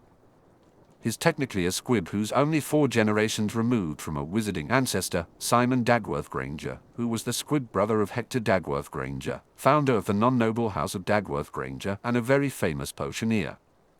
Simon's the one who dropped the Dagworth part, apparently out of anger towards his wizarding relatives. So anyway, Daddy, well, he wants to. Exploring his heritage, which I think means he wants to spend time among wizards and probably interact with them in the same way Mr. Weasley does when he talks to muggles. Aha, Theo replied. Except Mr. Weasley wants to meet people who don't believe magic is real, while your dad wants to meet people who are terrified of muggles finding out that magic is real. I can see how that might go catastrophically wrong. Be that as it may, Hermione, Harry said, I'll talk to Sirius and Reg and see what they think. Thanks, Harry. Well then, good night. Hermione said, giving a friendly hug to each of the 3 in turn. Then, she stepped into the flue and called out, Dan Granger residence, before disappearing in a burst of flames. So, Amy said as the fire died down, which of you is asking her out first? What do you mean? Harry asked. She's been over here for most of the summer. No, Cousin Harry. When are you asking Hermione out on a date? What? Why? What? Who? Harry stammered. Amy rolled her eyes while Theo laughed. Come on. You're totally into her. You both are. She's the only one who can hug either of you without making you flinch. Hermione's just a friend, Amy, Theo said, though his face flushed with embarrassment. Indeed, Harry added. My best friend, to be sure, but still just a friend. Wait. I thought I was your best friend. Theo exclaimed, pretending to be outraged. Nope, you're my unofficially adopted and highly annoying little brother. That bumps you right out of the friendly category. Harry turned to Amy. And besides, I've gotten much better at not flinching during hugs, he said defensively. Amy looked at him skeptically and then quickly stepped forward to hug him. After about 3 seconds, he managed to relax and put his arms around his adopted little sister's back. See, he said through gritted teeth. I'm doing just fine. Perfectly relaxed, Amy sighed in exasperation. Pitiful, Harry. Just pitiful. With that, she stepped back from him and moved towards the fireplace. Right then. I'm going to pop over to the Weasleys and talk to Ginny for a bit. I'll be back in time for supper. She tossed a pinch of flue powder into the fire. The burrow, she said with authority. Don't talk to Ginny about any secret stuff, Harry warned. She's under oath, but I think the twins are experimenting with magical listening devices. Amy glanced back at him with a grin. No fears, Cousin Harry. And also adopted Cousin Theo. Ginny and I will have loads to talk about that has nothing to do with our super-secret conspiracy. After she passed through the fire, Theo looked at Harry quizzically. What do you suppose that was all about? No idea, Harry replied cautiously. But for some reason, I sense impending doom. Suddenly, both boys jumped slightly at the loud pop behind them. Dobby sincerely hopes that Dobby's arrival is not connected in any way to Master Harry's doom. Harry's personal house elf had arrived, bearing a silver platter with a sealed envelope on it. But Dobby has a letter for Master Harry which arrived by owl this afternoon. Dobby can confirm that the missive itself is not doom-laden, though Dobby has, of course, not read the contents. Harry and Theo looked at one another. Theo shrugged, and then Harry picked up the letter. He recognized the crest of house green grass on the front. After a brief hesitation, he opened it. Later, in Sirius's room. So that's everything we talked about today, Regulus said. How did Nymphadora's swearing-in go? Oh, fine, Sirius replied. No hitches of any kind. Plus, I got to see Amelia Bones again. Regulus pursed his lips. The Chief Aura? Sirius, please don't tell me she's one of your paramours from back in the day. Okay, I won't tell you, Sirius smirked. Reg closed his eyes and replied, "Yes, I suppose I did walk straight into that one." "Never mind. I don't want to hear any sordid details about past relations with Amelia Bones, who is, 10 years your senior?" 12, but who's counting? "You apparently," Regulus drawled. Meanwhile, in other less prurient news, Severus asked me to relay a question to you. "Oh? What does he want to know?" "Only whether you've had any contact with Remus Lupin. Apparently, he hasn't been answering any owls since he sauntered off back to Shangri-La or whatever." "Shambhala," Sirius corrected. "You may consider that included under for whatever." The older brother laughed. "And to answer your question, no, I have not heard from Remus in months. But I'll send an owl to the Dalai Lama or the Grand Poobah or whoever runs Shambhala in the morning. I have to send one to Dumbledore anyway. It suddenly occurred to me that he might know what happened to my old motorbike." "Sirius," Regulus began warningly, but before he could start a lecture, there was a knock on the door. "Enter," Sirius called. It was Harry with Theo following behind. "Ah. And what can I do for my favorite godson?" "Well, I've just gotten a letter containing a possible business opportunity, but I wanted some advice from a responsible adult. Unfortunately, Artemis Podmore bills time and a half on the weekends, so I had to settle for you too." "You wound me, Harry," Sirius said dramatically. "What's up?" Harry held up the letter he'd just received. "What would you say if I told you that Teen Witch Weekly wants to do a cover story on me?" 15 minutes earlier, at the Burrow, Molly said, "Of course I would love to have young Jim here help out, Lady Potter." "Please, call me Lily," said Jim's mum kindly. "Of course, Lily, dear. But, well, I can only pay a galleon a day right now. Now, it will be very demanding work," Molly said, turning to the boy who was sitting next to Ron with an eager, pleading expression. Jim wanted to find a job to earn his own spending money. Molly's magical morsels would have a food stall at the Quidditch World Cup. From what Ron and the twins said, there would be plenty of time between their shifts to watch some matches. Earlier that day, Ron had seen the entire Chudley-Jamaica match, and he had great seats since the cannons barely filled a quarter of the stadium. Jim tried not to think about how, a year earlier, he and his father had planned to camp on-site for the whole 3 weeks, complete with VIP box seats for the entire event. That's all over for now, he reminded himself. Let it go. At least until you can find a way to get it all back. "You can count on me, Mrs. Weasley," he said aloud. "I'm no stranger to hard work." Nearby, the Weasley twins exchanged glances and smirked. From their experience, Jim Potter was likable enough and incredibly talented on a broom, but he was also somewhat lazy and spoiled. They thought he probably wouldn't recognize hard work if it knocked on his door wearing a name tag. Still, Ron had been worried all summer about how his best friend was handling everything that had happened lately. It would be good for both boys to spend time together at the Cup, so they kept their opinions to themselves. "Still, Jim," Molly said cautiously, "I'm a little concerned about having someone as famous as you working in my little store.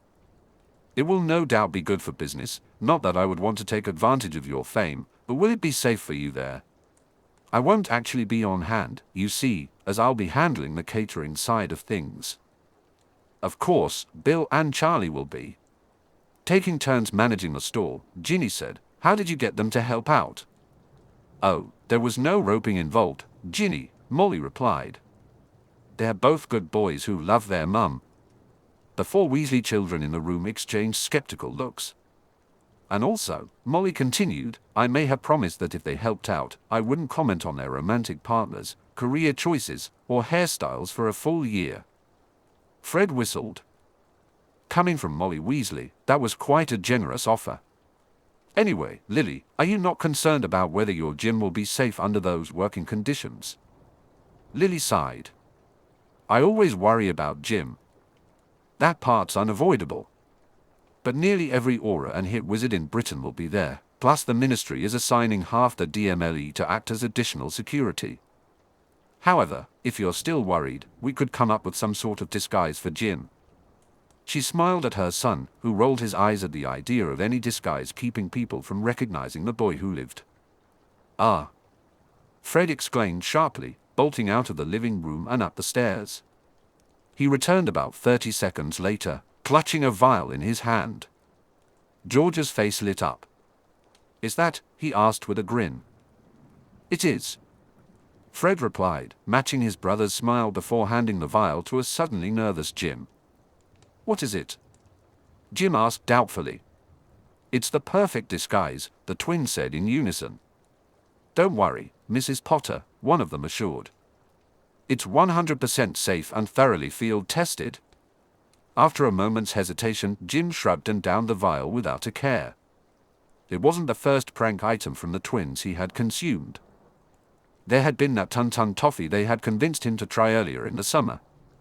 A second after he swallowed the potion, he hiccuped loudly. Then, he promptly turned ginger. Jim's hair turned a brilliant orange red, freckles appeared all over his face, and his nose broadened to match Ron's. Aside from his distinctive glasses and the world-famous V scar on his face, Jim could easily pass for a member of the Weasley family. Despite herself, Lily laughed. Meanwhile, Jim jumped up to check his reflection in the nearest mirror before laughing as well. "It lasts for 12 hours, Fred said, "but there's an antidote if you want to end it early." Though honestly, I can't imagine why anyone would ever want to surrender those noble features. The group's light-heartedness was suddenly interrupted by an angry voice coming down the stairs. "For pity's sake!" Percy exclaimed as he stomped down to the landing in a huff. "I am trying to work up here. Can you please, OH?" He stopped abruptly upon seeing Lily. "Oh, I do apologize. I didn't know we had company." "Hey, Mum," Fred asked. "Bill and Charlie are coming in to help run your food store, and the rest of us, plus Jim, are your paid minions. But why isn't Perfect X Prefect Percy helping out?" "Thut!" Percy snorted. "Who do you think has been doing Mum's accounts every other night after I get in from a long day at the ministry? But we're short-staffed this week. Bertha Jorkins is apparently out sick." Mr. Crouch was furious. Of all the times to lose his most valued employee. "I was in school with Bertha," Molly exclaimed, as her children often suspected she knew everyone in Wizarding Britain. "Clever girl. Memory like a job and alls." "Unfortunately," Percy added, "the problem with having a perfect memory is that you forget to write things down."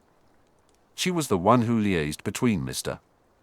Crouch and, he sniffed disdainfully, Ludo Bagman about the cup's scheduling and security arrangements. "It's taking 3 other people from the DIMC to fill in for her to keep the cup on schedule and free of international incidents." Then, Percy burst into laughter. "Though it's probably too late for an international incident, I think." "What do you mean?" Jim asked. "I really can't say, I'm afraid. But check out tomorrow's Prophet. I'm sure it'll be front-page news. Still, Bartemius is pulling you in to help with international relations."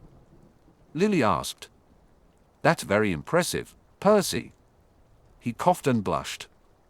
"Well, it's more like he's pulled me in to deal with all the secondary projects that are supposed to belong to the people he's reassigned to handle international relations. Right now, I'm trying to finish a report on international standards for cauldron thickness that's due by Monday." "Oh yeah," Ron snickered. "That'll change the world. Front page of the Daily Prophet, I expect." Percy looked down his nose at his youngest brother. "You might sneer, Ron, but unless some sort of international law is imposed, we might well find the market flooded with flimsy, shallow-bottomed products. Merlin's bones, I'm boring myself with the sound of my own voice." Everyone laughed at that, including Percy himself. "Still, work is work," he said.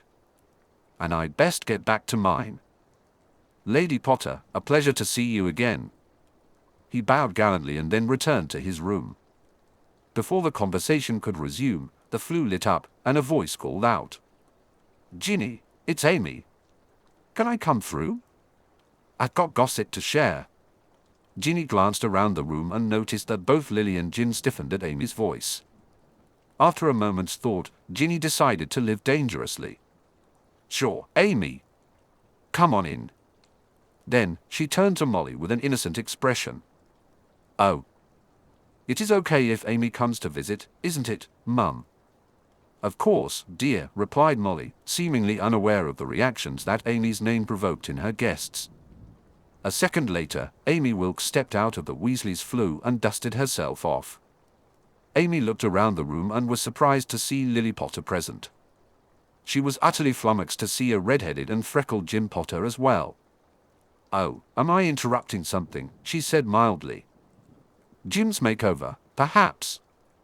The ginger who lived fumed but did not rise to the bait. "Nothing I need to be here for, I think," Ginny said as she rose from the couch and headed for the stairs. "So let's go up to my room and talk. Now, what sort of gossip have you brought for me?" Amy glanced back at the four Gryffindor boys still sitting in the living room and smirked. "Well, for starters, Draco Malfoy is back in town, and he is hot, hot, hot." Instantly, she and Ginny broke into a fit of giggles at the sight of Jim's face, which was almost as red as his hair. Beside him, Lily was more thoughtful as she considered Percy's remarks. She wondered what sort of international incident would be in the next day's papers. 13th August 1994. Australia's advance to QWC quarterfinals heralds Dark Lord's return. By Andrew Smudgley, staff writer. The accompanying article was as histrionic and provocative as one might expect from the paper, even in the absence of Rita Skeeter, who was still on leave. The writer harshly attacked both Ludovic Bagman and Barty Crouch for their mutual lapses in judgment during the negotiations that led to the Quidditch World Cup returning to British soil. Part of the price paid for that honor was that Wizarding Britain was required to grant full diplomatic immunity to any foreign officials who attended the event as official representatives of the nations that made it past the preliminary rounds. What neither Bagman nor Crouch nor any of the other negotiators considered was that the Australian team might actually stage an upset win and make it into the quarterfinals. This, in turn, opened the door for the Dark Lord Alexander McCavity to return to Wizarding Britain for the first time in years. Over 25 years. The infamous Muggle-born Dark Lord was scheduled to arrive by international portkey that morning, just in time for the Australia-Uganda match later that night. The rest of the article detailed McCavity's notorious history, including his dangerously subversive anti-pureblood agenda. It listed various crimes he was accused of before fleeing Britain, but notably, no evidence of his guilt was mentioned. There was also an extensive account of the terrorist activities his followers engaged in after his expulsion. The article about Alexander McCavity's return to Britain was so sensational that few readers noticed the much smaller headline above a brief article buried at the bottom of page 4, "Goblet of Fire arrives in UK to be displayed at World Cup finals." Elsewhere, Mr. Norvegicus grinned as he set the newspaper aside. "The cup's here, and right on schedule. It will be in place by noon." "Of course," said Mr. Nemo, finishing the last of his scrambled eggs and toast before washing it down with pumpkin juice. "I never doubted it. Mr. January hasn't failed us yet." "Please, let me go," moaned the woman. Though she shared a table with the two Death Eaters, she could not partake of breakfast due to the heavy ropes binding her tightly to her chair. "And McCavity's here as well!" Mr. Norvegicus exclaimed with a laugh, then paused and furrowed his brow. "Hang on. Did we actually arrange that? Or was it just luck? We did nothing to ensure the Australians made it to the quarterfinals. We certainly did nothing to encourage the Australian government to deliberately snub the British ministry by sending McCavity as part of their delegation. Even our Lord was surprised by the news. Let me go, please. I want to go home." Mr. Norvegicus's eyes gleamed with cruel delight as he ignored the woman's whimpers. "So, luck then. A good omen, aye? Think about it. Everything would have worked out anyway, I'm sure. But for McCavity to show up here and now." "Oh yes," Mr. Nemo replied. "That, my friend, is fate shining down upon us." Mr. Norvegicus wiped his face with his napkin. "True. Then again, fate helps those who help themselves. So shall we get back to it?" No. I beg you. We shall indeed, Mr. Nemo exclaimed jovially. He pulled out his wand and pointed it at the weeping, broken woman sitting across the table from him. Legilimens! And Bertha Jorkins screamed once more,